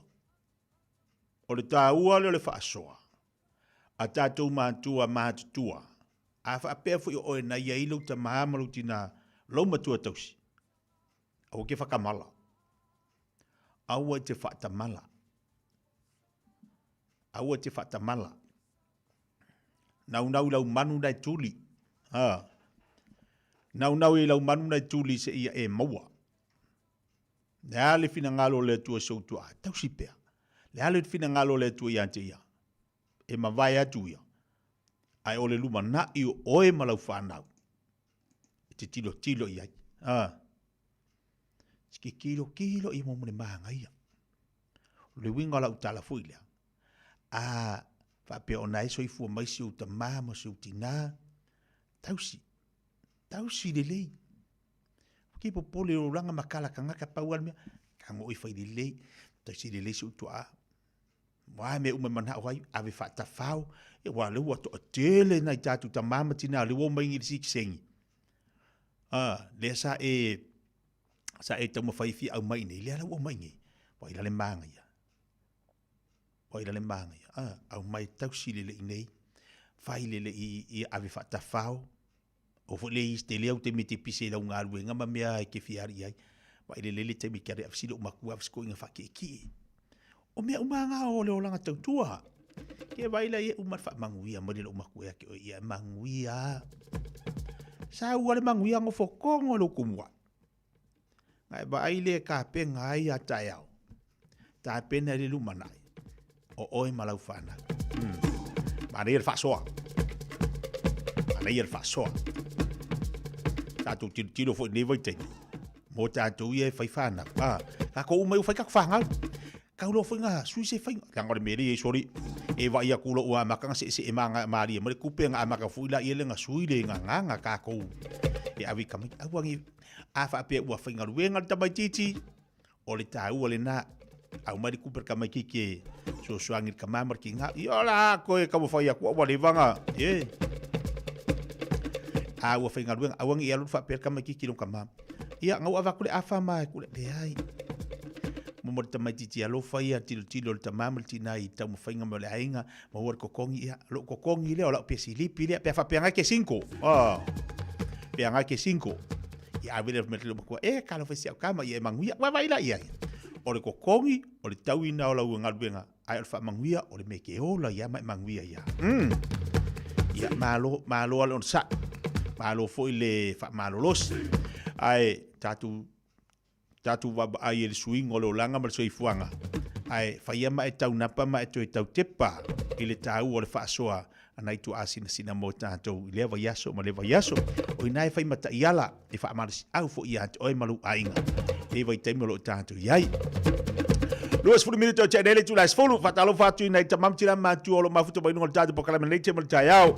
To tele la tolo mafuta mai maota malao to no la tu ainga ia e wale mau atu to swafa ia o te ilo nai fa fonga mai o tole nei Taeao. Fatalo fa atu pokala me atu o to. Fatalo fatu ina ita ma foi mana tinai to no falo tanga matu tua. Pa longa la tu leitio ia o tono fale mai o fea lava ke mafuka mai ai. Fatalo fatu pokala me Fiafia mai malo ale tau atai. Malo fo fa malo si ya o to. Malo mo tapo inga. Patalo fatu tina le utu. Malo se fu manguia. Ia wa ko kingi kiwi fo lo matua. Ia alo fatu malo se fu manguia ya o tina le Taeao. Io e fa ia manga ngalu ya kai kai. Fa malo atu ma fa talo fatu na tamama na tina o malava. O tilo ngo penga ta fa ilangi. Ile mana ia o nai to ina mana ilo matua wo mai fa manianga fu ilo sikseng ia manga ia le ava noa wo mai ai la to ia wai itaua ava pela le wo saulu o ia ko inga malo matua no for sikseng ia wala ko popoli me sidinga wo mes ko inga sido makua ngo funge ia fa nga tau lo ava no mo le tu lo datu ia luas fultasi te tu las fulu vi o papa sa taua Pavi fianga bol malo tatu wa tunu. Bata ko fiole sun bale la finga solo ele tunu tiu to pangalu ngamasani. Nai musika mo oi. Ya mai se malo tatu wa tunu nei table Taeao.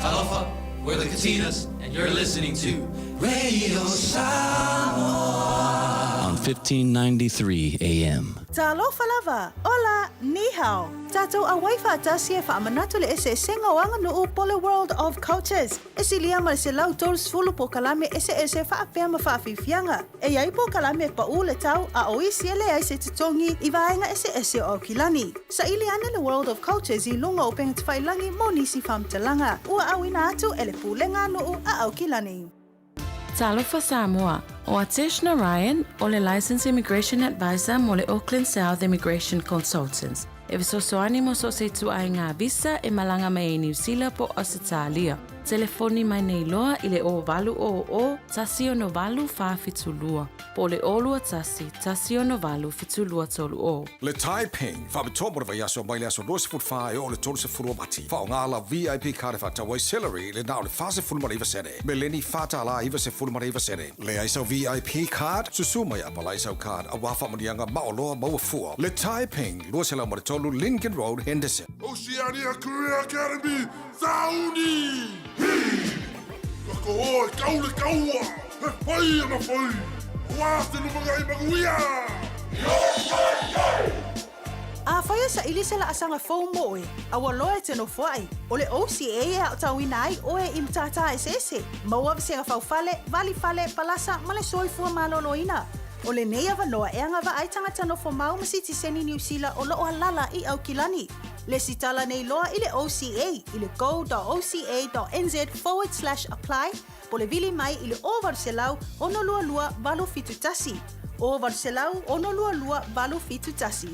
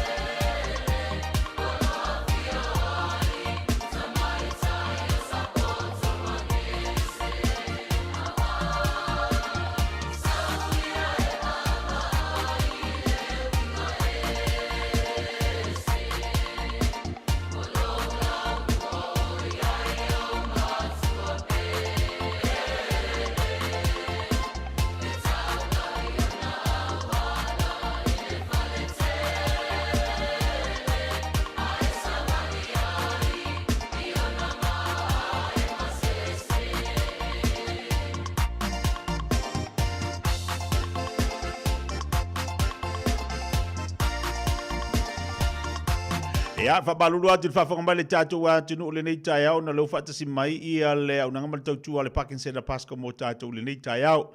La tātou se atu la tautua ma le au nanga mo tātou inei whailo tūlanga o la tautua mo tātou le whaatawhiti po le astofil nei pi ona tātou. Iai, leo whaatasi mai sunga Terry le au nanga tautua ina I Papa Toe Toe. Good morning, my friend Terry. Good morning, good morning. Good morning, brother. How are you, my brother?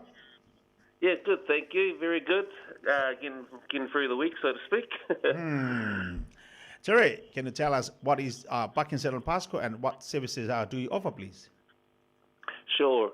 So Parkinson Bosco, they're an organisation that specialise in providing the finest range of quality memorials, headstones, granites and concrete glazed curbs. They also provide restoration services regarding headstones that need sprucing up, so to speak, a facelift, and they offer extensive knowledge and experience. They've been around for over 135 years, so we pride ourselves in assisting families to select and personalise their family memorials to their vision. Okay, Terry, how much do these headstones or memorial cost? It depends on the size, stone colour and the style of the memorial. So, as an example, they all include GST. Cremation plaques, they can range anywhere from, say, 700 up to 2,000. We also offer bronze plaques as well, which could range from 500 to 2,500. We have your standard upright headstones as well as raised plaques. So once again, anywhere with granite headstones, they can go up to 1 metre by 1 metre in dimensions, and they can cost anywhere, say, from 3,000 up to 12,000. So it really comes down to the size, colour, and style of the memorial. How long does it take to produce a headstone, Terry? Good question. There are time frames for families to organise. So there's time for preparing the photo inscriptions prior to commencing work on the headstone. So 6 to 8 weeks notice for unveiling, so to speak, is what we prefer. But we tend to be booked out 3 months ahead. So at the moment, we're booked up to May. So peace of mind is to come in at least 5 months prior to an unveiling, set in Auckland. And also, if you're looking at wanting a stone to be sent to, say, Samoa, we'd like to put them on a boat 2 months before the unveiling date in Samoa. So if it needs to be there December, we need to put it on a boat in October. So family need to come in at least 6 months prior so we can organise the groundwork behind that. Yeah. Okay, Terry, where are your showrooms and how can we contact Parkinson and Pasco? Great question. So we've got 5 showrooms in Auckland. I'm based here at the Papatoetoe branch on the corner of Wiley Road and Puinui Road. And we have Luciana at our Otahuhu branch on the corner of Mason Ave and Great South Road. We have Debbie and the team in Onehunga on the corner of Nelson Street and Onehunga Moore Road, just as you get off the motorway going north, going into Onehunga. We have Stephanie and the team out on Great North Road, Glen Eden, Sharon and Bush Road, Albany, and then we also have a branch down in Tauranga on Gretton Road, managed by our lady down there, Louisa. And the best contact number to get us on is our 0800 number, which is 0800 733 433, and also you can have a look at our memorials online via our website, parkinsonbosco.co.nz.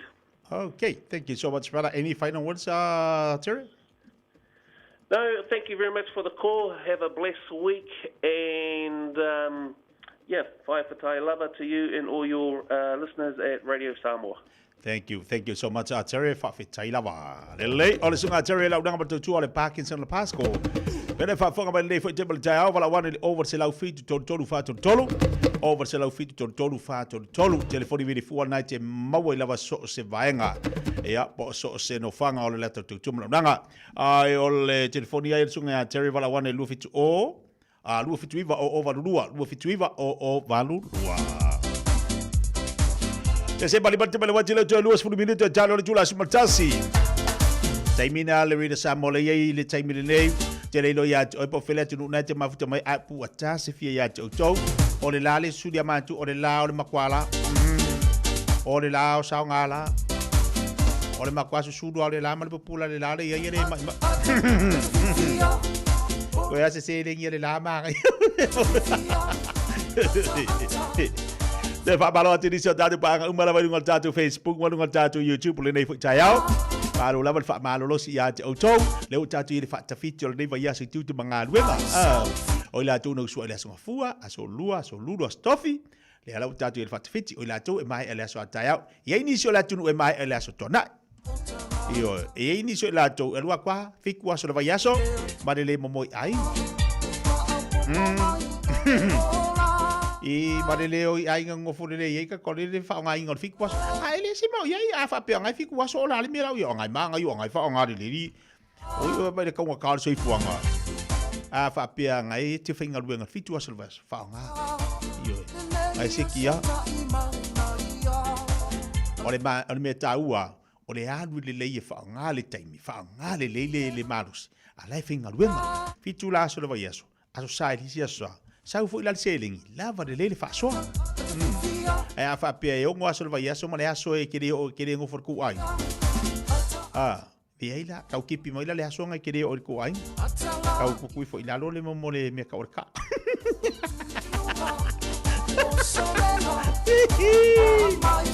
Ala aso kofi ai ol mak mama ngai ala kofi. Ya la ngala kofi o e ma ole. Mama fa fo yo ma fa fa. Kau fa mama mai ma fa fa. Mama mai ore ai fai ama aru lungar kau ka se fuanga. Oi, ore pam pensing ila le. E ser kulang wa di pensing, me la le ka ki fa manga ko fo tatu wa tunu tatu uma. O tatu ia e fie tele fe o hai. Tau tu na lo pensing, wa va ko pensing. A lo mingo lungar ka la di makas. A dua ka la di makas. Se si aku lungar dua ka la un se furu.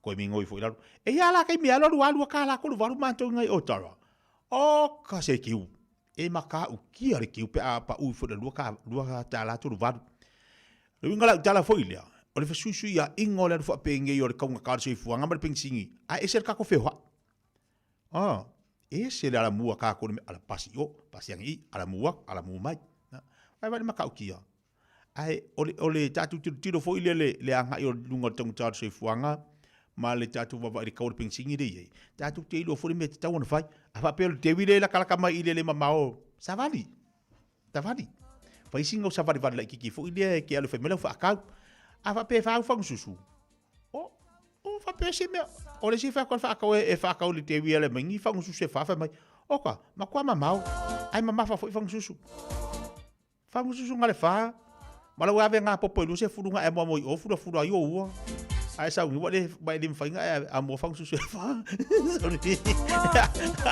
sorry vai fai mai o vai wa kinga wala la ngale le alo fai le kingo fai mai ese a o le va usa vale pe ka o mingi le wa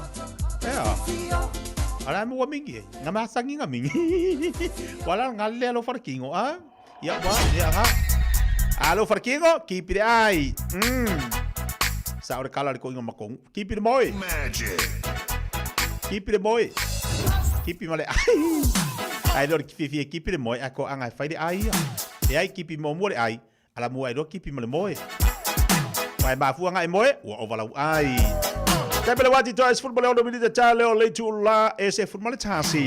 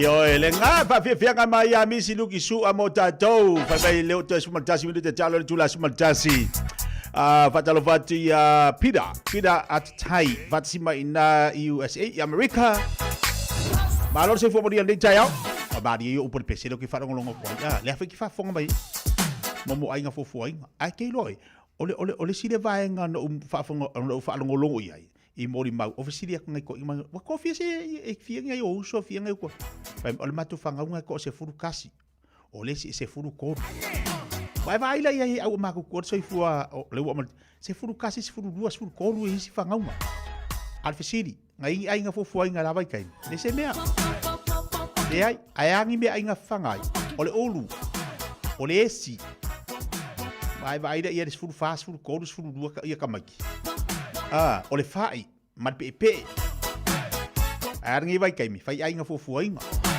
aya le ai me le ia ke mi uma ai fa spovi ai fa si mamoi ai fa me fai ai nga fofu ai nga oi oi fa nga ku pele wins la le ai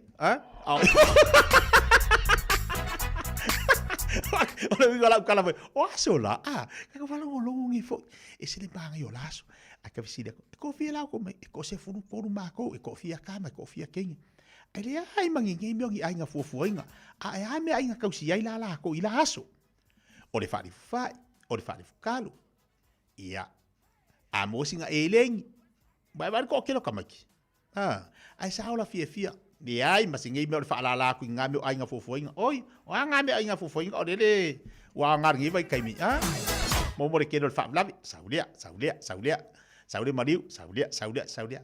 A le vai kai milange, oka. Wanga le ko fiku, ko lima kamai, ai fai mai, fai ai nga fufuai. Ai vidi mai se kupe fai mai, ko kene se au whanga, ale ngar ko lima. Wai va ai le leido fufu.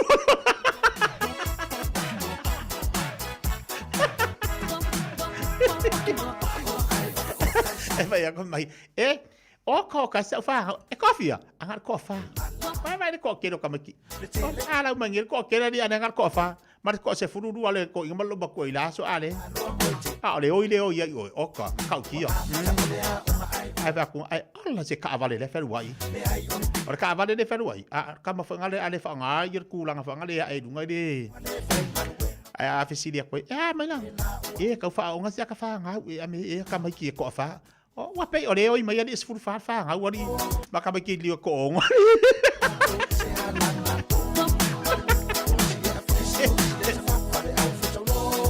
Oka o aso la ya nega kido a mama mangelo makua ya se mama fa ngai lang kam ko aku le me li maulea ka fa so ye vai kai mi wa mau aku pe kamaiki o aku le wins so ang ya ku le me se le asu wingo le olanga ya malo le musa pa wale me ya e poco ke ola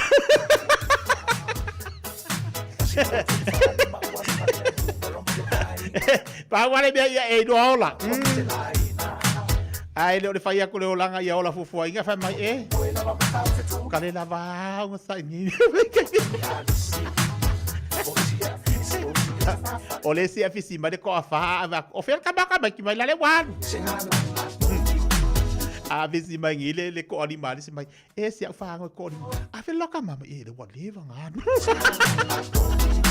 o ya la fa kau ma fa pepe mai la fa pe ngau ma ka o nga fa ka alo ba ku so taiso asi dia le afisi le ya nge alo ba tu to fa ya teti alo fa ka venga se mai nei fa Fiafia ka mo ka ko ngi ka ya fai Maria de Taeao so if you minute challenge la sumatasi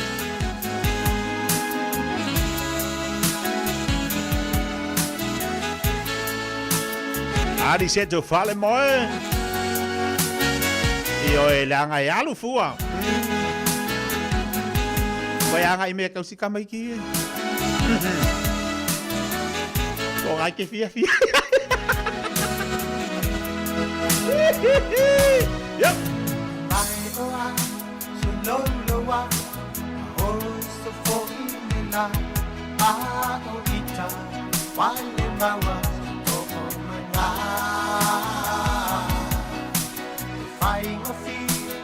fai ngata lo fai de para atua sele motu pafuta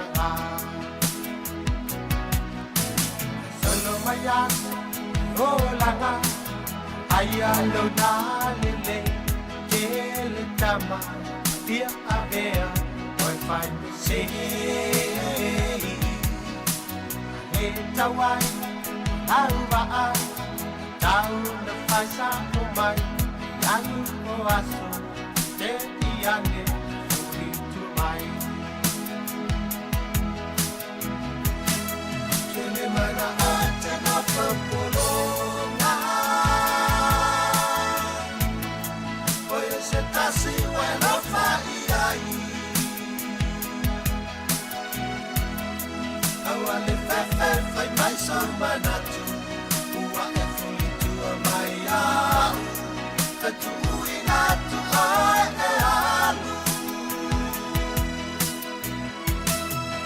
tatu na o mana ona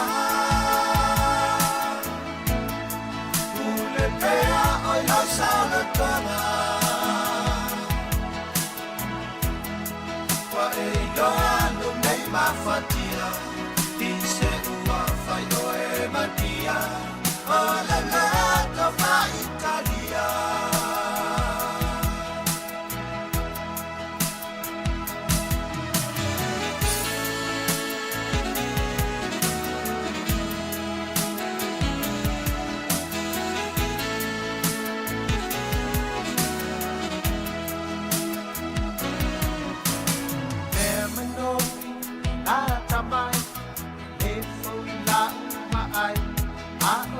aso e mo atu toi o mai e kuna mai pe mai mani e lo fa na fai fa asin oli atu o fofonga aya binti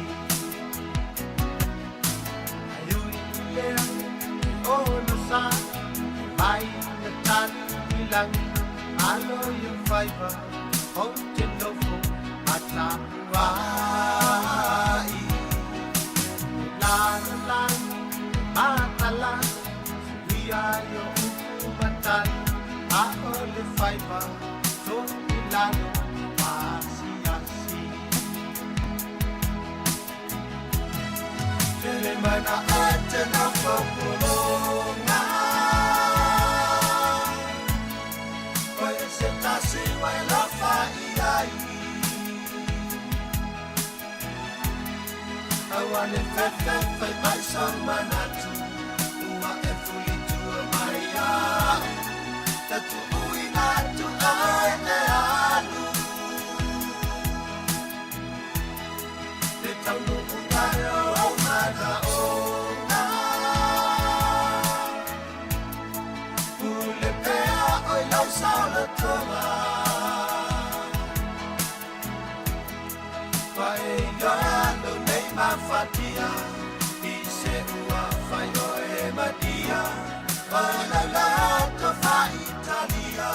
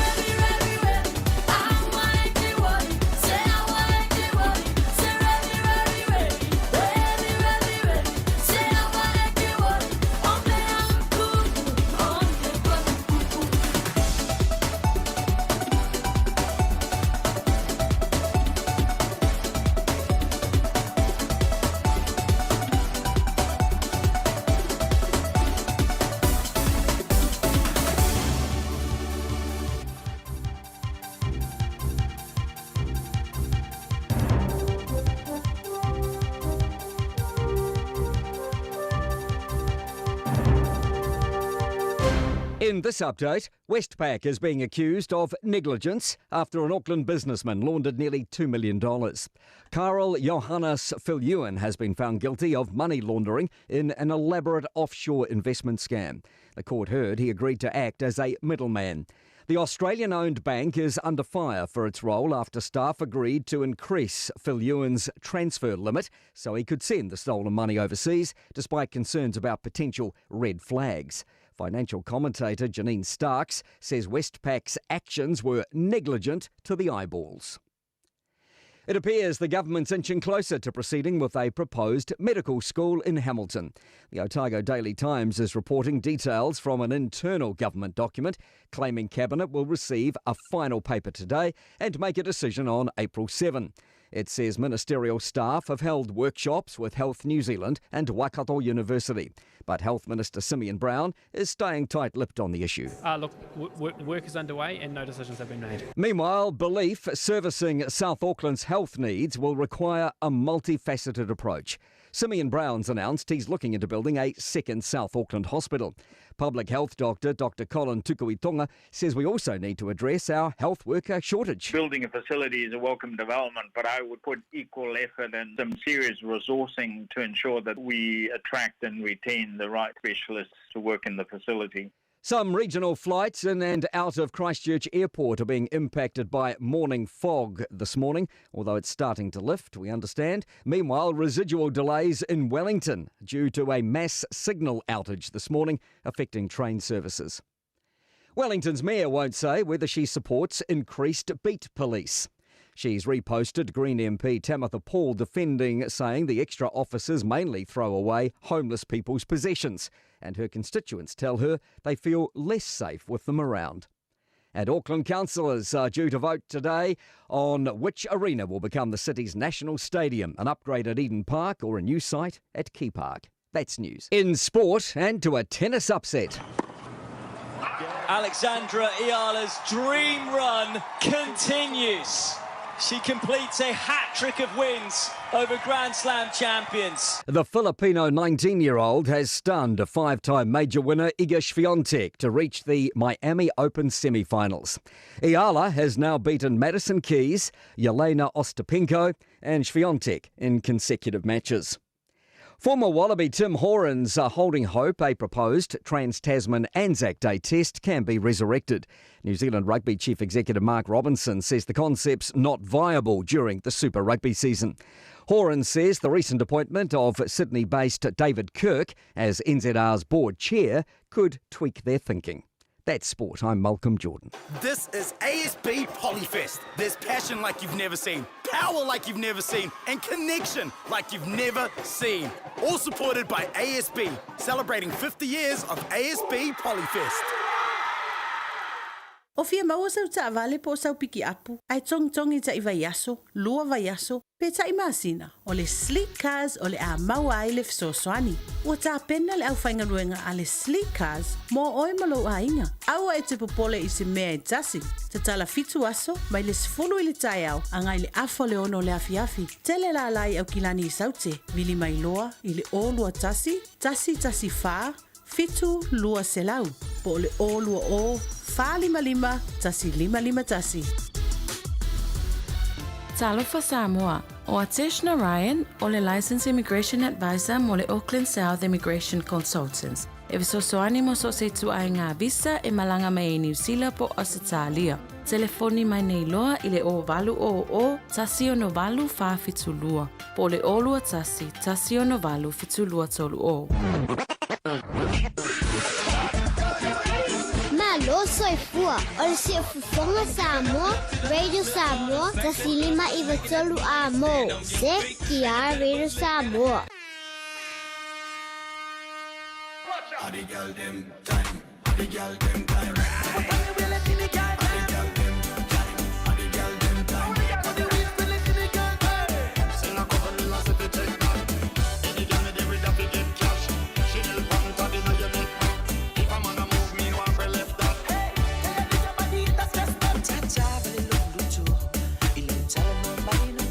DJ,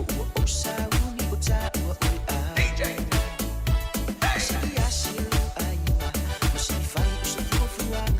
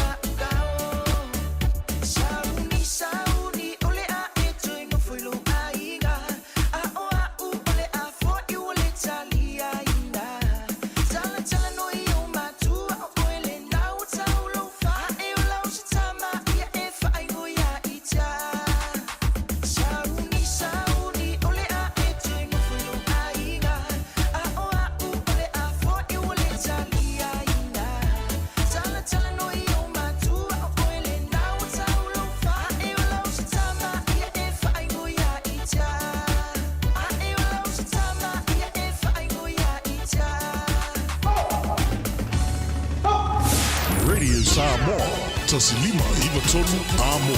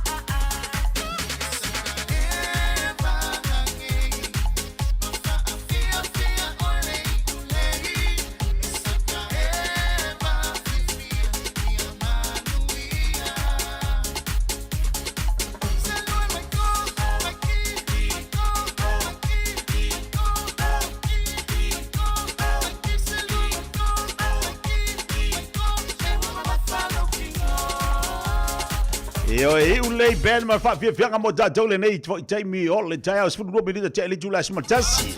Pa jalo fati ni sota du pa anga fata sima Australia ma lor si fu manuia America. Le fata sima fo iniso ilanto. Pa malo atu Canada le fata sima iniso tato wole nei fo tai mo le Taeao. Ma lor sa.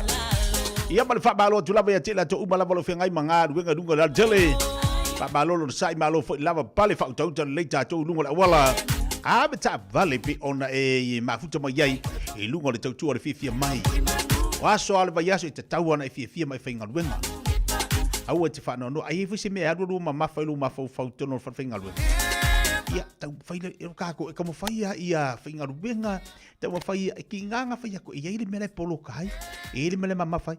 Ke ronga kua e lunga malongo foa, ka relax na kiki whanarua de spiko. Ia koe sau koe, mawari si mawhau whaunga lei. Vai le manga ia kere la fufuanga tau na fai. Ia e alu alu wade sau sereng ia ngolu mingo ia ngolu ngofo fa sanga de spiko ai sale ai si. Pe ngale o langa bersoi fu. Datu tio. Patala batu datu bo klabe ile tau tau la ngale Island Style Barbecue. So se ia tanga bal fatua. A Fiafia ngangi ole tatu night market ni o Henderson. O le West de la se etwal tatu fal inga na le Fiafia nei ale Island Style Barbecue. Ia o to telefoni la tu si le fia le tatu le tamari o tatu wa tunu. Wala ki koe papole ka koe le tu sifo o kila ni le Fiafia nei. I ka ele lima ngangi, wani wanga olole o ngā umua ka mo tango ngangi. Barbecue, o le chops, o le steak la, marka ko pipi. Anga ia nela tatu free market po tatu market na Henderson le Fiafia nei.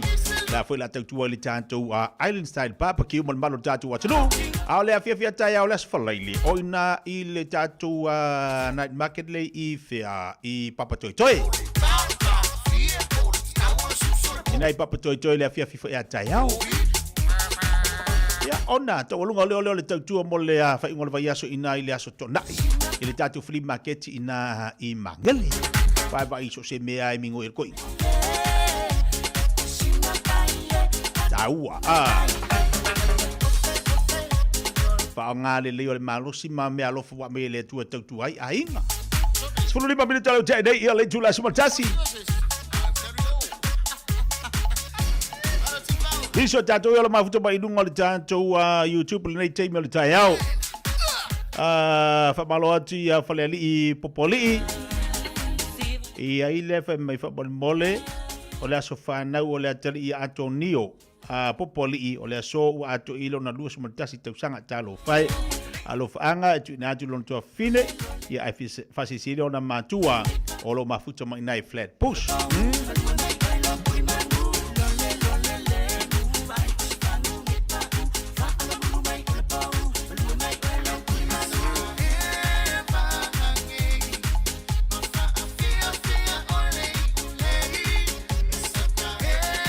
foi a toile so soifua so ya misa ana e tofi paila ya lo fai manuia lo so soifua brother ia to anga le e fai ngaruenga ia maabe tu peritina wa tau singa o ta mamtua manuia lo so soifua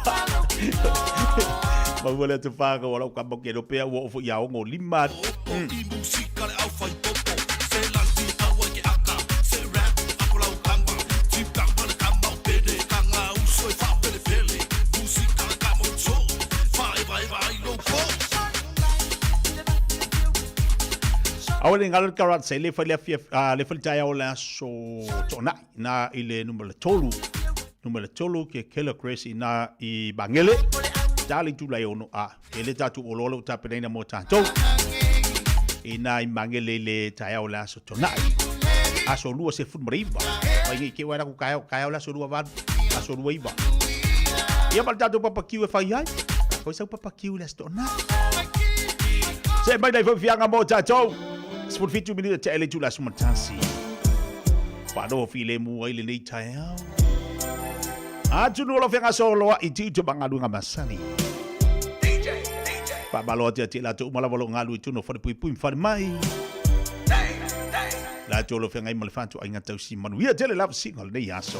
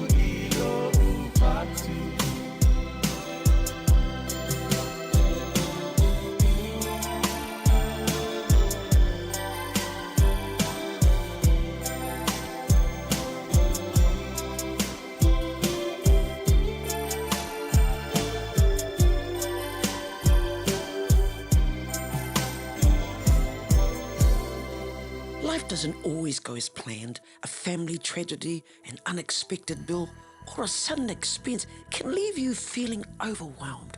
If you're a homeowner and need urgent financial help, Api at Finance Direct Limited is here for you. I understand your situation and provide professional caring solutions to ease your stress. Don't face it alone. Call me today on Oluolo Ovalu Fiafia Lima Tolu Tolu.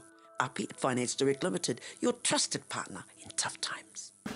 Sunga o whenga whakao elo ka wale fo maunga Max Ila. Senga uka amilo i au kilangi. Mo koe foi mai lawa i o Tara i le Taeao World and Auto Limited. Lea ma o aiso skoi ngā meg ma pa uka avar. A ole me piko sidi. E ngā le lua lima ka ala vai aso le kokongi. Le Taeao World and Auto Limited e te maua i ta wale ma pa utau ngō fia ia New Zealand antoa. Mo fo i se ti mag wheels mo so se tu ai ngā ta wale male telo isi au unanga. Warren Up Fitness i le na ole se fulu tala bea i wha i lo i eina e wha afafonga le Radio Samoa i nei wha abitoa. Talia wins quotes, cue cards maisi. Wala au lo le Taeao World and Auto Limited i le lua fitu tasi tolu o mo pa uta avale. Po le lua fitu wha tolu lua o mo le fale inisinia. Matau te whaia ni fo aroi le aso lava e te fio mai ai i le Shine Dental. Ai e iai inga wha apitoa. Matau te salia le Afterpay, Zip, cue cards wha apea wins quotes i le Shine Dental. E whaia fua wha talanoanga ma le ACC i le Shine Dental. Le aise tongi mo whanau i le bao le se furu lua i le se furu walu tusanga i le Shine Dental. Talanoa mai le tongi ino le whainga o nipo i whaunga ai le Zip, Smile Now, Pay Later. Le aise tului i le Shine Dental. A fio mai le 555 Great South Road Manukau pe wala au le lua fitu ono fafa. Lua fitu ono fafa mo le Shine Dental. 24 hours a day, 7 days a week, Radio Samoa streaming live on www.radiosamoa.co.nz. Oma fa kongul kamal bengo fa koi. Ya? Oma na tau tala litam. Ngoko kana yang ngasi ngomor ka koloku.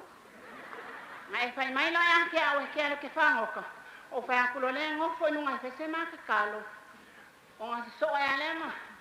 Mal saka mal pa ku lo le pia. Vai oi. Ka ke lo le le o ule fa ya upol mu.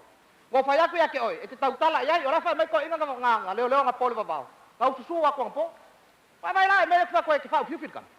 O ke le o Fiafia se kama kasu. Anche la Malia. Wako aonga ka fa o ke le o Fiafia se kama kiti. O lea po yo ki kalangoa ya ele Taeao a Fiafia. E a ma ele vi ima ele sua lo tato tama. Vai oi. O leo ke fa yaku. Leo ke tau tala le yaku. O leo le kama le o Yosua.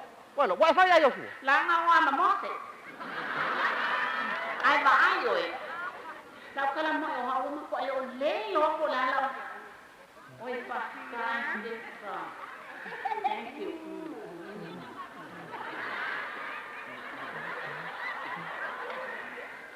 Ba o ba fa ya? Wa ma o ka e me na no le ke pia.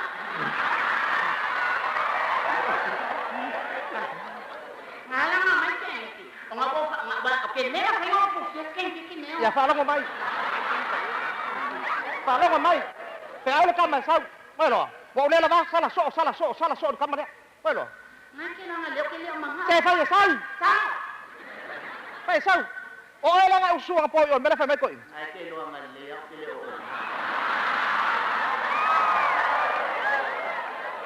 Le mo fai o lo ke lo. Ko, fa no ma so fa ya.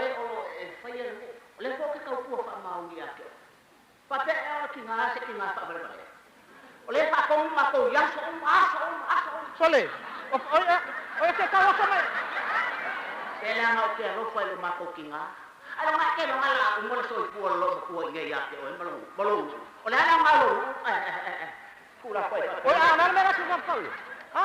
O ya ko ei. Uso. O so pa ba ka wa ku ya ke o. Ka wa ku da. Ka wa ku ya o me sa. Ela o mga o ma ko pa. Oi, e alu au kaukala o fa sala fa ka wois. O me ga ma e fa fi le mo ko. O ye ki fa pi. E po ga yo oi. Bueno. Wa ka fa yo. Ai oi. O la ka fa yo. O le fa tonio. Fa tua. A ver, e aí de calçao. Ai ka te ai ka fa pi o fa ye ka. O le lor me la fai. Bueno. Fa ya le ya ke o ya. Tan kwa ma. Pero ya le ringa fai.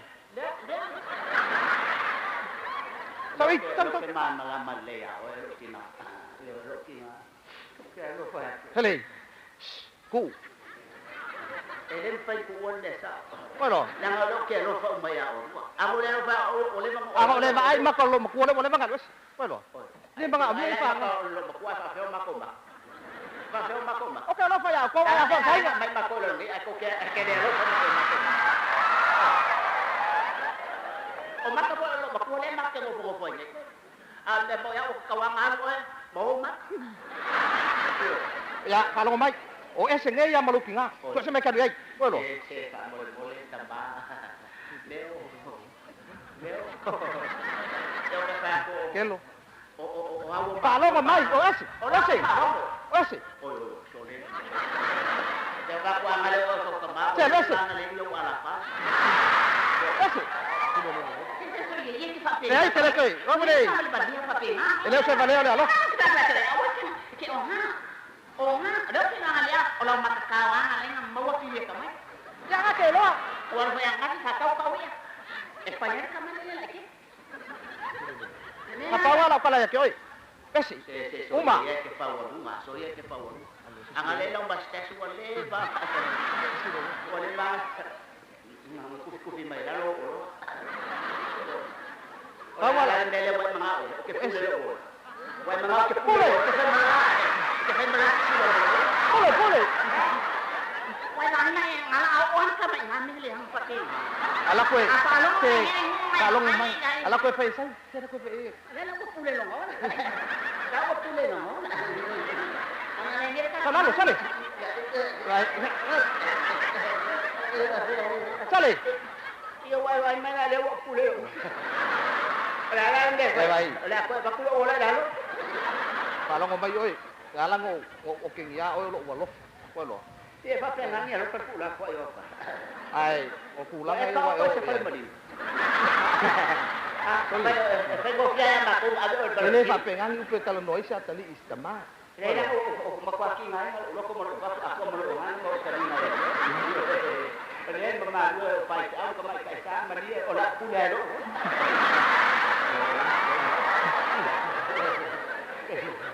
Sale. Kemai kat sana pun sebab kena cek lo kemai.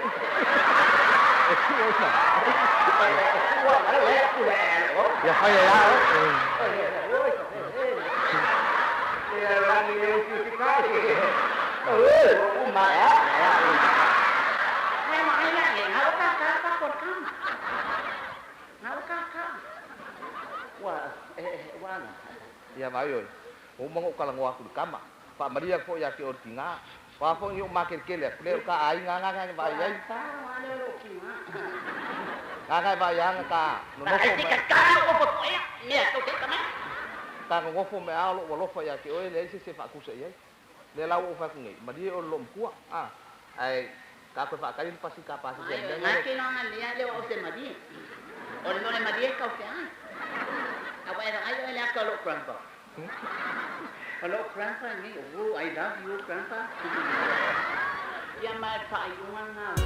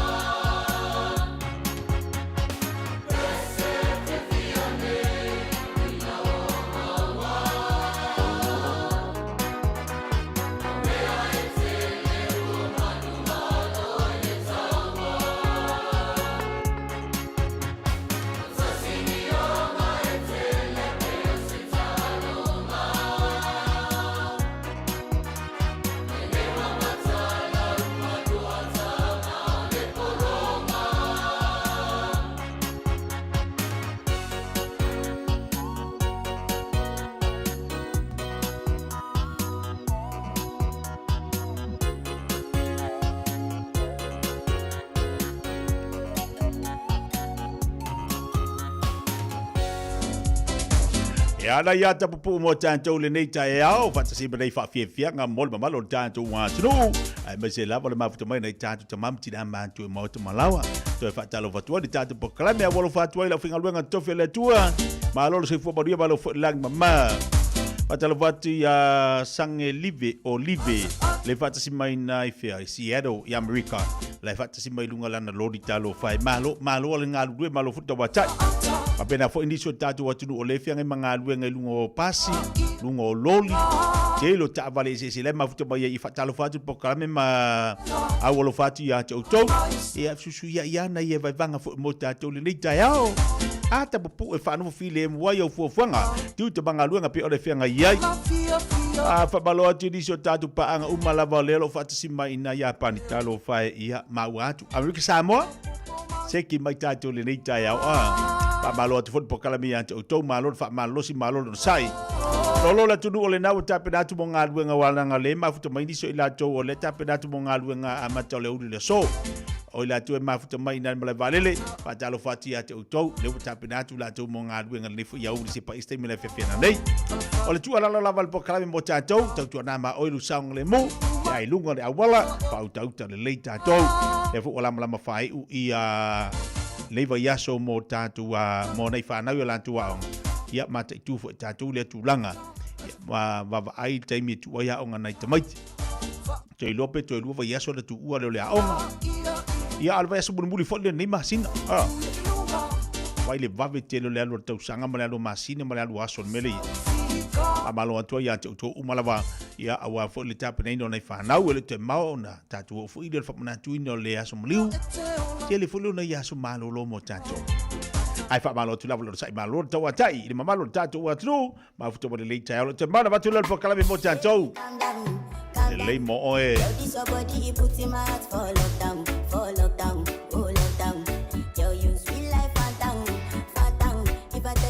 Babalo tu lo se ya fu mono, brada lo fatu boni tele tu bangalunga lo fengai ma o le Taeao. Ora ngapa tau tu le Prime Finance. Eusy Esteem, my friends is a lot of way o tahuhu.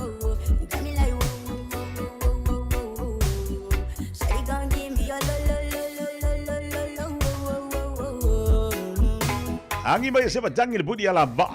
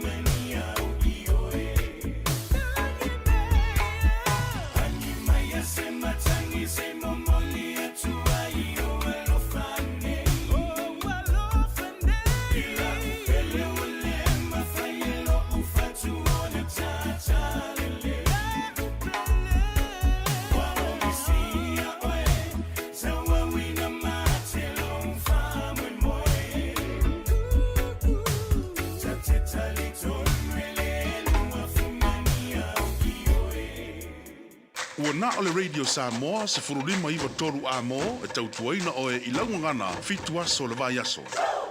Ua mawhai o na aura tula polo kalame le leimo o i aso taitasi o na o le langolango malosi le whale maliu a se alo le atunuu o ese tātupu Funeral Directors i Manukau City. O kalame leimo o e talo falava. Everything in life begins as potential. O le upa peritania le nei o le potential. Nono winga o se malosi se tāleni ele o iloa atu o lo o fiufi po o vaenga le olanga e mawhai o na whaatino ina e manuia te le ai le tangata. Pei ona mata whao ma lau grandson i le pakata whao i le tasiaso. Sa pike lo atali se fatu le la au sa mata alo ai lalo. Na sai ese lo atali i le atingi mango o le fatu la au mwhai mai. Vai, e lanu mea mata totono o le fatu granddad. Lalo no winga. Na utali ai o le fatu le na sa fifi i pa umango lea na e sai na ese. Wa uma na tu ia i le ola ma le malosi. E tupu maula mai ai, e pei o le la au tele lea tati whaonga aina lona paulo, tati ta whawa i lalo. E maua isa manatu mo i tātou mo le nei aso. Na whausia i tātou e le tua, with great wealth of potentials. Pa ua uma ona to tō le fatu whamanuianga i tono tangata uma, e le tua. E pei ona tu sia le fata o to o le poto, o le mesili lea ia maua le poto, o mea uma e te maua, ia maua mai ai lea tamai. O tele taimi ua ngata le tātou wa ai mea wa tātou maua, i o tātou lima. Wa tātou whaapeane, wa lava lea. Wa ngata ai fo i male mawhai o na tātou whaonga ina, ma tatala ina whaamanuianga le tua, ua uma o na tofraina mo tangata taito tasi. O le poto male malama lama, o le tua, na ia whausia ina ai le lalolangi. A whaiane tangata o ila tau o ni tangata papoto, e te tau o na tātou fisilingia. O wā masalo ele o le poto sa o lea, o loo moli mau mai ai, le tuspa ia o le poto o le tua. E pei o na lui e paulo le au papoto korinito. Po i whea tangata papoto. Po i whea le au tusi upu. Po i whea le filifilinga le nei laulangi. Ele ua avea ea e le atua le poto a le nei laulangi mavalea. O wā o le poto o le atua, ina ua le iloa le atua e le laulangi lo lato poto. Ua whinunga lo ai le atua ia whaola ina i le valea o le tala inga a e ua whaatua tua. O le poto o le laulangi, ele o whaonga ina e whaataunu ina ai fuafuanga ua uma ona tofa ina i le atua mo tangata mo le leima le manuia lau tele o tangata. Lono winga o le valea lea. A whai ua iai le poto, ai o loo whaonga ina pepelo mangoi ai o le valea lea. A whai iai se tale ni pese, ai a whai o loo e wha malo si ai winga se ma leanga o le nelaulangi o le valea lea. A whai ua iai le poto e su e ai mai luanga ngana ese, ma le su e ina o le tuspa ia, ai a whai ele o wha e lua i le ola talitonu o le valea lea. A whai iai le poto wha scientist e su e ina turo mea, ai o le te e le tua o le valea lea. Pese al whai salamo, ua whai ane le vale i lona loto, e le aise tua. A whai e te ena le talia ina o Yesu e avea ma whaola, wa na o Yesu lava le whaolatanga, o se valea sirisili lea. I te tono i tātou uma ua iai le malosi, e avea i tātou masurva ai o le poto le tua. E ui na vale i tātou le wa ai al laulangi, ai o le mea sirisili, e le vale lea i le sile whanga le tua. A ua manatu le poto le laulangi, o se mea valea le whaolatanga ia Yesu, le maliu Yesu i lunga le sa tauro. Ai pe ona ta ue Paulo, o le poto sirisili leo le tua. Talia le poto Yesu e te poto ai, then you will have full potential. Mamana tua, e le lei mo oi. O le ese tatupu Funeral Directors o se fale maliu Samoa o le tali foilea o taimi whengata ona o le malanga al maliu maleoti e mawhaifoi o na latu awinatu ma awina mai tino maliu o e pele mai so o se atu nuo lanolangi wala auno le ese tatupu Funeral Directors i le lua ono lua tolu fitu o pea fiuane ele se fulu male balu Norman Spencer Drive in Manukau City.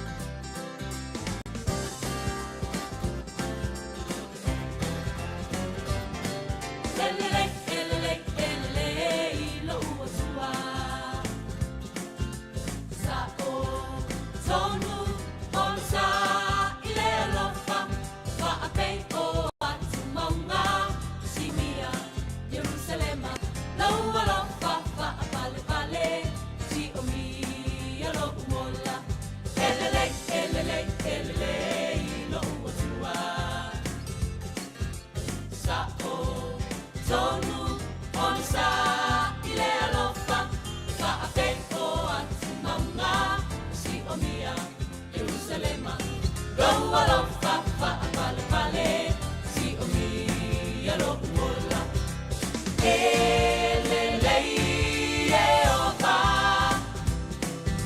e fa ava paulo na alofa elelei e opa e fa ava paulo na alofa elele elele elele lo tua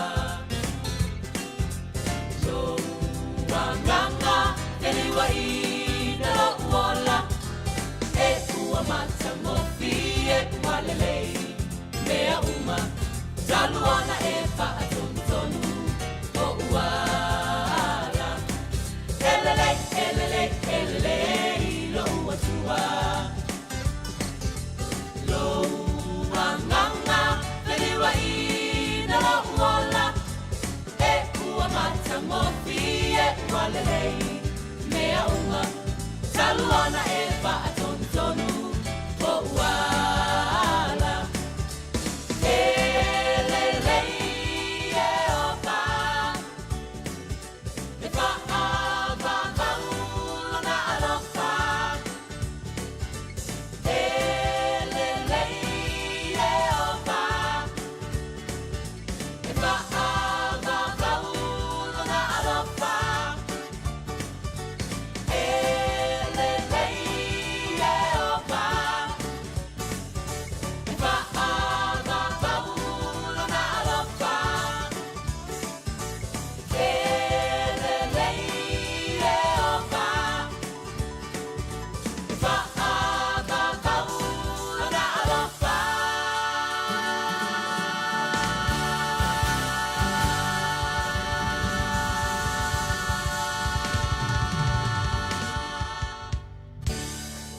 Ele whaingofia le soi fui anto whanau ia onga ona o le taunga tau le soi fuanga wai nei. Ai o te peraina le Digicel te whaapitoa e te ono marumalo ai I whailonga ta I lima se lau tala cash e se fulu e se ina yaso for waile te tasi e lima whailonga ta I lima se lau tala morisila lima whailonga ta I lima se lau tala mo au se talia la fonelo sau top up lusu tala pe siniatu mo soga varua I te ono marumalo ai e te anga wa fo ipe a whaongale au unanga le ClickX e lafu ai le sele ni I le MyCash a le Digicel I Samoa Fiti Tonga Mavaruatu e ia inga o le rei whaapitoa mo nisi whaamtalanga asiasiane I le digicelpacific.com Sekia Digicel.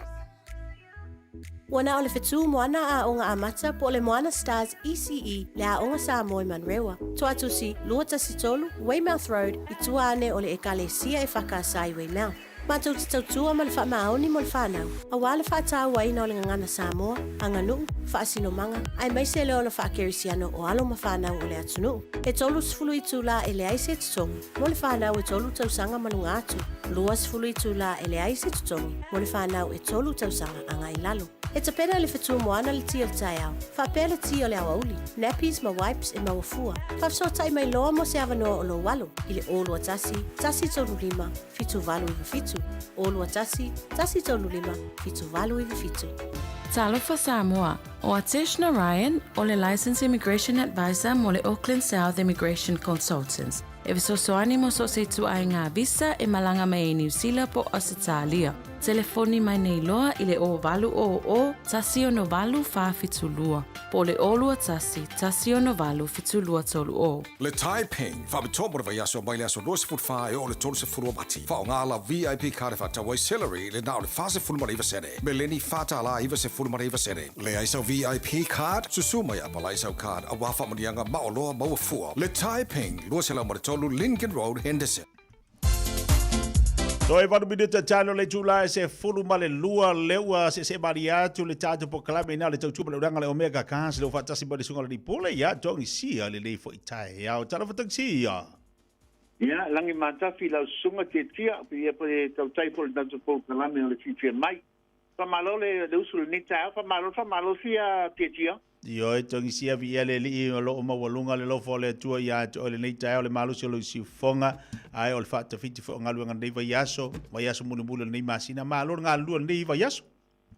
Yo e lo palava Yesu ya tongia ke tia. lo fa Yesu ia tungsia o le mo lo la tungsia e lo fa foi ia le Yesu ia oe e lo fa foi tanga to o mo le nei la lo langi tia ale no le lo fa e a o le te lo fa mo ia Yesu pe te lata foi ia Yesu ia so umo o lo so i fuama tia sa o le tungsia le si tangata e silo na tau e lo tangata o Samoa moni maliliu ma foi le li pi oe e aí se fa o sala sia leisi si me si don talia el faolo le vai mai wa tangata wa watu wa Samoa moni e pi oe ya o Samoa e deva pa e mo ya Samoa fa istem ya tu fa istem e sili na te ilola mena e fai mai Samoa i pea ia e toanga Samoa e toanga e fai tu Samoa pea e mo pea la no mo tungsia ya te fa malu tu ya e mo ya fa ya foi lele mo ya fa ya foi ai fai fofua e sa lele te ua futun sia to pulu te Taeao wa la na tong sal bila to tong sia sa lele tong sia ana suma e te ia oe walima lima ilunga le fata o tatu vavai wai puta ninga se tulu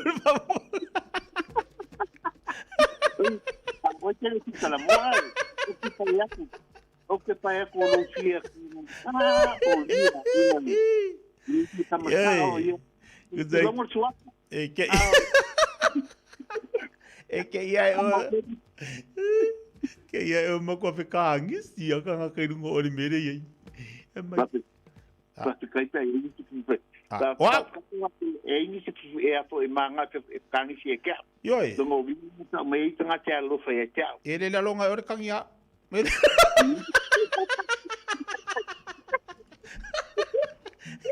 e le la longa o le kangia ko sia kangia o le lo fa ya e a te la ngonga la sunga o tangata tata pitu silina to e ia o ai fo o le malu o le paal e fa penelta la ale malu pa fa petai mo wa tu ele ngari ila to yo fa tu vale la we ele la to ia yo e oye sa o calor fa fingi oye le ai urua ya la konga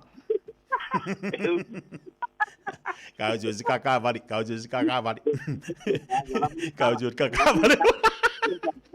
fa kai la sunga ke kia fa tai der mo mato ba noa ia o bi inga lama Samoa fa fo ia te ia yo e o bi inga man fa tai to fa fo ia te ia o no le te ina malo to soi pua ia fa peso mato vola o leo tato felo e Malu le mala pe upol tato antunu fa malo se fu manuia fa malo le to atai fa malo non sai le bai tau mi se tato tonu ante ro nei ia wa fa ngatale so i fuanga tonu New Zealand i wa fa ngata fu mo tau tambia u malama o le as me to tau mo fie pe to fa mo fie le nei bai tau ia ai ia na le fan fan to atum sie pe a fa pe fi fa tau se ta bale yo e ta fa pe maltinoa mana o bi se sa le ainga ia wa fo i pe inga wa lum fa na via onga ia nga ruenga fo i batulanga pa penga ia mal to singo le ainga ma fa ino pe awa le ainga ia na i sumela ia tono tatu fa ta bale o mai e le tele tatu ta bale o tatu mini band o tatu ta bale pite siri na lu ne bai tau le nei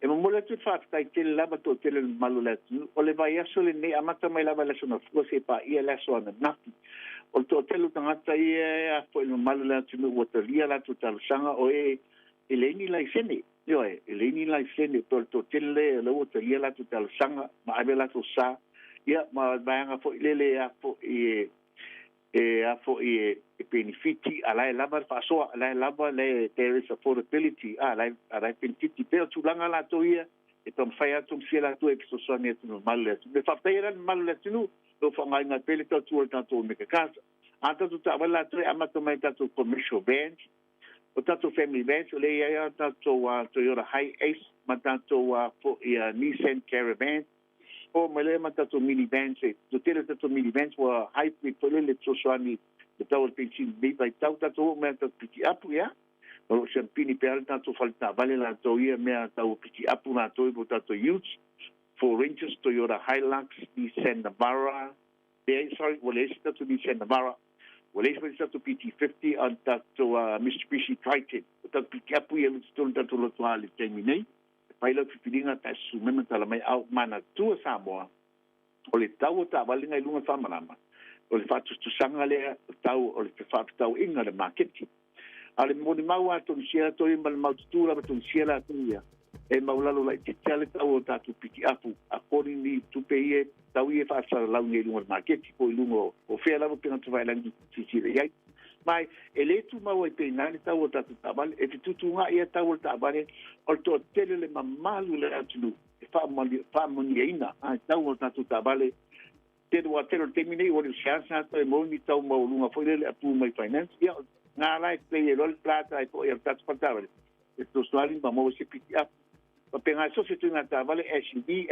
la poa tabale la iti po caso tu planga tala bo todo se tu na tabale e fai fero tu pilinga pa su mai mantala mai au manetua todo o sanga service fu ai tungsia malo me kan sto sa pa todo tabale nei na lua todo o sanga la wam le fitness elisa tu pitu nia todo la listala per registration e tolu te sanga e leise me tongi mantua le ita tu ki e a feli me salam tana so si tabale e dua feli ki a tato piki apu io nisi tu langa la tau ia tau tua fatawa e tau fatabale e nawa masani le mamadu tato wati no su mai tala mai au pile lu se lau kemeni stripe lu se lau kemeni stripe ni pakto toe o manukau ta o nisi ale tato le nai ole oiva lua fitu lima balu te sigua oiva lua fitu lima balu te sigua al telefoni tu sia Oluotasi, Pati Tuono, Lima Patas. Oluotasi, Pati Tuono, Lima Patas. Ya, se pua manviet te tia.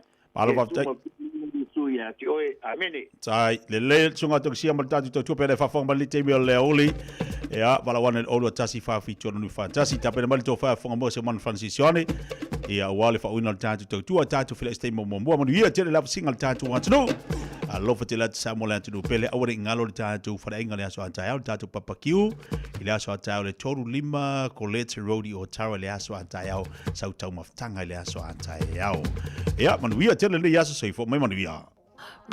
Radio Samoa. Taslima ivatolu amo.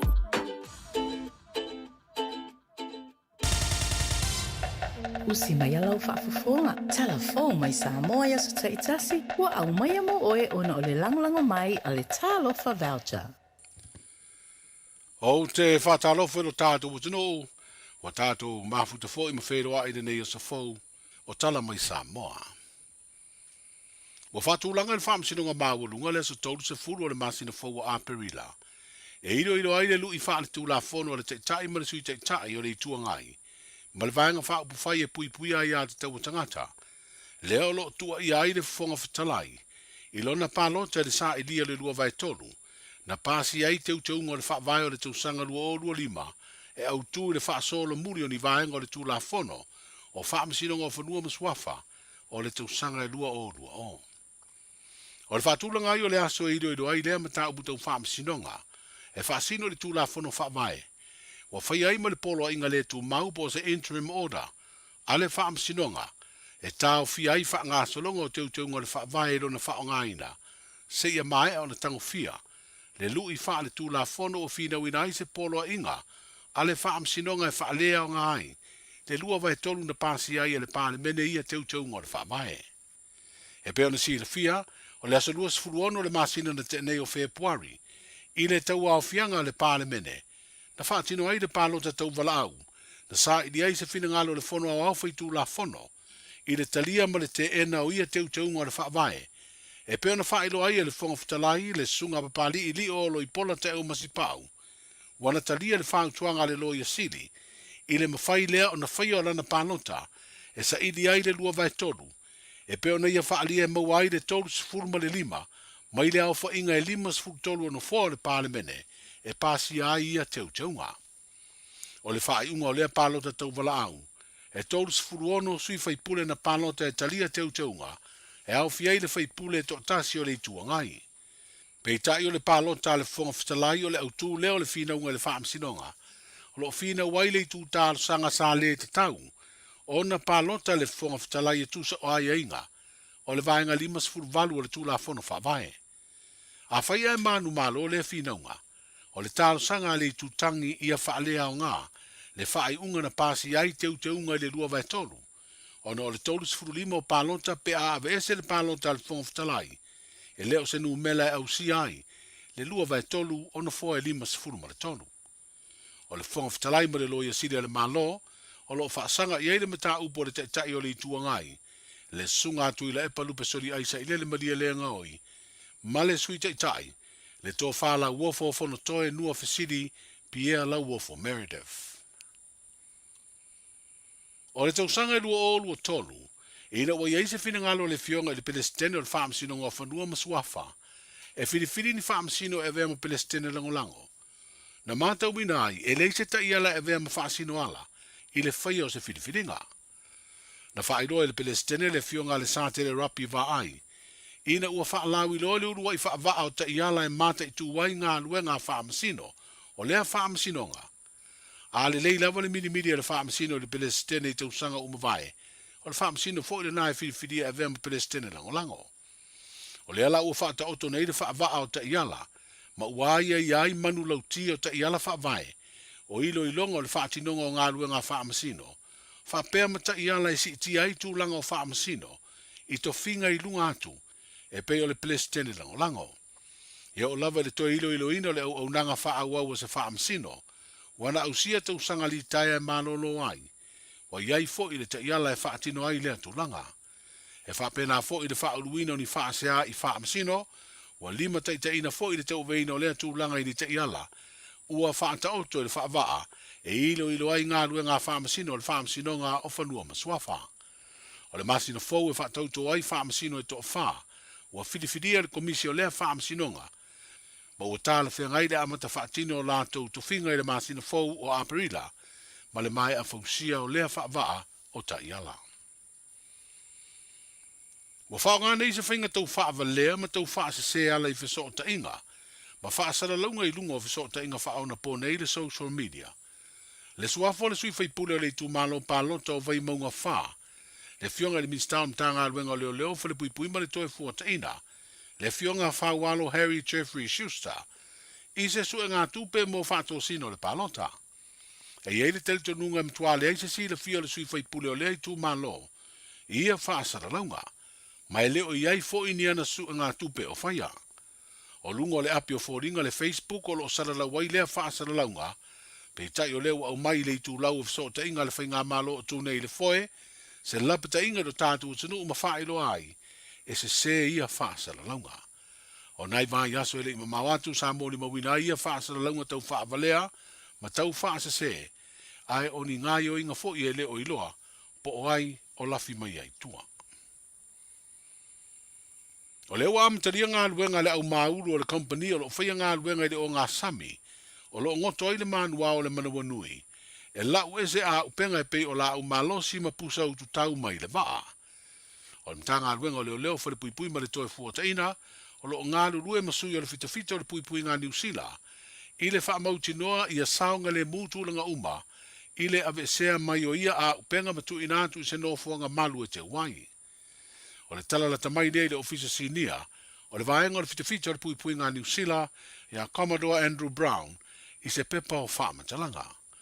O whaaria lea ofisa sinia, o le la si ai o le vaenga o ngā luenga mo le ave sea o ia a upenga, i le mae o na ave ese sua au umawai leanga mai le manuao, wa sila ai nei le malo New Zealand, e feutanga i ma le malo Samoa i leisi la asanga e whatino.